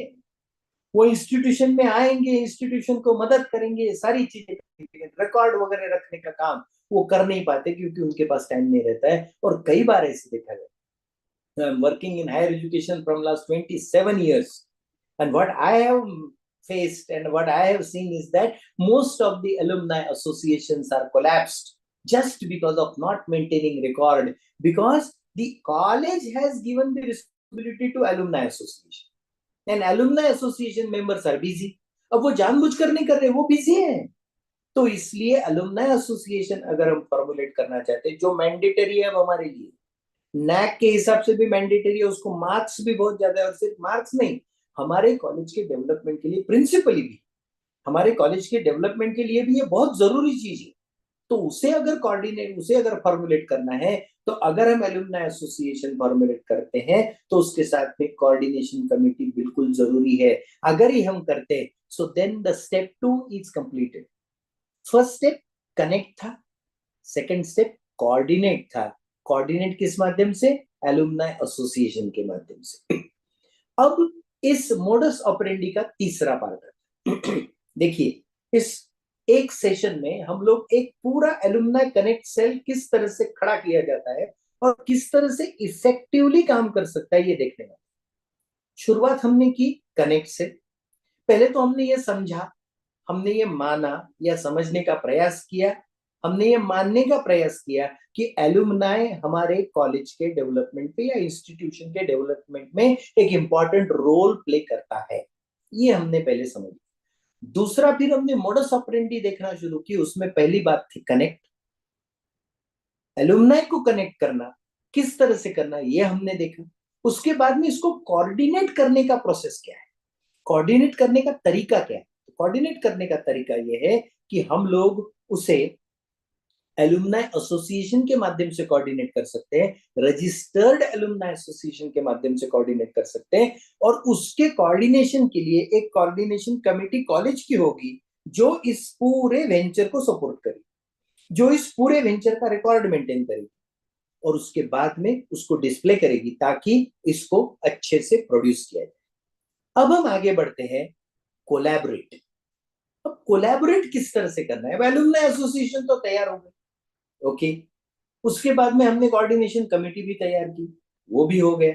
लेकिन जब इसका काम शुरू होगा तो हमें ये देखना है, बेसिकली हमारा टारगेट क्या है? हमारा टारगेट सिर्फ एलुमनाई को कनेक्ट करके उनका रीयूनियन करवाना नहीं है।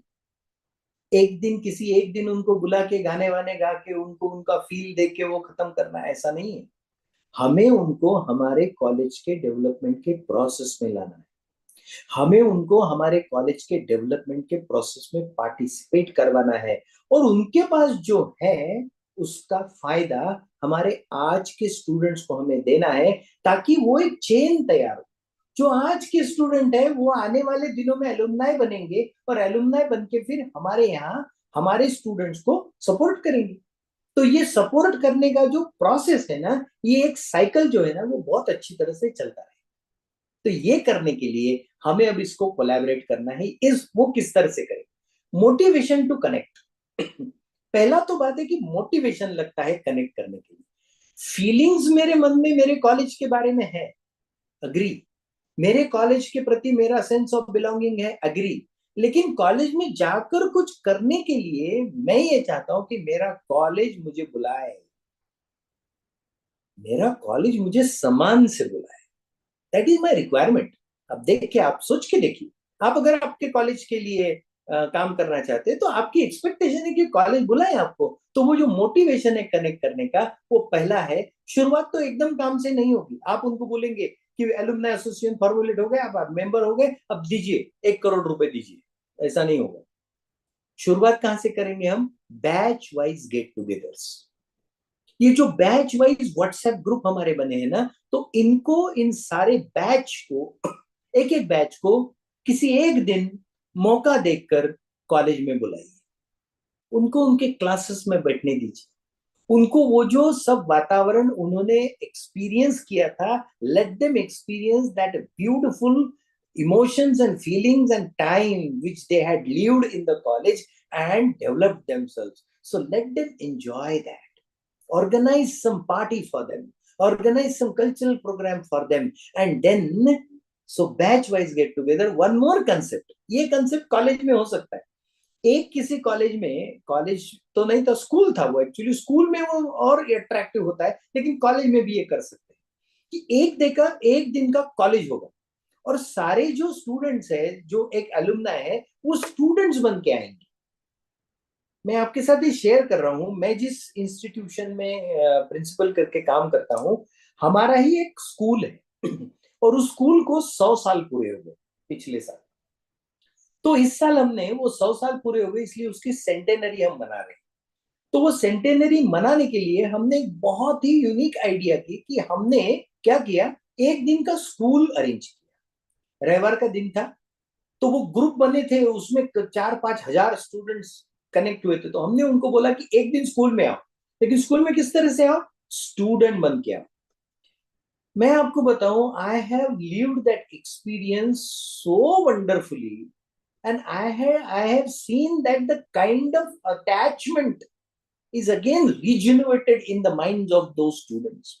मैंने ये देखा, महसूस किया, और वही आपके साथ शेयर कर रहा हूं कि वो एक दिन के स्कूल ने, वो एक्टिविटी ने, उस एक्टिविटी ने उस स्कूल के प्रति वो जो गया हुआ अटैचमेंट था ना, वो पूरी तरह से तैयार हो। सारे स्टूडेंट्स, अब ये स्टूडेंट है ना, कोई 65 एज का, कोई 70 के एज का, कोई 72 ईयर्स के एज का, वो सारी यूनिफॉर्म पहन के आए, वो स्कूल बैग लेके आए, वो टिफिन बॉक्सेस लेके आए, फिर वो लाइन में खड़े रहे, फिर उनका प्रेयर हुआ, उसके बाद में फिर वो क्लासेस में गए, उनके क्लासेस हुए, उनके जो टीचर्स अभी अवेलेबल है, अलाइव है, उनको भी बुलाया गया।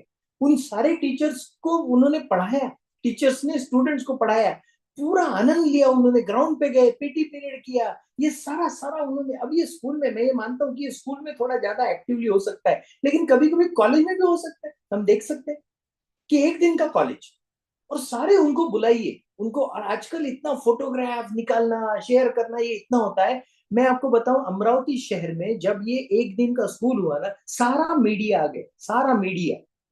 मीडिया आ गया और लोगों ने वो फोटो निकाल के व्हाट्सएप फेसबुक पे इतने ज्यादा शेयर किए कि पूरे अमरावती शहर में उसी बात की चर्चा थी कि न्यू स्कूल में नाम का जो स्कूल है वहां पर स्कूल भरा था एक दिन का, और हम लोग गए थे। कोई डॉक्टर्स बड़े बड़े, some of them from who have taken education from that school are working as a medical practitioner and reputed doctors, वो भी स्टूडेंट बन के आए और वो लेट आए इसलिए उनको सजा दी। तो उनको सजा करके, तो ये सारी मजा, ये सारा धूम, ये सारा वो कॉलेज का माहौल तैयार हो गया, और उस माध्यम से जो कनेक्ट हुआ ना, उसका फायदा क्या हुआ मैं आपको बताने वाला। So we can think about it. ऐसी कुछ एक्टिविटीज आप सोचिए, ऐसी कुछ एक्टिविटीज आप प्लान कीजिए ताकि वो लोग कॉलेज में आए और उनको ये बहुत अच्छा लगता है। आज हमें भी अच्छा लगेगा। ये सारी चीजें जो मैं बता रहा हूँ ना, तो मैं आप सबको ये रिक्वेस्ट कर रहा हूँ कि आप अपने आप को उस पोजीशन में रखकर देखिए कि आज आप कॉलेज में, फॉर एग्जाम्पल फॉर मी, कितने साल हो गए कॉलेज छोड़कर। अब उतने सालों के बाद में अगर मैं किसी एक दिन कॉलेज में स्टूडेंट बन के जाऊंगा, क्लास में बैठूंगा, मुझे पढ़ाया जाएगा, और वो जो माहौल है, वो जो एक्सपीरियंस है ना, वो इतना वंडरफुल एक्सपीरियंस रहता है। तो one day college can also be there, meeting with retired teachers. अब हमारे जो टीचर्स अलाइव है, वो जो है आ सकते हैं, उनको लेकर आना, उनसे मिलना, उनसे बातें शेयर करना, उनका चरण स्पर्श करना, उनका आशीर्वाद लेना, क्या बात होती है वो।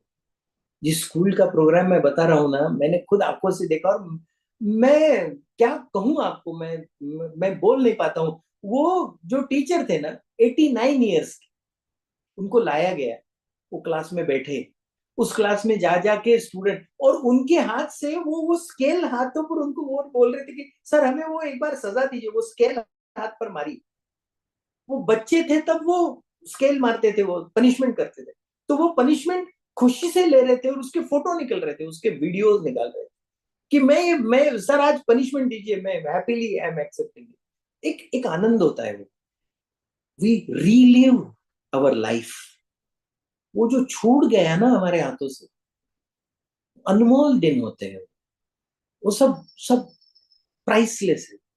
वो सब जीने का मौका अगर हम देते ना, इसके लिए हमें काम करना, इसके लिए हमें बहुत अच्छा ऑर्गेनाइजेशन करना पड़ेगा, इन सारे लोगों को एक साथ लाना पड़ेगा। लेकिन जब लाएंगे तो वो जो माहौल क्रिएट होता है ना, उसका फायदा इतना होता है आगे चलकर, मैं वो बताऊंगा आपको कि that is very much important. Cultural programme, वो जैसे मैं for example I used to sing songs in orchestra और in singing competition in my college. आज इतने सालों के बाद में जब अगर मैं कॉलेज में जाता हूँ और मुझे अगर स्टूडेंट करके बुलाया जाता है, और again I stand on that same stage when I was student, when I was nobody, and when I sing again, a kind of exhilarating experience is there. मैं unmatched कितने भी पैसे देकर नहीं मिल सकता। तो ऐसे एक्सपीरियंसेस हम लोग, और हमें कुछ नहीं करना है, हमें ऑर्गेनाइजेशन करना है। हम सिर्फ उनको एक साथ लाके ये सब उनके लिए करना है, और जब ये लाएंगे ना, तो उसके बाद में उन्हें वो मोटिवेशन देना है, गिव बैक। ये है, उनको मोटिवेट करना है कि जिस इंस्टीट्यूशन ने आपको इतना सब कुछ दिया, जिस इंस्टीट्यूशन ने आपको अपने जिंदगी में खड़ा रहने के लिए ताकत दी, जिस इंस्टीट्यूशन ने आपको एक अच्छा नागरिक बनाया, जिस इंस्टीट्यूशन की वजह से आप समाज में एक अच्छी पोजीशन पर, आज अच्छे ओहदे पर, अच्छी पोजीशन पर, एक रेपुटेड पोजीशन एंजॉय कर रहे हो, उस इंस्टीट्यूशन को आपकी जरूरत है। और इसलिए अब समय आ गया है कि you give back something. This motivation can be provided. मैंने शब्द कौन सा लिखा है आप ध्यान से देखिए, motivation, not demand. We should not demand anything, but we should motivate them to give back. आज के जो स्टूडेंट्स हैं उनके लिए आप कंट्रीब्यूट कीजिए, आप दे सकते हैं, आप दीजिए। Identify the needs of the institution properly. लेकिन ये करने के लिए देखिए, इधर लेफ्ट साइड में जो है ना वो एलुमनाई करेंगे, राइट साइड में जो है ना वो हमारी जो कोऑर्डिनेशन टीम है वो करेंगे। क्या करना है भाई, हमें इंस्टीट्यूशन की नीड्स आइडेंटिफाई करनी है, क्या जरूरतें हैं इंस्टीट्यूशन की, इंफ्रास्ट्रक्चर की जरूरतें हैं, एक्सपर्टाइज की जरूरतें हैं, कई सारी जरूरतें हैं। तो उन सारी जरूरतों को आइडेंटिफाई करना प्रॉपरली, ये हमारी जरूरत है, ये हमारी नीड है। और उसके बाद में presenting them to alumni accurately, ये बहुत इंपॉर्टेंट बात होगी।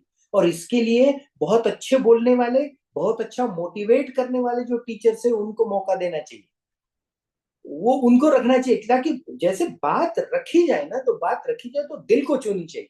ऐसा ऐसा कुछ भी मन में आया बोल दिया और खत्म कर दिया, ऐसा नहीं। तो आइडेंटिफाई करेंगे हम नीड्स को, उसके बाद में उसको प्रेजेंट करेंगे एलुमनाई के पास, साथ में motivating them to help the institute present student. और हमारा टारगेट क्या होगा, और यही होना चाहिए कि आप मदद क्यों कर रहे हैं, इंस्टीट्यूशन को मदद नहीं कर रहे हैं, आज के जो स्टूडेंट्स है उनको मदद कर रहे हैं। अगर इंस्टीट्यूशन में किसी एक रूम में स्मार्ट क्लासरूम तैयार होती है, तो स्मार्ट क्लासरूम का फायदा आज के इंस्टीट्यूशन के स्टूडेंट्स को होने वाला है। ये बताइए उन्हें, मैंने देखा हुआ है, we have seen, I have seen it, कि इस तरह से इम्पैक्टफुली अगर मोटिवेट किया जाए तो एलुमनाई एसोसिएशन के बैच वाइज, जिस स्कूल की मैं बात कर रहा हूं ना आपको मैं फिर से वही एग्जांपल आपको बता रहा हूं, जिस स्कूल की हम बात कर रहे हैं, न्यू है स्कूल में, अमरावती का स्कूल, मराठी मीडियम का स्कूल, एक बहुत अच्छा रेपुटेड स्कूल अमरावती का जिसे माना जाता था इसलिए कहा मैंने क्योंकि मराठी मीडियम का स्कूल है। और आजकल मदर टंग, जहां पर मदर टंग मीडियम में जहां पर पढ़ाया जाता है, उन स्कूल्स की हालत क्या हो गई है आपको पता है, कोई वहां जाता नहीं, सब English medium, everybody likes to put their words into English, sorry, English medium schools. अब ये मराठी मीडियम का स्कूल है, फंड्स नहीं है, फीस देते नहीं है लोग, और बहुत गरीब घर के बच्चे वहां पर पढ़ते हैं। क्या फायदा हुआ इस वन डे स्कूल का, क्या फायदा हुआ एलुमनाई एसोसिएशन का? उस स्कूल में हम लोगों ने एलुमनाई के सामने कुछ रिक्वायरमेंट्स रखी, इंस्टीट्यूशन की नीड्स उनके सामने रखी। और क्या क्या थी उसमें? उसमें स्मार्ट क्लासरूम था, उसमें कंप्यूटर लैब थी, उसमें सोलर सिस्टम, जो सोलर इलेक्ट्रिक जनरेशन जो होता है वो था। उसके बाद में जो गरीब बच्चे पढ़ने आते हैं उनको फाइनेंशियल हेल्प था। ऐसी कुछ चीजें उनके सामने आइडेंटिफाई करके हमने रखी।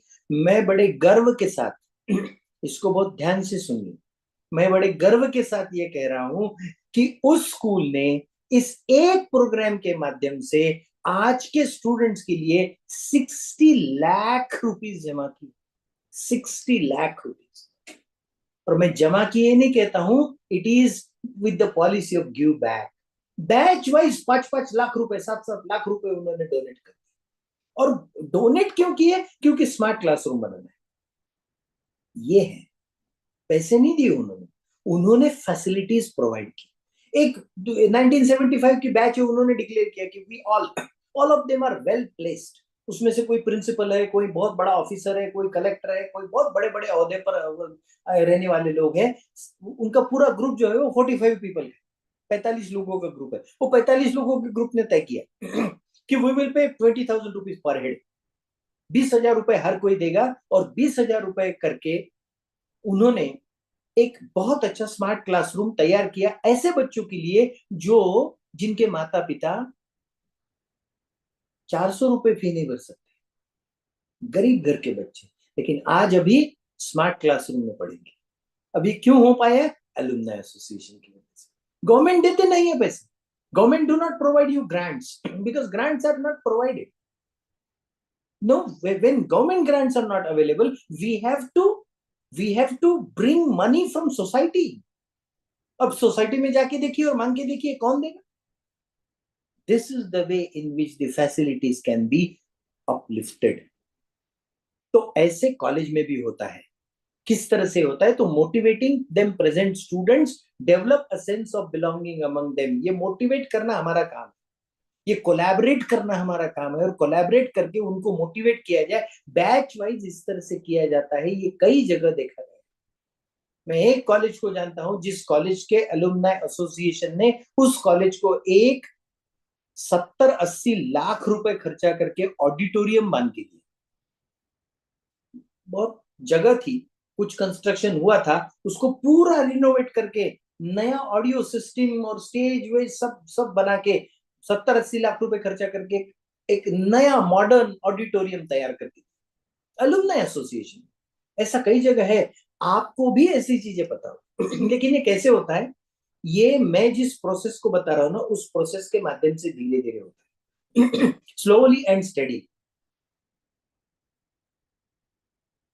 तो इस तरह से हमें इसको आगे ले जाना है। इसके बाद में जो मोडस ऑपरेंडी का पार्ट है वो है develop corpus fund and expertise. अब इसमें दो चीजें आती है। नंबर वन, अगर पहले हम देखें, दो टाइप की नीड होती है कॉलेज की, इंस्टीट्यूशन की दो टाइप की नीड होती है। एक होता है पैसा, 100% फंड्स वो चाहिए। अगर आपको फैसिलिटीज बनानी है तो उसके लिए फंड चाहिए। फैसिलिटीज अगर रहती कितना बढ़िया कर सकते हैं अलुमनाई एसोसिएशन।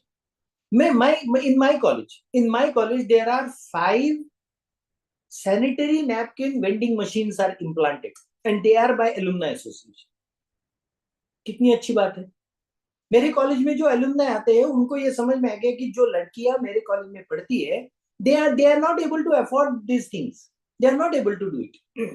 वो इतने गरीब घर से आती है कि they are not able to afford it and that is why sanitary napkin vending machines हमारे alumni association ने इंस्टॉल की हमारे कॉलेज में। और उसमें जो पैड्स लगते हैं या उसमें जो सब मटेरियल रखना पड़ता है उस सारी की कीमत भी अलुमनाई एसोसिएशन देता है। और wonderful it is, this can be the development. So motivation is important. तो कॉर्पस डेवलप करने के लिए स्टूडेंट एड फंड करके एक बहुत अच्छी बात हो सकती है। And this is there again I am giving, मैं ये एग्जांपल मेरे कॉलेज का इसलिए दे रहा हूं कि मैं ये कर रहा हूं and I have seen the result of it. Establishing student aid fund, alumni association के माध्यम से एक स्टूडेंट एड फंड देने की जरूरत है। इस फंड को तैयार करना है, उसमें कंट्रीब्यूट करने के लिए बोलना है हमें। In my college for example we have developed a student aid fund for 15 lakh rupees. 15 lakh रुपए हमारे पास जमा हो गए। ये सारे हमारे एलुमनाई एसोसिएशन के जो मेंबर्स है या हमारे कॉलेज में से जो पढ़ के गए हैं उन स्टूडेंट्स ने हमें दिया हुआ डोनेशन। लेकिन हम उसको यूज किस तरह से करती है देखिए, इसमें से स्कॉलरशिप देते हैं हम लोग। जब कोई डोनेशन देता है, जैसे मेरी एक स्टूडेंट है अमेरिका में पढ़ती है, वो अमरावती आई थी मेरे कॉलेज में विजिट करने आई, और जब मैंने उसे कहा कि कॉलेज में इस तरह का एक स्टूडेंट एड फंड है तो उसने चाहा कि मैं उसमें सर डोनेट करना चाहती। So she decided to donate 1 lakh rupees. 1 lakh रुपए डोनेशन उसने देना तय किया। अब उसमें दो प्रकार से हम लेते हैं। देखिए इन सारी चीजों को एक एक्सपीरियंस के साथ मैं इसलिए बता रहा हूँ कि आप भी ये कर सकते हैं, ये हो सकता है। दो चीजें, दो बातों होती है। एक तो स्कॉलरशिप दे सकते हैं हम अपने परिजनों के नाम से। अब उसके मामा के पास वो रहती थी और उसके मामा गुजर गए थे दुर्भाग्यवश, उसके मामा के नाम से एक स्कॉलरशिप हमने शुरू की। तो हर साल संस्कृत सब्जेक्ट में जो स्टूडेंट फर्स्ट आती है, Sanskrit BA part 1 part 2 part 3 और लिटरेचर संस्कृत लिटरेचर में पार्ट 1 पार्ट 2 पार्ट 3, ऐसी 6 लड़कियों को 50,000 रुपए का जो इंटरेस्ट आता है उस इंटरेस्ट को डिवाइड करके हर साल 6 लड़कियों को प्राइज दिया जाता है उसके मामा के नाम से, एक। और दूसरा, वो जो पैसा है 50,000, उसका जो बचा हुआ 50,000 जो है उसके फी में, उसके इंटरेस्ट में से हम लोग स्टूडेंट को छोटी छोटी चीजों में मदद करते हैं। छोटी छोटी चीजें, एग्जाम फॉर्म नहीं भर पाते, 320 रुपए एग्जाम फॉर्म के हैं, लेकिन 12 लड़कियों ने मेरे कॉलेज में एग्जाम फॉर्म भरा ही नहीं क्योंकि उनके माता पिता 312 रुपए नहीं दे सकते। ये हमें समझना है। पॉवर्टी अभी भी है, बहुत बड़ी बड़ी बिल्डिंग्स बन गई है, रास्ते अच्छे हो गए, इसका मतलब पॉवर्टी कम नहीं है। 312 रुपए भर नहीं सकते, तो हम स्टूडेंट एड फंड से उसे मदद करते हैं। हम ऐसी कुछ स्टूडेंट्स आइडेंटिफाई करते हैं जो रियल में जिनको मदद की जरूरत है, तो उन्हें यूनिफॉर्म देते हैं। कोई एक स्टूडेंट मेरे कॉलेज में 10 किलोमीटर से आता है, और 10 किलोमीटर से जब आती है तो उसके गांव से वो बस जहां पर रुकती है वो जो डिस्टेंस है वो 3 किलोमीटर का। अब अभी ठीक है, लेकिन जाड़ों के दिन जब होते हैं, ठंडी जब रहती है तो दिन ढल जाता है जल्दी, तो वो बेचारी 5:30 बजे वहां पहुंचती है, वो स्टॉप पे जहां पर बस उसे उतार देती है। वहां से गांव में 3 किलोमीटर पैदल चलती है, वो अंधेरा हो जाता है, डर लगता है उसे। हमने स्टूडेंट एड फंड से उसे साइकिल दी, वो बाइसिकल उसे दी, वो मदद हो गई उसे। एक स्टूडेंट जो सिर्फ इस वजह से कि वो अंधेरे में उसको जाना पड़ता है, इसलिए कॉलेज नहीं आ पाती, उस स्टूडेंट का एजुकेशन शुरू करने के लिए या रखने के लिए ये स्टूडेंट एड फंड काम में आता है। और उसमें हम ट्रांसपेरेंसी मेंटेन करते हैं। क्या ट्रांसपेरेंसी है? ट्रांसपेरेंसी ये है कि जिस मेरे स्टूडेंट ने कॉलेज के एलुमनाई ने मेरे कॉलेज को 1 लाख रुपए डोनेशन दिया, उसके पैसे के इंटरेस्ट से जिन स्टूडेंट्स को हम फायदा दे रहे हैं या मदद दे रहे हैं, हर साल मेरे उस डोनर को हर साल मेरे कॉलेज से लेटर जाता है।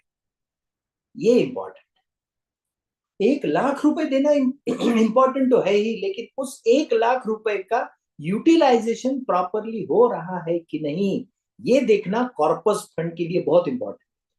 आज मेरे कॉलेज से जितने डोनर है 15 लाख रुपए जैसा मैंने कहा जमा हो गए हैं, उस 15 लाख को डोनेट करने वाले कम से कम 50 डोनर्स हैं। उन सारे मेरे यहाँ की जो मेरी कमिटी है ना, कोऑर्डिनेशन कमिटी, उनको मेरा स्ट्रिक्ट इंस्ट्रक्शन है और बहुत ईमानदारी से वो ये करते हैं। हर साल 50 लेटर्स वो लिखते हैं, तैयार है फॉर्मेट, लेकिन उस लेटर में लिखा होता है कि आपने जो कॉलेज के एलुमनाई फंड में 1 लाख रुपए का डोनेशन दिया है, उसके इंटरेस्ट पर इस साल इस एकेडमिक ईयर में नीचे दिए गए 8 लड़कियों को मदद की गई। ऐसा लेटर हर साल जाता है।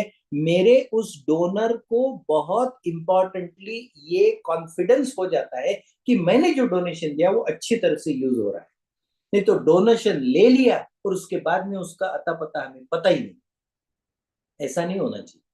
तो ये है कॉर्पस फंड। एलुमनाई एसोसिएशन का ये बहुत इंपॉर्टेंट रोल होता है और ये कई बार होता है। मैं आपको एक एग्जांपल बताता हूँ यार, just finishing up the things. लेकिन एग्जांपल इतना सुंदर है कि एक कॉलेज में, जिस कॉलेज में हम लोग, मैं एलुमनाई एसोसिएशन का प्रेसिडेंट हूँ, तो ऐसा ही एक स्टूडेंट एड फंड तैयार किया। तो एक बार वो एक स्टूडेंट, एक मेरा दोस्त जो है वो आए और वो कहा कि, उसने कहा कि सर मैं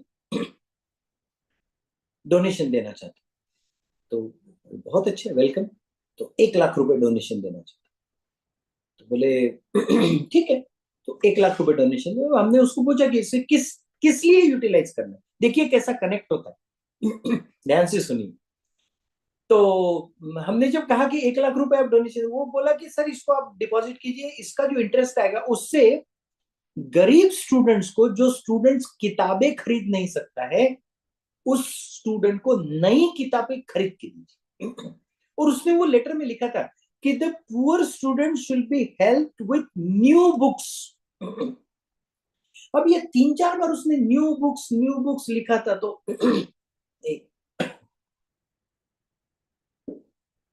3-4 बार उसने न्यू बुक्स लिखा था। तो मैं थोड़ा क्यूरियस हो गया। मैंने उसे पूछा कि यार ये न्यू बुक्स क्यों लिख रहा है। उसने जो बताया ना, ये बात है एलुमनाई एसोसिएशन। उसने कहा कि यार क्या बताऊं, तुझे तो पता है मेरे पिताजी इतने गरीब थे और हमारी परिस्थिति बहुत खराब थी। कॉलेज के 4 साल मुझे कभी भी नई किताबें खरीदने का मौका नहीं मिला। कॉलेज का मेरा पूरा एजुकेशन दूसरे लड़कों ने यूज किए हुए किताबों के ऊपर गया। मैं कभी भी नई किताबें हैंडल नहीं कर पाया हूँ। कभी भी मैंने वो नए किताब, वो होता है ना, नया किताब आने के बाद में हम उसका सुगंध लेते हैं, बड़ा अच्छा लगता है वो नया किताब। क्या था उसका एक क्रेज था। मेरा दोस्त बोला कि मैं कभी नई किताब खरीद नहीं पाया, कभी नहीं। और इसलिए मैं चाहता हूं कि ऐसे कुछ गरीब बच्चे ढूंढो जो किताब खरीद नहीं पाते हैं, जो पुरानी किताबों के ऊपर एजुकेशन ले रहे हैं, उन्हें मेरे पैसे से नई किताब। इसे कहते हैं इमोशनल कनेक्ट। और ये सिर्फ एलुमनाई का हो सकता है, बाकी किसी का नहीं हो सकता। एक छोटी सी चीज इसमें मैं ऐड करना चाहता हूँ। 2 टाइप की जो नीड्स मैं बता रहा हूँ, एक तो कॉर्पस फंड, पैसा, और दूसरा है एक्सपर्टाइज, स्पेशल नीड्स। तो स्पेशल नीड जब प्रोवाइड करते हैं हम लोग, जैसे वाटर कूलर है, ऑडिटोरियम है, स्मार्ट क्लासरूम है, प्रोजेक्टर है, कंप्यूटर है, सोलर पावर है, तो इन सारी चीजों को लेकर हम आगे बढ़ सकते हैं। लेकिन एक और बात होती है डायरेक्ट हेल्प। डायरेक्ट हेल्प किस तरह से होती है? डायरेक्ट हेल्प करने का involving expert alumni in delivering skill component. अभी national education policy skill component बोल रही है, तो स्किल कंपोनेंट के लिए हम उनका यूज कर सकते हैं, उनको बुला सकते हैं, उनका एक्सपर्टाइज हम ले सकते हैं। उसके बाद में इलेक्टिव सब्जेक्ट जो अभी है हमारे, कई बार हमारे पास टीचर नहीं है पढ़ाने के लिए, लेकिन एलुमनाई एसोसिएशन के माध्यम से एलुमनाइज को बुला के उनका एक्सपर्टाइज हम यूज कर सकते हैं। Organisation of workshops and seminars, कई बार अभी मैं जिस ब्रिजलाल बियानी साइंस कॉलेज के एलुमनाई का प्रेसिडेंट हूँ, वहां पर जब हम प्रोग्राम लेते हैं तो किसी कंपनी में काम करने वाला कोई एक मेरा दोस्त है, स्टूडेंट है कॉलेज का, वो एक्सपर्ट करके आता है, एक पैसा नहीं लेता है, आने जाने का खर्चा नहीं लेता है, रेमुनरेशन नहीं लेता है, कुछ नहीं, सर मेरे लिए इतना ही अच्छा है कि मैं मेरे कॉलेज के लिए कुछ कर पा रहा हूँ। ये भावनाएं होती है। तो ये जो एक्सपर्टाइज है ना, इसको भी डायरेक्टली हम हेल्प कर सकते हैं फॉर्मुलेटिंग कोलैबोरेशन। अगर वो किसी एक बहुत बड़ी कंपनी का मैनेजिंग डायरेक्टर है तो उस कंपनी के साथ में कोलैबोरेशन करना भी जरूरी है हमारे लिए। नैक ने कहा है तो वो कोलैबोरेट करने के लिए, वो जो अगर किसी भी कंपनी का मैनेजिंग डायरेक्टर है या किसी कंपनी का वाइस प्रेसिडेंट है तो उसे हम यूज कर सकते हैं, उसकी पावर यूज कर सकते हैं। ऑन जॉब ट्रेनिंग हमारे करिकुलम में अभी, एनईपी के करिकुलम में अभी दिया गया है ओजेटी, ऑन जॉब ट्रेनिंग। अब वो ऑन जॉब ट्रेनिंग किसके माध्यम से होगा? तो हमारे कॉलेज के स्टूडेंट जो कहीं फैक्ट्री लगाई हुई है, जिन्होंने, जो कभी इंडस्ट्रियलिस्ट है, उनकी इंडस्ट्री में जाके अभी के स्टूडेंट्स को ट्रेनिंग दे सकते हैं, और ट्रेनिंग देने के बाद में अगर वो अच्छे काम करते हैं तो उन्हें जॉब भी मिल सकता है। तो डायरेक्ट हेल्प भी हो सकती है एलुमनाई एसोसिएशन के माध्यम से। इनडायरेक्ट हेल्प क्या हो सकती है? Getting help for OJT, on job training के लिए मदद हो सकती है, प्लेसमेंट्स इंस्टीट्यूशन के लिए। किसी एक कॉलेज, हमारे कॉलेज में कोई एक स्टूडेंट हमारा एचआर मैनेजर करके काम करता है किसी कंपनी में, तो वो उसने कहा कि ये ऐसी ऐसी एक्सपर्टाइज अपने स्टूडेंट में डेवलप करो, मैं जॉब देता हूं। तो इस तरह से जॉब में और प्लेसमेंट में हेल्प हो सकती है। रिकमेंडेशन बहुत अच्छा हो सकता है हमारे स्टूडेंट्स के लिए इंडस्ट्री में जाने के लिए, क्योंकि इंडस्ट्री में काम करने के लिए रिकमेंडेशन की जरूरत पड़ती है। और आखिरी में मैं एक बात बहुत ही इंपॉर्टेंटली आपको बताना चाहता हूँ, ईडीपीज, एंटरप्रेन्योरशिप डेवलपमेंट प्रोग्राम। हर किसी को नौकरी नहीं मिलेगी। मैं जिस कॉलेज में प्रेसिडेंट हूं, उस कॉलेज में एलुमनाई एसोसिएशन स्पॉन्सर करती है 2 दिन का ईडीपी लेने के लिए, हम पैसा देते हैं। और एंटरप्रेन्योरशिप डेवलपमेंट प्रोग्राम आज के स्टूडेंट्स के लिए किया जाता है, और आज के स्टूडेंट्स के लिए उनको हम सारी सारी चीजें बताते हैं। बिजनेस शुरू करने के लिए लोन लेने से लेकर, बैंक ऑफिशियल को लाके उनसे एक्सपर्टाइज लेकर, वहां से लेकर कोई एक स्टार्टअप शुरू करना, फिर उस स्टार्टअप को बिजनेस में कन्वर्ट करना, फिर उसके लिए मार्केटिंग करना, ये सारी छोटी छोटी चीजें ईडीपी के माध्यम से सिखाई जाती है। And I am very proud to say that this whole EDP Entrepreneurship Development Program is sponsored and carried out by Alumni Association. कितनी बड़ी मदद है। आज उस कॉलेज के स्टूडेंट जो बाहर चल के बाहर निकलेंगे, जॉब नहीं मिलेगा तो क्या करेंगे? छोटे छोटे बिजनेस करेंगे। उस बिजनेस की तैयारी हम एलुमनाई उनसे करवा रहे हैं, और ये हमारी ताकत है। And that is why what I say in the end is important. Alumni connect, 4 Cs है उसमें, वो 4 सी हमने देखे। कनेक्ट, एक पहले कनेक्ट करना है, बाद में कोऑर्डिनेट करना है, उसके बाद में कोलैबोरेट करना है, और कॉर्पस तैयार करना है।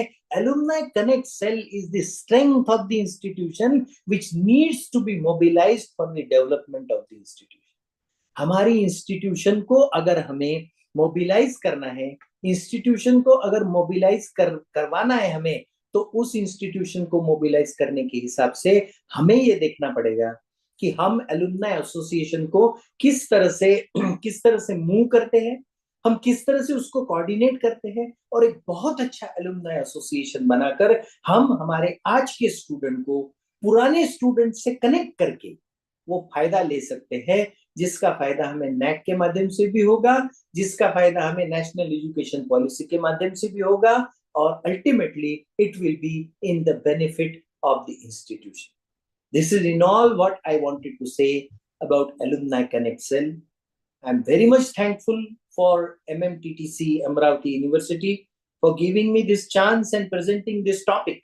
Recently मैंने अभी ये टॉपिक तैयार किया है, and I'm really happy आप सब लोगों ने इसे सुनकर, अगर हम थोड़ा थोड़ा करके अपने इंस्टीट्यूशन में अगर इस तरह के एलुमनाई कनेक्ट सेल अगर तैयार करते हैं, ultimately it will be a great benefit for our students.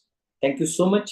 आप में से जो लोग, those who, if you wish to speak and if you wish to ask questions or discuss something, you are welcome.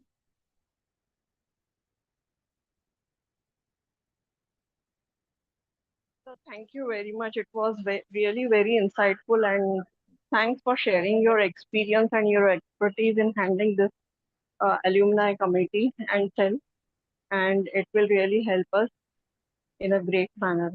I would like to thank you, sir. Thank you, madam. So nice of you.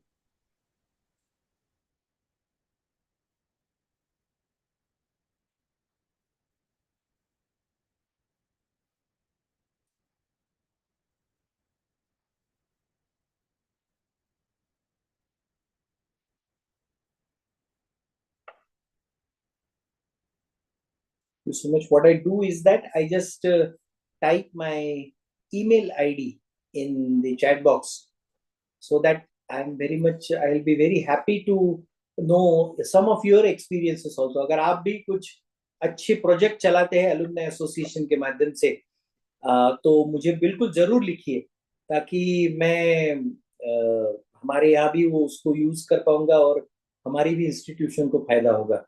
तो ये मेरा mail ID मैंने दिया हुआ है, avinash301071@gmail.com. तो जरूर इसके ऊपर आप अपने सजेशंस दीजिए. बड़ा अच्छा लगा मुझे आप सब लोगों से बात कर बात तो नहीं हो पाई उतनी, लेकिन जो मेरे एक्सपीरियंसेस है वो मैं शेयर किया आपके साथ में. और मुझे लगता है कि हर एक इंस्टीट्यूशन में ऐसा ये होना बहुत जरूरी है, ताकि एक ये है ना, वो जो सेंस ऑफ गिविंग है, हम हमारे इंस्टीट्यूशन के लिए कुछ दे सकते हैं, तो बिल्कुल ऐसा तैयार कर सकते हैं. Thank you so much.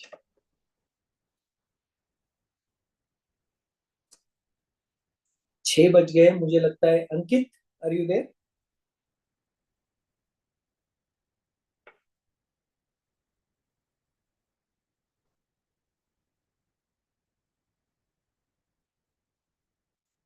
Okay, so what we do is that probably Ankit may be busy in some other work, so if just a moment.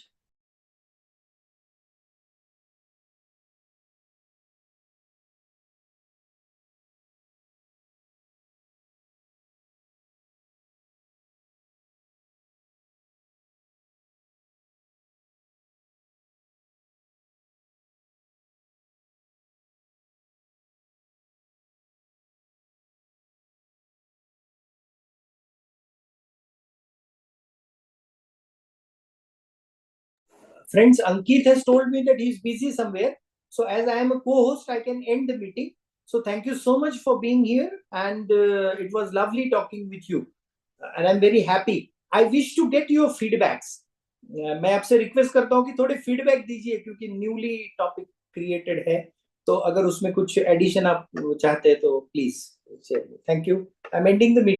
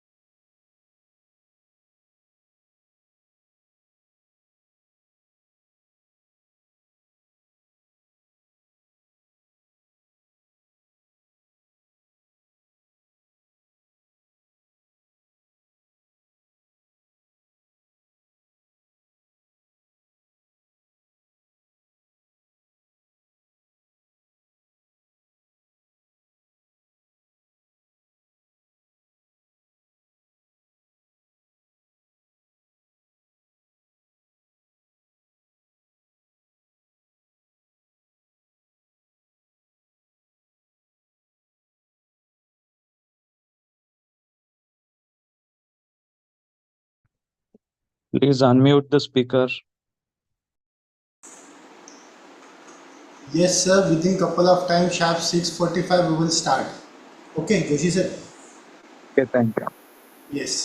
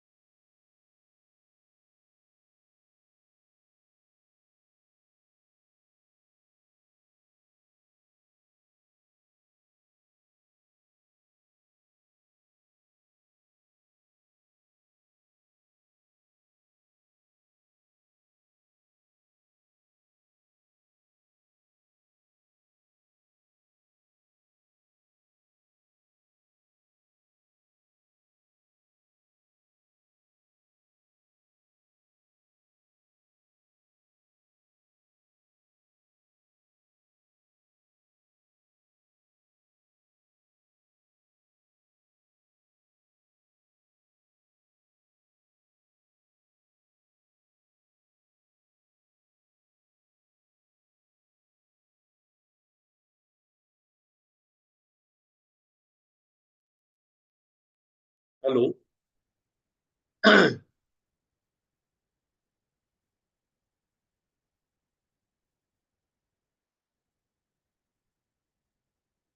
Hello.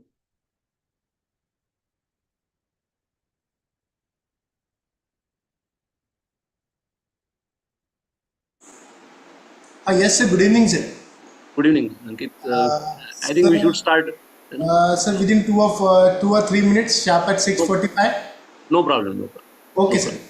Yes, Yes. sir.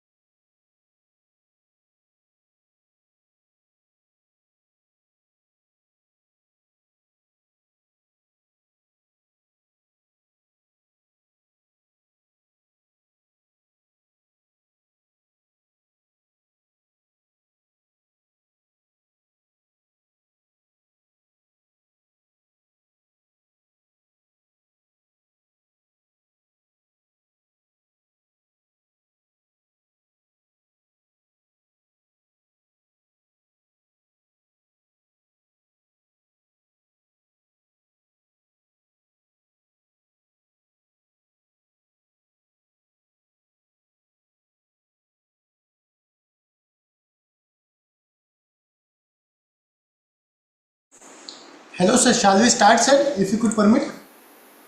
Yes, yes, please go ahead. So, good evening, one and all. Once again, gathered in this Zoom meeting as well as through YouTube. Friends, yesterday we have keep one session due to some unavoidable circumstances, and the session has been organized as per the mandate in today's for upcoming session. And Professor Mohammad Atik sir will conduct this session on the project proposal writing for the grants to different funding agency. As you know that we being a teacher or the research scholar or the scholars which are working under us are pursuing the innovative research, and for that innovative research we required grants from some funding agency or from some sponsored or some this is CSR, corporate social funding, etc. We required the funding for conducting the research in various parameters for setup of the infrastructure, research laboratories, and some other work. So, how to write down innovative proposals for grant to receive the grant to different funding agency. Sir will interact on this topic in today's session with us. Sir, I extend my warm welcome to you to this flagship program and request you to start with your session. So, please. Thank you very much, Ankit. And very good evening, I should say, to all the participants. I know it is a little bit hectic to have the third session in a single day. But as Ankit has rightly pointed out, that yesterday I was a little busy with some other official assignment. And I was free at around 8:30. So I thought that instead of going for a lecture at that point of time, let us postpone it for another day. Right? That's why we are meeting today. And today I'll be, I'll be touching upon a very important aspect of research. So normally, whenever we carry out research, okay, most of the time the important bottleneck, I should say, is the funding, right? So in today's session, we'll just have a look at that is how to start with a, you can say from scratch to finish. That is how to write a research proposal. Okay. And one more thing I would like to say, that is today again I am having some internet issues at my home. Right now I am connected with my mobile data I am using. I don't know how long it will give us the opportunity to interact. Okay, and that's why I'll keep my, you can say, the video off, right? So you have to bear with me, right? So I'll start the session as I said, right? So I'll just share my content.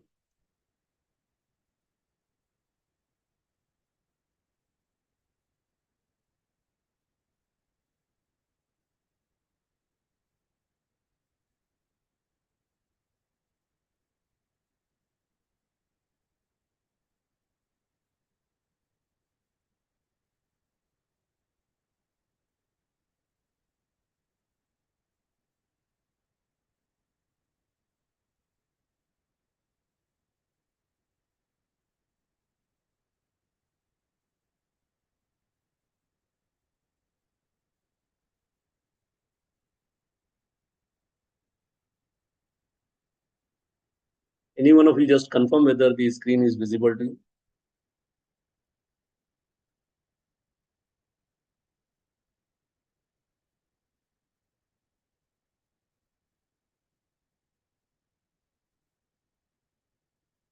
Whether it is visible? Hello? Yes, sir. Can you hear me? Yes, sir. Is it visible? Yes, sir. Yes, sir. Okay, Yes, great. sir. Thank you very much. Okay. As I said that I'll put my video off, right, for time being. We'll have, whenever we'll have interaction, definitely I'll put it on. Okay. So as I said, that is today we'll just in next 90 minutes, we'll have a thorough discussion on that is how to write a proposal and what are the common mistakes normally we commit while writing a proposal for fetching grants from various funding agencies. So, yeah. So these are the learning objectives as far as this session is concerned. right? So finding a private or government funding agency. So there are two sources, I should say, of funding. Okay, you can fetch the grant from government agencies as well as you can fetch the grant from private agencies. Okay. So we'll have a look at both of them. Then understanding the RFP, what they call it as the proposal is usually, in short, it is referred to as a RFP, that is request for proposal. Right? Then how to prepare an RFP from scratch to finish. So we'll deal with in detail what are the various components of research funding proposal, right, or request for proposal. And at the end, we'll have a look at how we can avoid the common mistake, right? So this is how I have planned my today's session. Right? So why write grant proposal? The obvious thing is, you can say these are the obvious reasons, right? Why do we write grant proposal? Right? The very first and obvious reason is the personal and professional growth, right? Say if you carry out research and if the project is not funded, many times it is assumed, actually it is not correct, but many times it is assumed that the topic you are dealing with is not so important, right? So if you fetch some grant, okay, meaning thereby you are working into area which is very hot, and since the funding agency, they take every care while giving grants, right? So sort of, you can say, evaluation has already taken place, okay, and that's why and it is, you can say, creditable as far as your personal profile is concerned, right? So most of the time, whenever you appear for interview and so on, normally they ask for how many major or minor research projects you have completed in your tenure, right?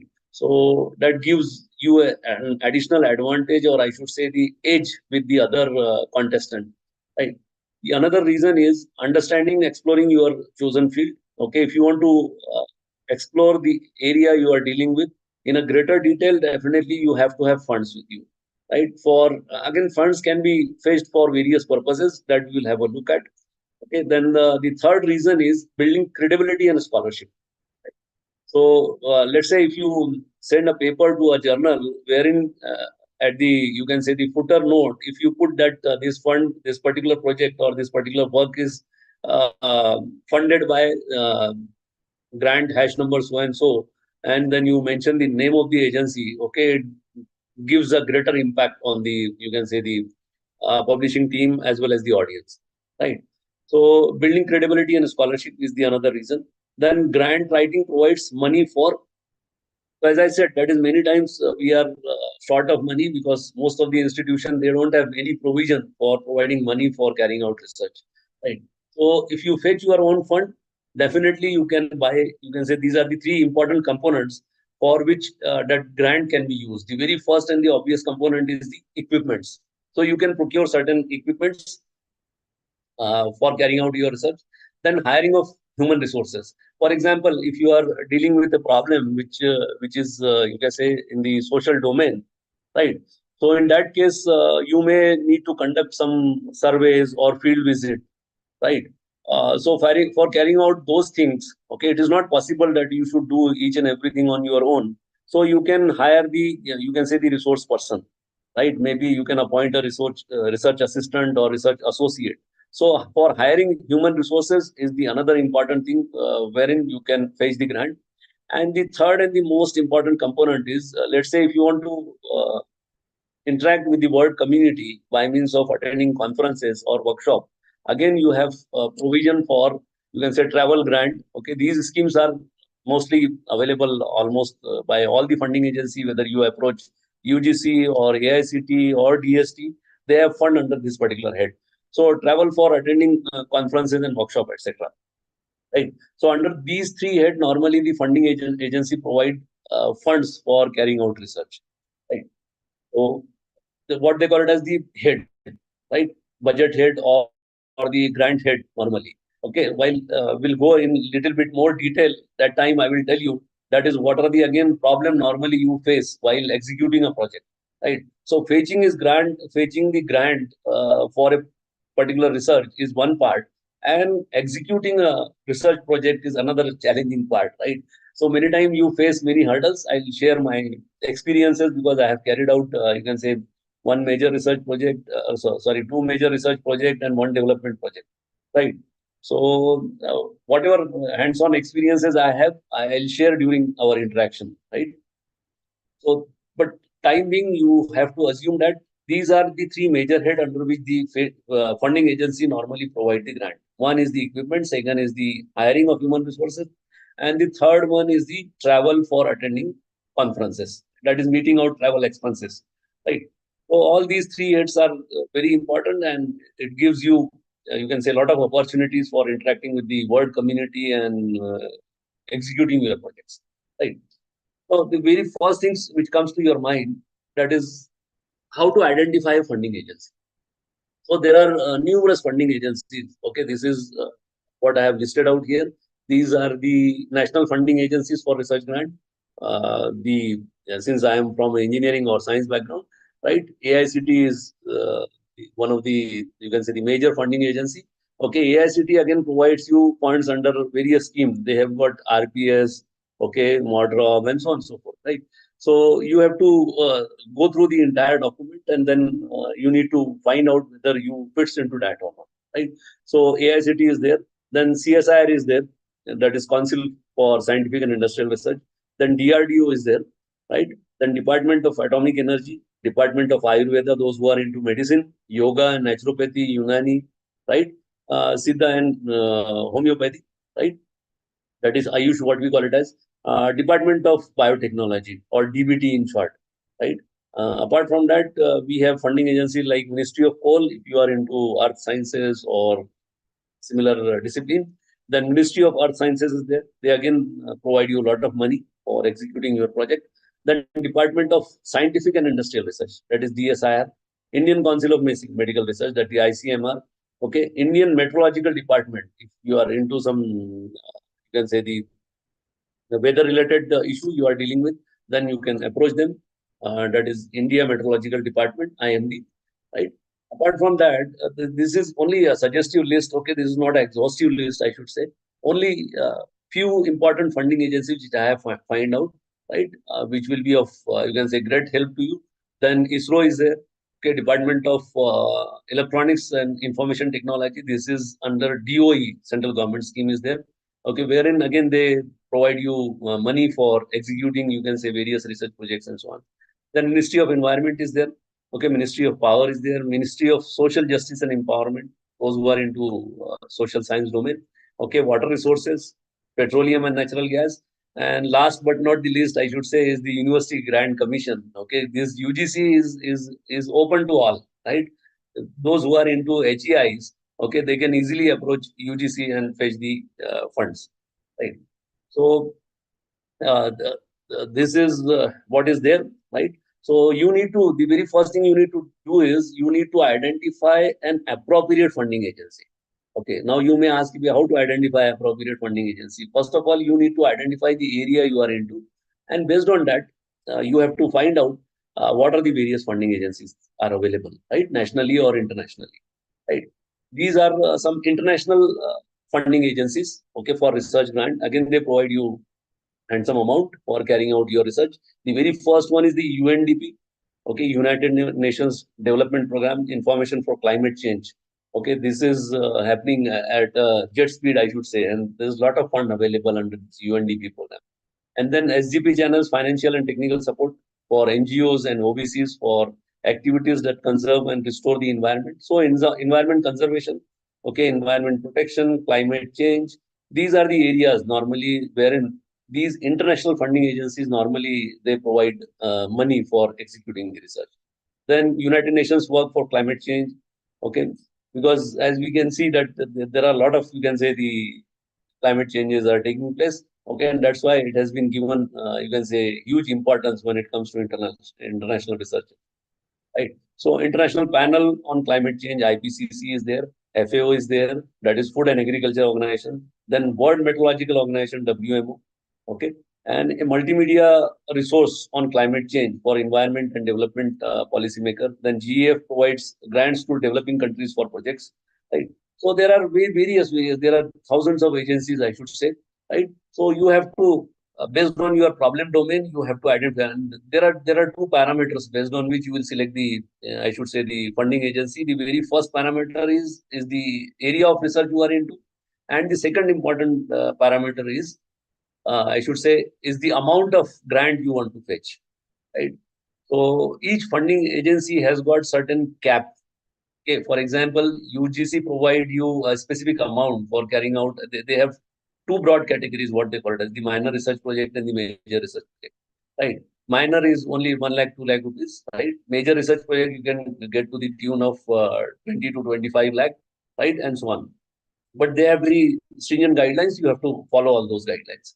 So funding agency mistakes, normally these are the mistakes we commit while selecting a funding agency, right? So funding agency goals and project goals should be in line. Let's say you are working into social science and you are approaching AICT, right? So how come the AICT, again, they may give, they may not give, right? But each funding agency has got their own goals, or I should say the objectives, right? So your project proposal should be in line with those objectives. If it is so, then definitely there is every possibility that you will get the funds, right? Then how you will come to know that you can say that this particular agency you have identified, now you wanted to verify whether your problem domain actually it fits into that agency's objectives or not. So the very simple thing you can do is you can see on their website, normally they put all the projects they have funded in recent past.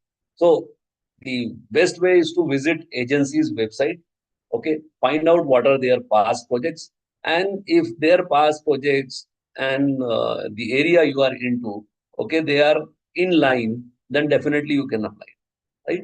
So don't apply to an agency for a grant that is too big, okay? And normally we are, I should say, over ambitious many times. Okay, we never look into the ground realities. As I said, for each funding agencies, there is a cap, okay, on the project funding. Okay, maybe 20 lakh, 25 lakh, and so on. But if you ask for, say, 1 crore rupees or 2 crore rupees, definitely they will outrightly reject it, right? So you have to keep it in your mind. That is, if you make it 4 times or 5 times as against the you can say the cap, okay, definitely you will not get it, right? So get institutional backing and support. So this point is very important, right? So if you want to fetch the grant, okay, normally they provide grants to your institution, not to an individual, even though the project will be in your name. But the spending and the execution of that project, it will be through your institution, right? So grant will come to your institute, and okay, and then you can spend it. Okay, so institution is mandatorily, you can say, a link between the funding agency and the organization you are working with, right? So don't assume the funding agency knows your strength. Many times this is what we commit, right? That's why we have to put our strength, whatever is our strength. Let's say the area you are working into, then how many publications you have. Okay, so you need to demonstrate all those strengths, okay, while submitting the proposal. So if you have any, you can say the patent, the IPR, all those things you have to put in the appropriate form, okay, and then you can claim that, because your actually profile or the biodata of the principal investigator or PI, what they call it as, is of utmost important, right? So normally they shortlist based on your profile, okay? And if you don't, you can say, highlight the important features of your profile, how the agency will come to know that what are your strengths, right? So you have to showcase your profile, okay, in such a way that they get attracted. Well, this fellow is capable of handling this particular project, right? So you have to show your strength, right? Then follow the agency's instruction. Now, this is again, normally many times we commit mistakes, right? Follow the agency's instruction. For example, what I mean to say is they have various formats. Okay, various formats are there. Okay, so you have to adhere to those formats only. You cannot submit a proposal which is not in the format prescribed by the funding agency. If you do so, definitely it will be outrightly rejected. Similarly, for, you can say, the documents you require from the institution, again, they have various formats. So you have to strictly follow those formats while submitting the proposal. So follow the agency's instruction. Okay, and they normally, most of the government agency in particular, they categorically mention at the bottom that the proposal which are not in line with the guidelines issued by the funding agencies, they will be summarily rejected, right? So that's why it is essential to follow the agency's instruction, right? So, and these are the normally the mistakes we commit while you can say preparing the proposal and so on, right? Now, let us, as I said, that our objective is to start from scratch and just see how we can build the entire proposal. Okay. And normally, when we execute the proposal, most of the time we feel that that is the end of the story. But that is not the end, actually. You need to disseminate you can say, the knowledge you have acquired with the rest of the world. So there are various ways and means that, again, we'll try to touch upon. Right. So the very first step of writing a proposal is finding the idea, right?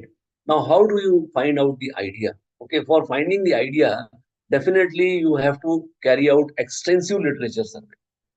Okay, the very first thing is you need to carry out the extensive literature survey. What does this mean is, that is, you need to see what are the various publications, that too in reputed journals. Okay, don't restrict yourself to only conference paper, right? Find out what is there in the reputed journal. Say, for example, in computer science, there are IEEE transaction, or those who are from engineering background, they will appreciate that there are you can say uh, popular papers, right, or the journals, okay, wherein, or at least go for a SCI index journal, okay, wherein you will find the real stuff. And just if you are from computer science, okay, don't go beyond 3 years down the line. Let's say today is 2024 running, right? Don't go beyond 2020, right? 3 years or 3.5 years is enough, because that will indicate that the area you are into is relevant in today's scenario, right? So while carrying out literature review, as I said, that is, you need to search the various papers which are there, okay, in the recent past, okay, carry out their comparative analysis, come up with you can say, the gaps, research gaps, identify various research gaps, and pinpointedly find out this is the area, this is the problem you are trying to address into your research. Okay, so all these things, this is only possible when you carry out exhaustive or extensive literature survey, right? So this is if you are doing it on your own, right? Let's say if you are guided by some supervisor or research guide, okay, you can discuss with him, and based on his experiences or her experiences, again, you may formulate your problem, okay? And the third and the most important thing is the brainstorming with your colleague. Okay, this is normally missing in our country, right? Most of the time, what we do is we keep our research confidential. Actually, that should not happen, right? While sitting in the cafeteria, right, you can discuss the idea you are planning to explore, okay, with your colleagues. Okay, God knows somebody will suggest, well, instead of going for this, you try this. Why don't you try this? Right. So you may get some new ideas. So brainstorming is very important, right? Particularly with your colleague. Okay. So this is the very first step of you can say the finding the ideas, right? This is how you can identify, okay, the problem you want to deal with, right? So first step, finding the ideas. Three different ways you can carry out your literature survey on your own. You can ask your seniors or supervisor or PhD guide. Okay, based on his or her experiences, you can formulate the problem. Or the third and the most important is brainstorming with your colleague. Okay, that will again give you an insight, right? What is going on? Because see, world is full of, you can say, the ideas and so on, right? So if you brainstorm, definitely you get new ideas. There is every possibility that you will get new ideas, right?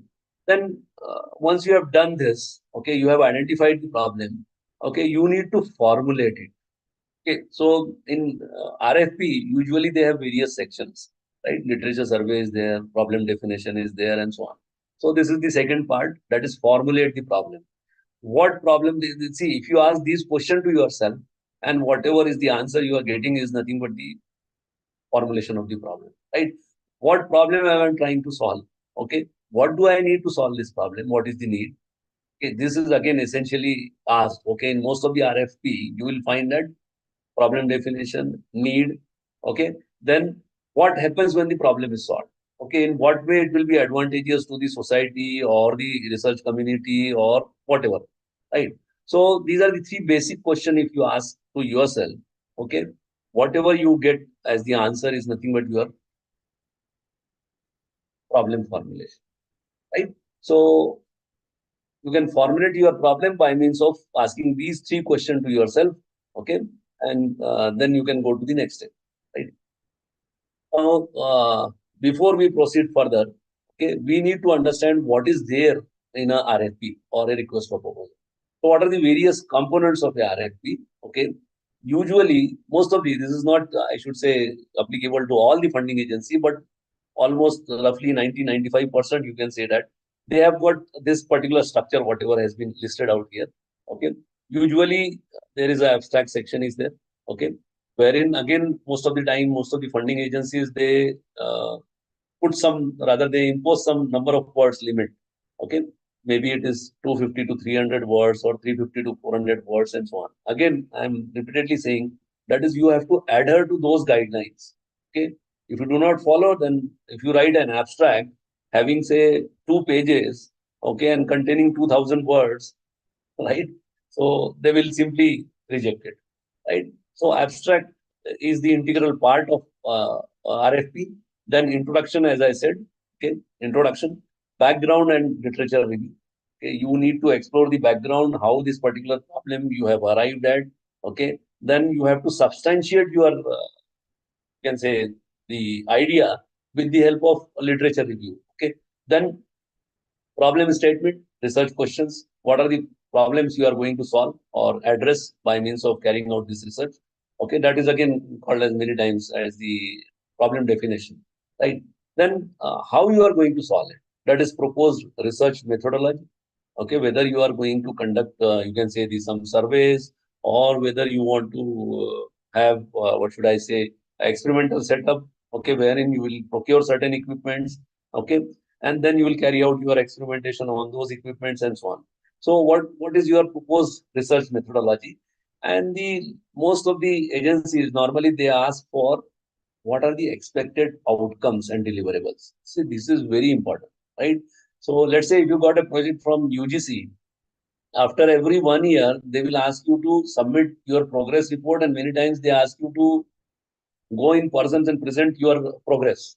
Okay. So whatever objectives or the deliverables you have jot down, okay, maybe say after 1 year, this is what you have planned.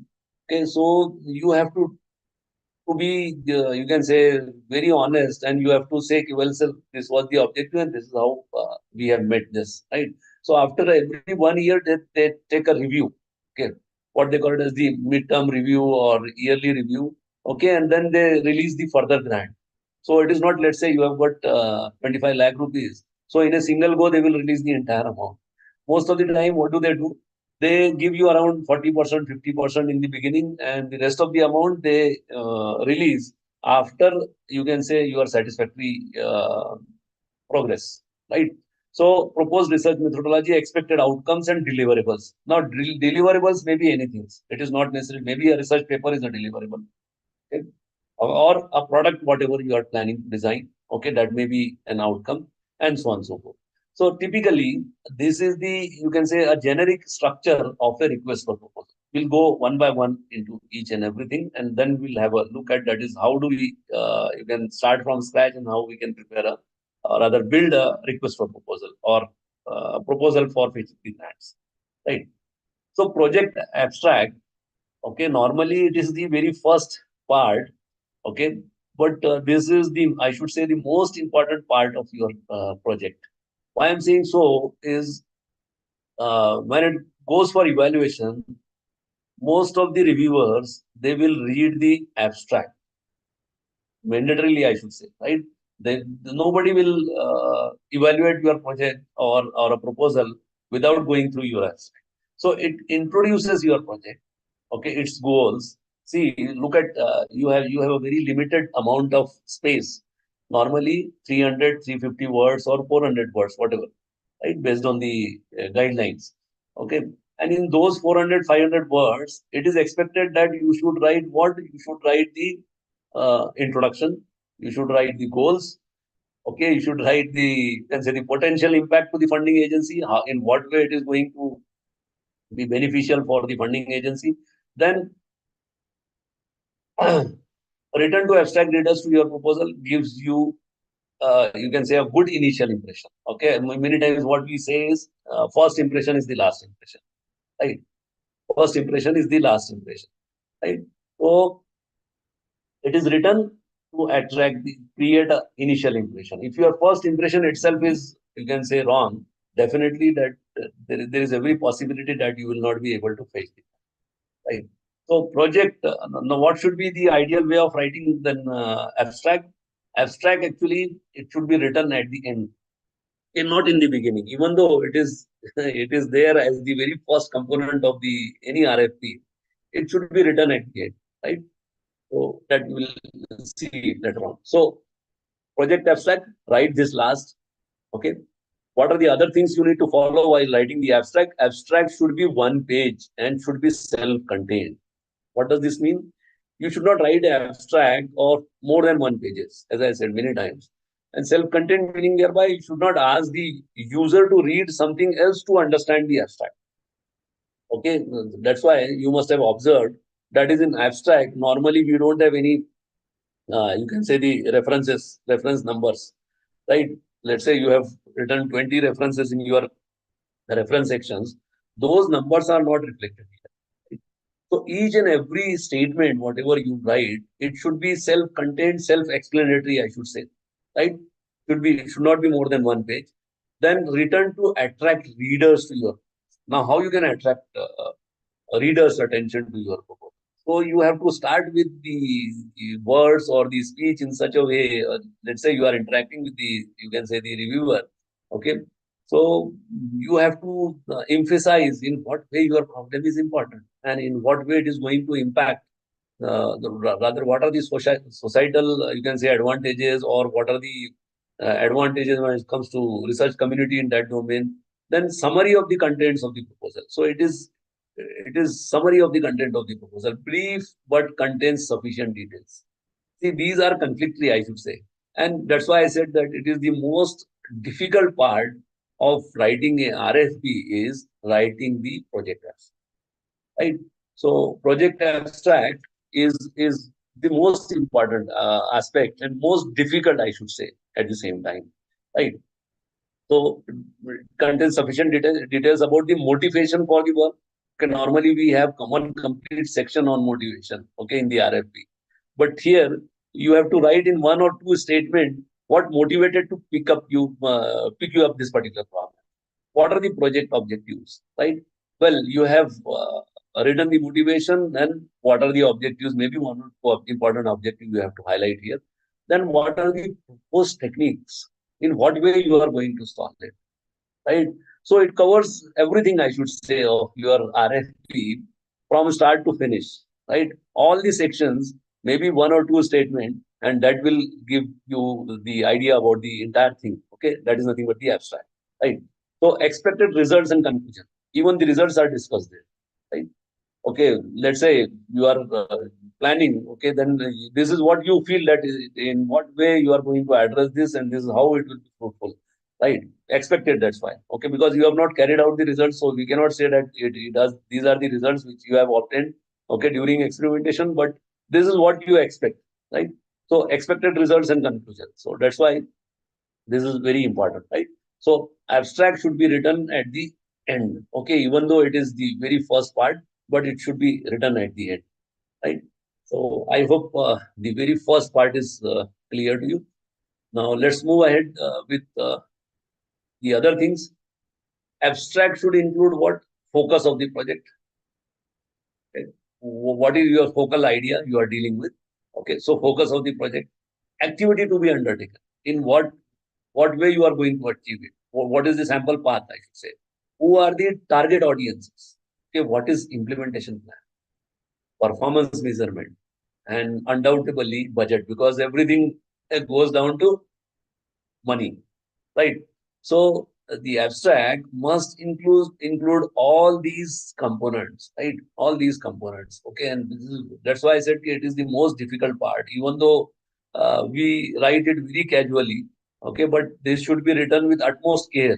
Okay, so these are the points you need to remember while writing down the abstract.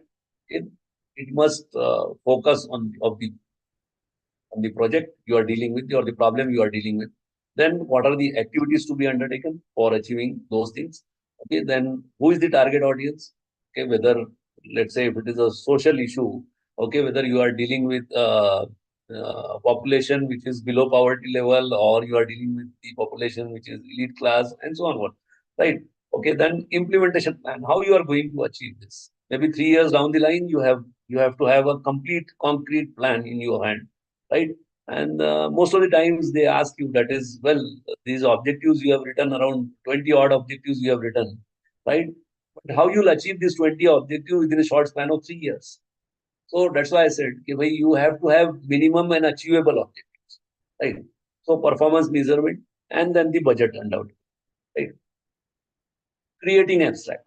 So adhere to RFP requirements, if any. As I said, if the funding agency has categorically mentioned, okay, that these many words should be there in the abstract, 400, 450 words, okay, maybe 5, 10 here and there will do. But let's say if it is 400, and if you are making an abstract of 2000 words, they will reject it. Okay, so that's why I said adhere to RFP requirements, if any. Okay, if there are no requirements, then no problem, right? But still, it is advisable to write abstract, which the general guideline I have given you earlier, that is, should not be more than 1 page, and so on and so forth.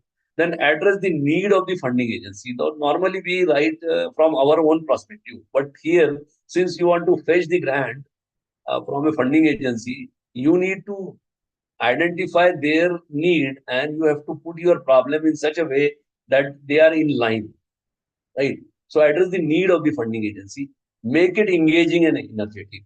This is very simple to say, but engaging and energetic meaning thereby, anybody who has started reading the abstract, he should not leave in between. Okay, that is from start to finish. He or she should go through the entire content in a single go. So this is only possible when you write this stuff in such a way, okay, which makes it, you can say, rather, which engages and must show the energy level, right? Okay, your enthusiasm, that must be reflected, right? Then use active voice. Most of the time it happens, you can say, I should not say that it is intentionally, unintentionally, or inherently, right? We use passive voice. So one must avoid passive voice. So use of passive voice is not recommended in any RFP or whatever you write, whether you are writing a research article or whatever. So use active voice. Okay, that is another important guideline for writing the abstract. Then the next component, as I said, is the introduction. So write this second last. Okay, last but one, I should say. Right. As I said, abstract you have to write, even though it is the very first, it is the very first page of your RFP. You have to write it at the end. Similarly, introduction you have to write as the second last, right? Then topic, whatever topic you have chosen, right? Define scope and limitation. You have to categorically mention. See, scope is very important. Okay, you cannot have an indefinite scope of a particular problem, because the problem is just like an ocean, right? So you have to restrict yourself. Well, I am going to solve only these 2, 3, or 5. Okay, and limitation of you. So that's why, based on this, most of the time in introduction they have these kind of sections. Okay, topic or the area you are dealing with. What is the importance? Okay, why this particular? That is nothing but another way I have told you. That is what motivated to pick up you this particular problem, right? Motivation, right? So importance is there. Then background search. Okay, what has already happened in this particular area, right? Who has done what, and so on. Then this is a general introduction to what the problem is all about, right? It is not to the entire, I should say, the RFP, right? It is, you are simply introducing the topic. So let's say you are introducing the topic, you should not write so many things in the introduction part, right? So you should restrict yourself to only a general introduction to what the problem is all about, right? So this is the second important part, that is the introduction. Then background, as I said. Okay, now we'll go one by one. As I said, under introduction, you have got importance, topic, and then you have background, right?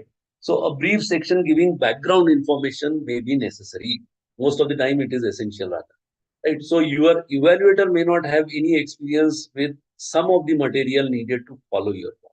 So that's why you have to build or write text in such a way which will create, you can say, some link between the problem you are addressing to and what has already happened. But that's why this background is very important, right? So what is it? It is a brief section giving background information. Okay. And why it is needed? Because see, all the time, whenever you are writing RFP, you have to keep one thing in your mind. That is, it will be evaluated by some evaluator, right? So from his perspective, you need to know, maybe since you are into that particular problem, many times we feel that this is all, you can say, the established fact. So we ignore those things. But you have to write, even though in brief, but you have to build it in such a way that a layman, let's say a person who is not into that domain, he or she should be at least able to understand, okay, what exactly you intend to say, right? So that's why this background is very important, right? Then literature review is the next component, limited to the state of the art, relevant to you.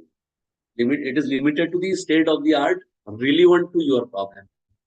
Then you need to come up to answer this particular thing, state why the problem is important. Okay, if the problem is not at all important, okay, or of meager important, I should say, okay, nobody will get attracted to it. So describe what others have done. Okay, literature review, normally what do we do? As I said, we download or we fetch some 10, 20 odd papers, okay, carry out their comparative analysis based on certain parameters, and just try to find out what are the research gaps. Okay. These research gaps will define your problem, what exactly you intend. So justify the proposed solution. Literature review, again, you have to, in very broader term, I should say, you have to justify that in this particular way you are going to address this particular problem, or you are going to address this research gap. Right? Then problem statement. Next is, after literature review, we have done with the, you can say, the abstract, then introduction, then literature review. Next comes is the problem statement. So what is it? It is a concise statement of the problem that your project addresses. Concise. Again, see, I am telling you again and again that you have to be very brief, very concise. Okay. And because we are not doing any sort of, you can say, the search wherein, or rather you are not into a domain wherein you can say you will write thousands of papers, right? And then try to narrate your problem, right? So scientific problems are be written in a very concise manner, right? So a concise statement of the problem that your project addresses, then justification has to be there. So justification by direct reference to previous work that your question is unanswered. That nobody has, as I said, that in literature review, you will find out the gaps, okay, and you will try to demonstrate here in problem statement that nobody has addressed this particular problem. And that's why I have taken up this particular problem as a problem of research in my case, right? Then analyze the information which you presented in the literature. So this analysis, okay, analyzing the information which you presented in the literature. So in literature review, normally what do? We go for a comparative analysis. I said, you will compare various papers based on a set of parameters. Okay, you will tick right or wrong, and you will come up with some figures as well. And then normally we do not discuss those things. So this analysis part, you have to cover in the problem statement. Again, you can toggle, you can say back and forth to the literature review. Again, you can refer to those set of papers and you can analyze this way this particular problem is important, right? Okay. So analyze the information which you presented in the literature review. Now, what are the characteristics, you can say, for a successful grant proposal, right? I have listed out here some, you can say, the characteristics which a good proposal must possess. It is compelling. It must be written in a professional way. Okay, compelling meaning thereby it should compel the user to read it again and again. right? You have to put it in such a way that even though the problem you are dealing with is a very small problem, but you have to put it in such a way that the user should read it, just like a novel, I should say, right? The most important thing, I don't know how many of you have into, you can say, reading novels and so on, right? Most of the times when you read novel, okay, you start from page 1 until the entire novel is over, right? You will not leave it. Okay, you will forget about your meal, okay, dinner and so on. You will continue because the author has rather compel you to read it in a single, right? In the similar manner, you have to have, you can say, for a successful grant, you must compel the reviewer or the reader, okay, so that he should read it from start to finish. Should be written in a professional manner. Professional manner meaning thereby definitely you have to be concise. All those things are there. The another important part is we must use visual in our, right? Because visuals are it gives greater impact on the readers, right? So 1,000 word, it is said that, right? If you put a picture over there, okay, it is worth 1,000 word, right? So then results outcome oriented. You have to emphasize, okay? That is, this is how it is going to change the scenario, right? So result outcome oriented, build on strong foundation. So your problem foundation must be very strong and it should be data driven. Data driven meaning thereby you have to come up with facts and figures, okay, with regard to the problem you are dealing with, okay, which will substantiate your, you can say, the philosophy, okay. So people believe in numbers most of the time, right? Nobody will believe in words, okay. That is the another area, but most of the time while writing for this RFP, right? If you have data in your hand, just try to put it in some way or the other, right? Don't write the entire stuff as it is, all the tables and so on, but you put it in few statements. Well, these are the figures, okay, which will attract the user, which will compel the user. Oh, this is how it is going to be, right? So this is the another, you can say, the important characteristics that a successful grant proposal must possess. And successful grant proposal, easy to read. Again, most of the time we commit this. This is again very common mistake, I should say, right? While writing the proposal, even though English is, you can say, a foreign language for us, we try to make things, I should say, more complicated. Okay, because so as to, you can say, the impress the reader. Okay, but that should not be the case if you are dealing into a scientific or in an engineering domain. Okay, or in other way around as well. Okay, you must make it so simple that anybody can read it and anybody can understand it. Not only easy to read, but easy to understand as well. Right? Must be formatted. If it is not properly formatted, okay, one paragraph is moving here, the another one is hanging somewhere else.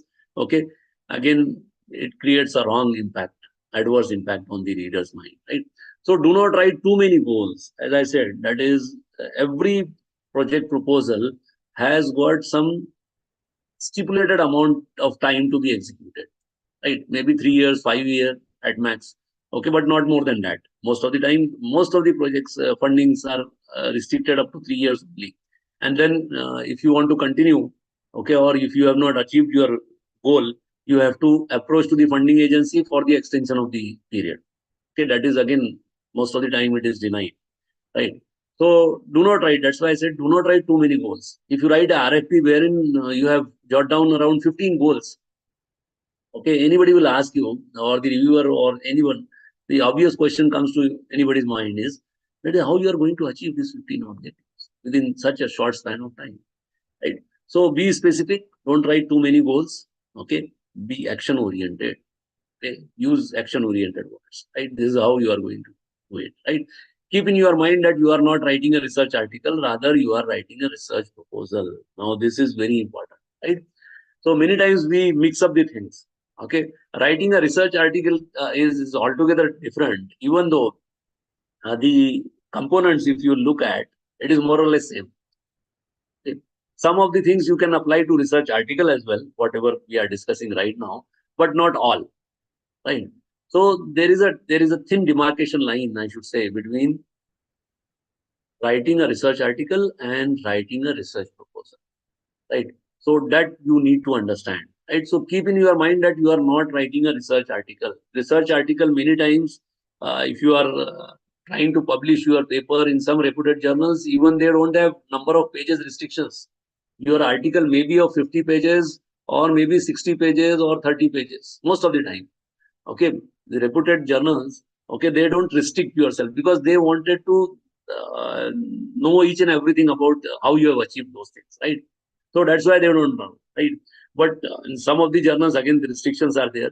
But the philosophy of writing a research article and the research proposal is altogether different. Because in research article, normally we do not talk about the grants and so on. That is how much money is needed. So commercial aspects or the financial aspects are missing in case of a research article. That's why I said it is written in some different perspective, and you have to follow a different approach for writing a successful grant. Right? Use minimum words. This is again some mantra I am giving you. Right? So use pervasive writing techniques. That is support for your proposal with evidence, establishing credibility, using logic to link, you can say, together idea and project outcomes, and always provide a space for some questions. Right? Anticipate questions. Right? The very this is I am saying you, that is, you put certain things open-ended, okay, in your write-up itself, so that when you will appear for the, you can say, the presentation and the evaluation, okay, obviously the you can say the reviewer or the evaluator, he or she must ask you those set of questions. So you can write in such a way. That is again possible. Okay, many times it is said that you can drive your interview. So in that way, if you put it, okay, you can very well conquer it. Ask your colleague to proofread. Okay, normally what we do, we write, we keep it to ourselves. Okay, so if you share it with your colleagues, ask them to proofread. Okay, there is every possibility that they will pinpointedly tell you that these are the mistakes. Clearly planned. Clearly planned meaning thereby the milestone should be well defined. Right? After 6 months, this is what you are going to achieve. After next 6 months, you are going to achieve, and so on. So it should be 3 years. You have a complete. We'll go to that slide as well, wherein most of the funding agency, they ask for the NAT chart. Okay, what is it? That is again we will see. So show value, don't overpromise. Okay, so most of the times what happens, we are over enthusiastic. Okay, so what do? We claim many things which are not achievable. But so don't make, I should say, the false promises. Okay, or don't overpromise. Realistic and achievable in given time frame. As I said, that is, you have a 3-year plan or a 5-year plan, right? So you have to have something which you can achieve within that stipulated time. So that is only possible when you have your objectives in a designed in such a way which are realistic and achievable, right? Then it should be feasible. Feasible, again, there are various aspects of it, right? For example, again, feasibility can be of various sort, technically feasible, okay, maybe economically feasible, and so on, right? So you have to study those aspects as well, because obviously they ask for those sort of questions. Well, it is economically feasible. What about technical feasibility, right? Whether it is viable, right? Whether it is practically realizable, right? And so on and so forth, right? So feasibility, again, you have to carry out on your own, right? If you do so, definitely you can fetch the grant, right? Then timeline answer, meaning thereby, does the time frame account for all activity? Whether you have jot down every small activity and you are allocated some time for that particular activity or not. So does the time frame account for all activity? Is there any activity which is not accounted for in the timeline? So that should not happen. Provides details, indicate completion dates, exact date. Say today is 30th of April, 30th of May, you will have this, 30th of June, you will have this, and so on and so forth, right? Show attention to details, every minute details. Reveal feasibility of all activity. Feasibility is very important, right? So reveal feasibility of all activity, right? So timeline usually is broken into, you can say, the milestone or deliverables, okay, wherein you have activity, procurement of equipment, hiring of human resources, okay, completion date maybe 6 months, and the person who is responsible for carrying out that activity. PI stands for the principal investigator. Okay, the person who is carrying out research is called as PI, and the person who is supporting that research activity is called as the co-PI. So you may have PI and co-PI as well in your project. Okay, you can submit as a team or you can individually also submit. So procurement of equipment, 6 months. maybe hiring of human resources. This way you have to jot down all the activities and the person who is responsible for achieving those objectives. Again, that is to be written. Okay. These are you can say the sample chart, okay, net chart, what they call it as. Okay. See, the ID again you have jot down here 1 to 9. Okay. Task name, maybe start A, B, C, D, E, F, G, finish. Okay. Predecessors. Okay. And duration, maybe 0th day, 4th day. Okay. Whatever is. Right. And this is how you have plotted those activities. Okay. On the net chart. So this is again most of the funding agency they ask for. Okay. Then the another important aspect is, if you remember, okay, in the initial slide, I have talked about is the budget. Right, budget is very important. Right, so defines the grand priorities. That is provides the insight. Okay, what you will do in first 6 months, whether you will procure the equipment or you will go for the hiring of services of human resources or whatever. Right, so indicates how money will be spent. Okay, again, this is very important. I am sharing my experiences with you, with the funding agency. Let's say you have got a fund for around, say, 20 lakh rupees, okay, wherein 10 lakh is reserved for equipment and 5 lakh for human resources or hiring of services and 5 lakh for contingency. Now, you cannot reappropriate these funds at your end. For example, I cannot purchase equipment costing 12 lakh rupees because there is a ceiling. They have given you 10 lakh rupees for that. Right. So it may happen that is while executing the project, you may found that the equipment cost has drastically increased due to various reasons. There is every possibility. But in that case, again, you need to approach the funding agency, ask for reappropriation of fund, and if you get in writing, then and then you spend it. Otherwise, it may happen that you spend the money, and when you submit the utilization certificate, at that point of time, they will say, this is not admissible. Right? If it is not admissible, they will disallow it, and you have to bear, or rather bear that amount from your own packet. Right? So that is again dangerous, right? So provides the insight, indicates how money will be spent, direct cost and indirect cost. These are the two normal costs are there. Direct cost, normally if you are appointing, you can say the research associate, salary, fringe benefits, okay, travel grant, okay, equipment cost, supplies and so on. These are the direct costs. Okay. Indirect costs are, you can say the administrative costs. For example, the utilities, okay, if your organization is giving you a room or a space, okay, they may ask you to pay some rent for that particular facility. Possible, right? Okay, most of the time we get it free, okay, but otherwise they may ask you to bear the cost of the electricity or the consumable. Okay, so legal services, okay, insurance cost, okay, so it is in percentage of the total cost of the. So all these things are usually indirect costs are normally it is in percentage. Most of the time it is 10% of the project cost. Say you have got 20 lakh rupees, then 10% of that will be the indirect cost. Okay, which you can spend on some administrative purposes. Budget justification. This is again important. That is rationale behind the numbers. Okay, whatever numbers you are putting in. Say you are asking for a laptop or a desktop for 1 lakh rupees. Okay, whereas the actual cost of that laptop is only 50,000 rupees. That should not happen, right? You have to see what is going on in the market, and accordingly you must prepare it. So usually templates are provided. The funding agencies, most of the government agencies, they provide you some templates. Okay, amount requested is equal to amount funded. That should be there ideally, but it never happens, right? Most of the times we ask some exorbitant amount and we get a very small chunk of that. So expense and personal costs, goals of the project. Okay, expenses and personal costs. Cost may increase over time, as I said. That is, it may happen that the cost of the equipment has gone up by 10%. So what you will do in that case, right?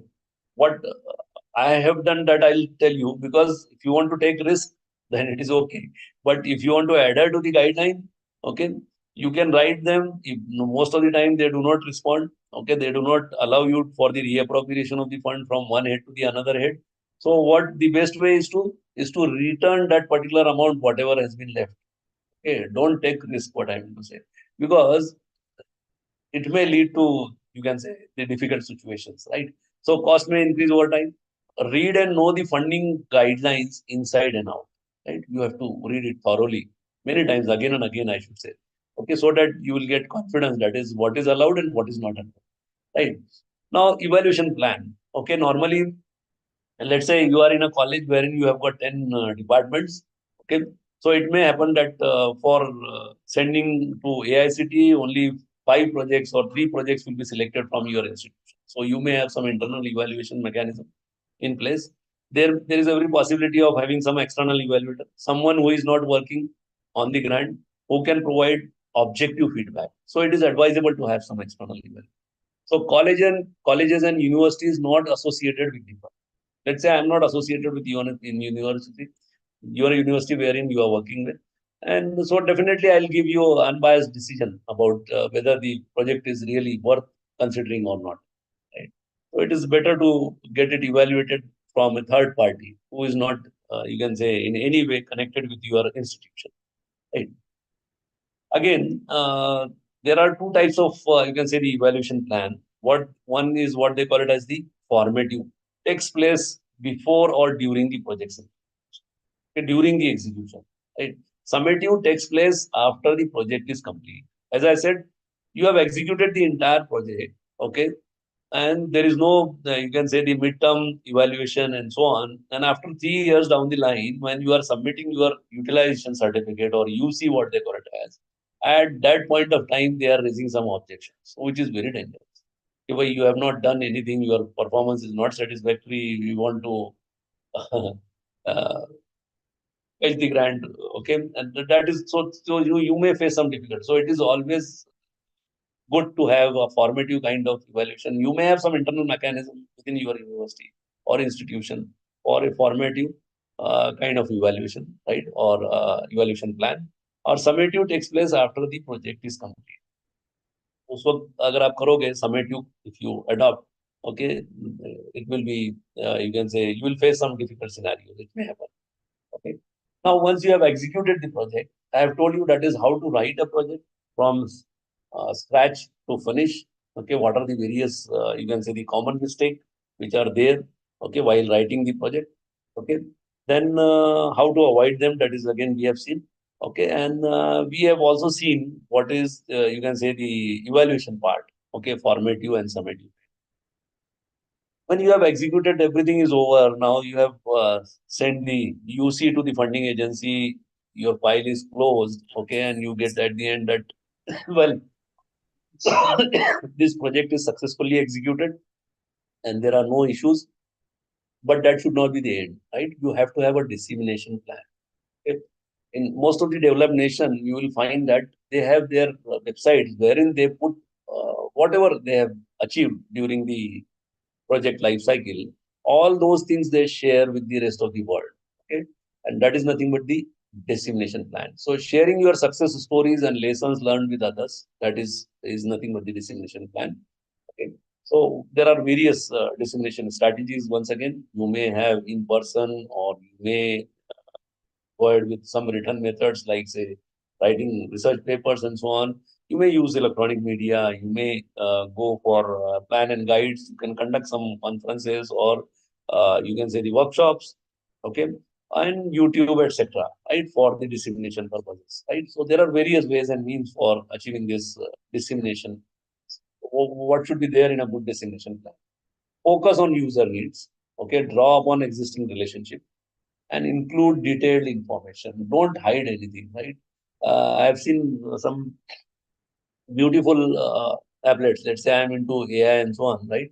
So even the universities which are into mathematics, or they are doing a lot of things. Okay, so they have developed some, say, small applet for solving a particular problem. What do they? Project website, so that the rest of the world can experiment with that particular applet. Okay, and they can come up with it. And this way the things evolve. Okay, from computer science, this is basically, this is how it is. Most of the free and open source software, okay, whatever you use, they are not owned by any single person. Okay, they are owned by a community. Okay, because no one is the developer for that. Right. So based on that philosophy, you must grow your, okay, because that will give you, you can say, increase your citation and so on. You may become popular in that domain. So include detailed information, put everything, whatever you have achieved, okay, in the on the website. Then you have to have a sustainability plan. Okay, the continuation of project's goal, principles, and efforts. Okay, identify what can and cannot be done. Okay, that is, you must give some, what we call it as in general terminology, is the future scope, right? So this is what we have addressed, and this is what is left. Okay, so any other researcher can pick up that particular problem, and he or she may proceed further. So create a detailed description about what you plan to continue. Determine whether these elements can be incorporated into daily operation. Is it possible practically? Then explain how absorbing the program will take place. Okay. Then you can say obtain a sign off and commitments from your institution authorities. That is again very important, right? From your principal or the vice chancellor, wherever you are working with, right? So you have to have, you can say, some sign off or commitment kind of thing from the institution authorities. Okay. Now, one part, I think while discussing in the beginning, I said that there are two ways of fetching the grant. The one important component is you can find out the government agencies which are available at national, at the international level, okay, which normally gives you funding for various purposes. Another one is you can approach the private players. Okay, so what they call it as the other sources of continuing fundings are, you may go for what is called as the corporate sponsorship, what they call it as nowadays, the government has mandated. Okay, they call it as the CSR kind of thing, that is corporate social responsibility. So under that head, again, you have various funds. So if you are picking up a problem which is of interest to a particular organizations, okay, they may fund your project, right? Commercialization, you are designing a product or a gadget, okay, which can be commercially sold out, right? So that is again, because it becomes a business model then, right? You may fetch funding from membership fees, or you may go for a crowdfunding or angel investors. Nowadays, these are the buzzword, I should say, right? That is, you must have seen the most popular show, what they call it as the Shark Tank and so on, right? So you may approach them. Okay, you have to convince them, well, this is the idea and this much money we require, and this is what we are going to give you as against that money, right? So these are the other sources of funding, right?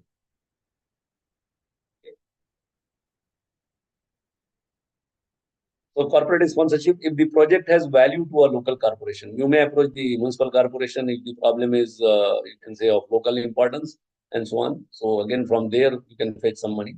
Okay. Then commercialization of product or service. Project results in tangible products or common service through incubation centers. This is again happening. I'm sorry that spelling of center is by mistake, that there is a typo, right? So through incubation center, again, you can commercialize your product. Okay, again, government is giving some seed money, 1 lakh, 2 lakh rupees for all these activities. You can charge some membership fees. Okay, project provide valuable services to an organization. Okay, you have developed a software which can be of use to some organization, educational institute. You may ask them the royalty or the, you can say, the some membership fee. Okay. Crowdfunding, project is funded through soliciting a large number of people, Kickstarter or GoFunding, and there are numerous, only few I have listed down here, right? Angel investor, if you look at, you can say, the national scenario, this list is again, I should not say that it is the exhaustive list, okay, but there are many people who are working as an angel investor in our country, right? So you may approach them with your idea and you may fetch the money, right?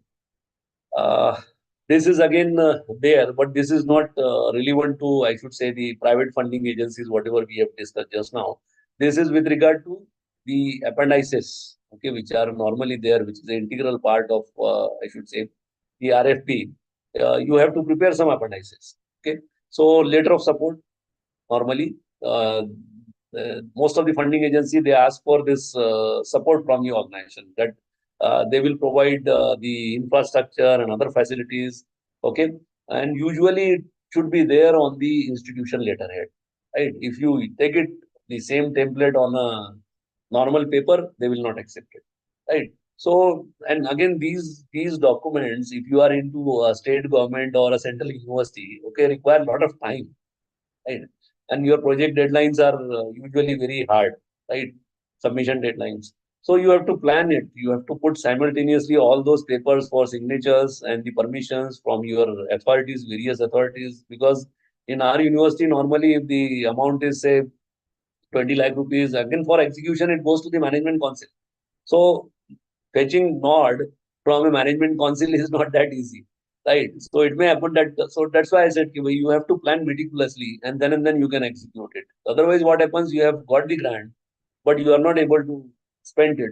And many times the grant goes unspent as it is. We need to return it to the funding agency, because if it is not spent within a stipulated time, let's say for financial year 24-25, they have given you 10 lakh rupees. They expect that it should be executed within that time frame only. Normally, they don't give extension, right? So use the exact format as specified in the guidelines. Don't apply your brain. Follow it as it is, right? Be a blind follower, I should say. Resume or curriculum vitae of PI and team. This is very important, right?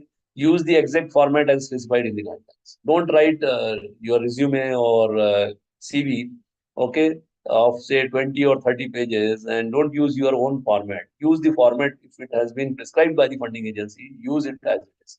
Then audited statement of the organization. Normally they ask for these statements, okay, so as to see the you can say the financial strength of your organization, right? Then nowadays what is happening? There are certain funding agencies which ask for whether you are NBA accredited or NAC accredited or not. If not, you are not eligible. Or even though you are accredited, but if let's say below a specified grade, again you are not. Say for example, A plus are eligible for applying in NAC grade. Okay. Similarly, for NBA, again, there are certain criteria. So this is very important. Okay, so it is linked with your, you can say, the funding agency's proposal. What are the best practices? Read the RFP submission guidelines carefully. Gather documents early as there are dependencies, because that is in, as I said, it is not in your hand. Okay? So different universities has got, or the different institution has got different delegation of power, right? If it is to be signed or if it is to be approved by the Honorable Vice Chancellor, then it must go to the VC only, right? Or let's say if it is to be approved by the Management Council or the Senate or the Executive Council, right? As the case may be, then that's why I said we gather documents early as there are dependencies. There are many things which are not in your control, rather which are beyond your control, right? So make it good and readable, as most often we have to submit them electronically. Nowadays it is happening in a completely electronic manner, but the documents you need to upload, okay? As I said, all those documents you have to collect and you have to upload them. Okay. Writing mistakes, allocate the time for reading and review. Make milestone to monitor your progress. Create a meaningful title. The title is very important, because title gives you, you can say, again, as I said, as the abstract and the title, these two things are very important. That's why you have to create a meaningful title. Avoid unclear, unstructured, or vague writing. Okay, don't try to confuse. You are not writing a government resolution, right? Wherein intentionally ambiguities are kept, okay, so as to manipulate or rather interpret it in whatever way they want, the higher up ones, right? They put it intentionally, but it is not a government resolution, right? It is not a direction or a statute of a university. So make it clear, unstructured, avoid vague writing. Do not provide too much details, okay? Because if you put everything, whatever you are going to, let's say if you explain the entire research methodology, what is left? Okay, so don't disclose it. Okay, just write down you can say a broader picture, okay, which will give the reader that this is how it is going to be sorted, right? So do not forget the human element, right? That is there. Tell a compelling story about the impact of your proposal once it is implemented. Be strong and confident. Okay? So these are the, you can say, the general mistakes, writing mistakes we commit, and which makes our you can say proposal vulnerable, I should say. Right? What about the scope mistakes? Scope mistake, don't be over ambitious. Okay.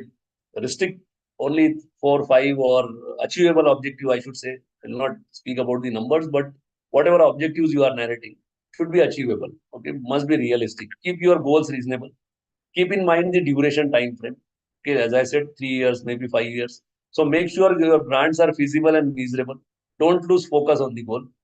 Okay, make sure your project matches your team's skill set. Okay, then again that is important. If your skill set of the team is X and you are trying to go for a Y, okay, it will create problem at the time.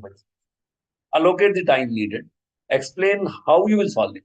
So hope you have to take care of all these aspects. Okay. So scope tips, one or two. Propose only a few key outcomes. As I said, don't uh, overclaim, I should say. Okay, just be realistic. Okay, make sure you have access to the resources. Let's say you are planning to execute something and you don't have access to resources. How you will achieve the result? Okay, so again, you have to be very practical. Budget mistake: not asking for enough money. Say if you are you feel that the particular equipment will cost around 1 lakh rupees, go for 1 lakh 10 rupees, 10,000 rupees, so that you will not face any problem, even though the prices have gone up or something like that. So, because again, as I said, the government agencies are very particular when it comes to budgeting. Okay, they don't allow more than that. So, refer the guidelines for the limit of funding amount. Ask too much. Don't ask. Asking too much money is again dangerous. Okay, cap is 25 lakh rupees. You are asking for 2 CR. Again, that is not possible. So, not paying enough attention to budget. Okay, narrative budget, justification of budget details. Okay, not properly calculating fringe benefits, not having the right number of for expenses. Okay, so while preparing those tables, okay, you should take utmost care. So many times what happens, many times we miss you put the total incorrect, right? That is again highly dangerous, right? So not accounting for yearly increase in salary. Okay, normally, say, let's say if you are hiring a human resource or a research associate, initially we give him or her 30,000 rupees. Next year, maybe 35,000 rupees or something like that. So miscalculation of numbers, again, very dangerous, right? So avoid all these budget mistakes, right? So with this, I think I have tried my level best to explain you in short, that is how you can proceed or how you can write a successful research proposal or a grant proposal, right? So I think this is all from my end. If you have any queries, you can fire it now. Thank you, sir. Thank you so much. Yes, participants, if is there any queries or the questions, you can directly ask to Professor Atik, sir. Yes, anyone?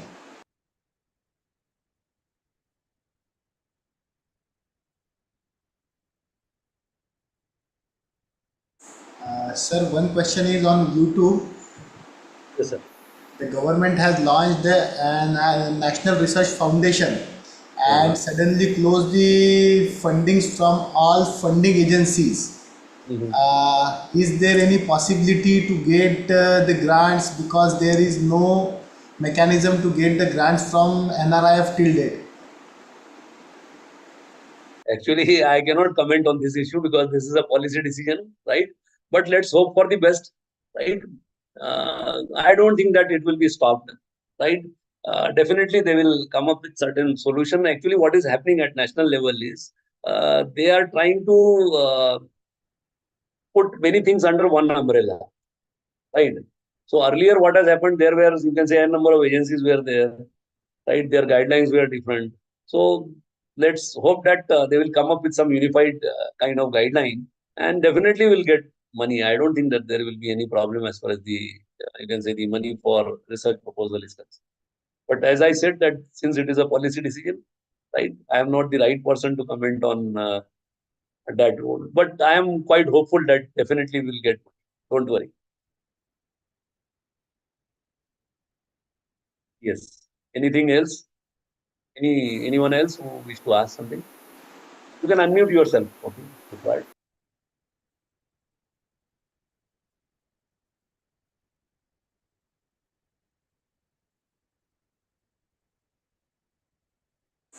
Yes, anyone else has any queries or the questions?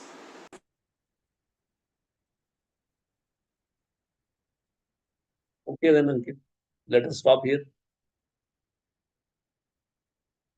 I don't feel that. I don't know about the chats, whether. Thanks a lot. Thanks, sir. Good evening, sir. Can grant application be made to multiple agencies at the same time? No. I'm sorry, somebody has asked, I don't know, Ankita Deshmukh, yes. Deshmukh ma'am, you have asked a very important question, I should say. Actually, just like sending the same proposal or sending the same paper to different journals or different conferences at the same time, right? And on the parallel line, you should not do so ethically, right? That is not advisable, right? So, can grant application be made to? That was one question. Any other question? Yes. I think Deshmukh madam, you are satisfied with the answer, whatever. Anybody else? Okay. So again, I put on record my sincere apologies to all of you for troubling you at this point of time. But the reason was I have already told you that I was busy yesterday. That's why we were not able to go for. One new message is there. Let me check it out. Who can see your message?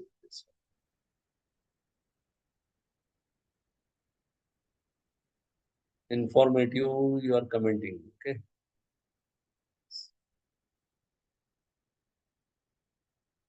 Many new and important points on the project evaluation. Okay. I don't find any more queries on the, at least on the chat. I am not aware about. Ankit, just check out whether something is there on the YouTube, or otherwise we will close down here. Hello. No, sir, there is no queries on the YouTube, sir. Only... Okay, let us close down then. Okay, sir.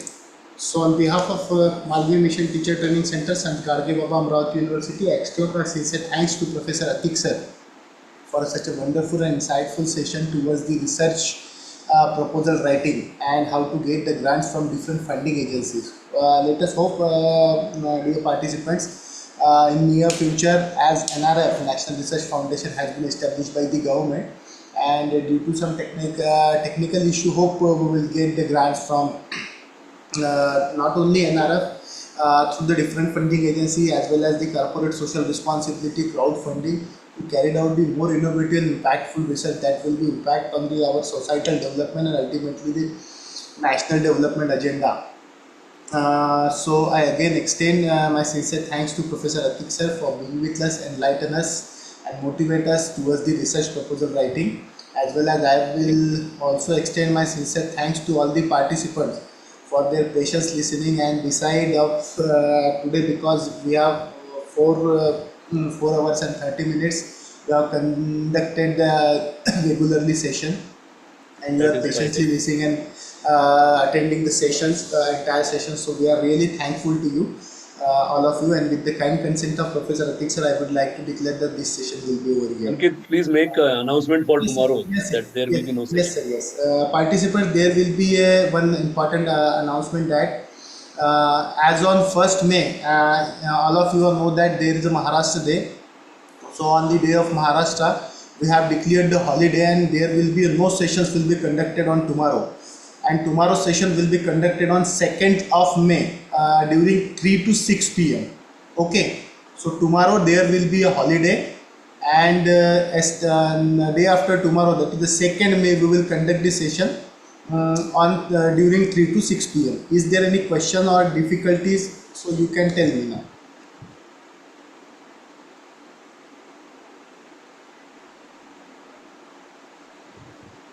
I think there is no queries or no questions, so we will stop here now and meet on 2nd of May during on 3 p.m. Okay, and I have put the message on group that some of the participants have not submitted their document. Please submit your document, because I have submit that detail to the UGC for getting your certificate. So please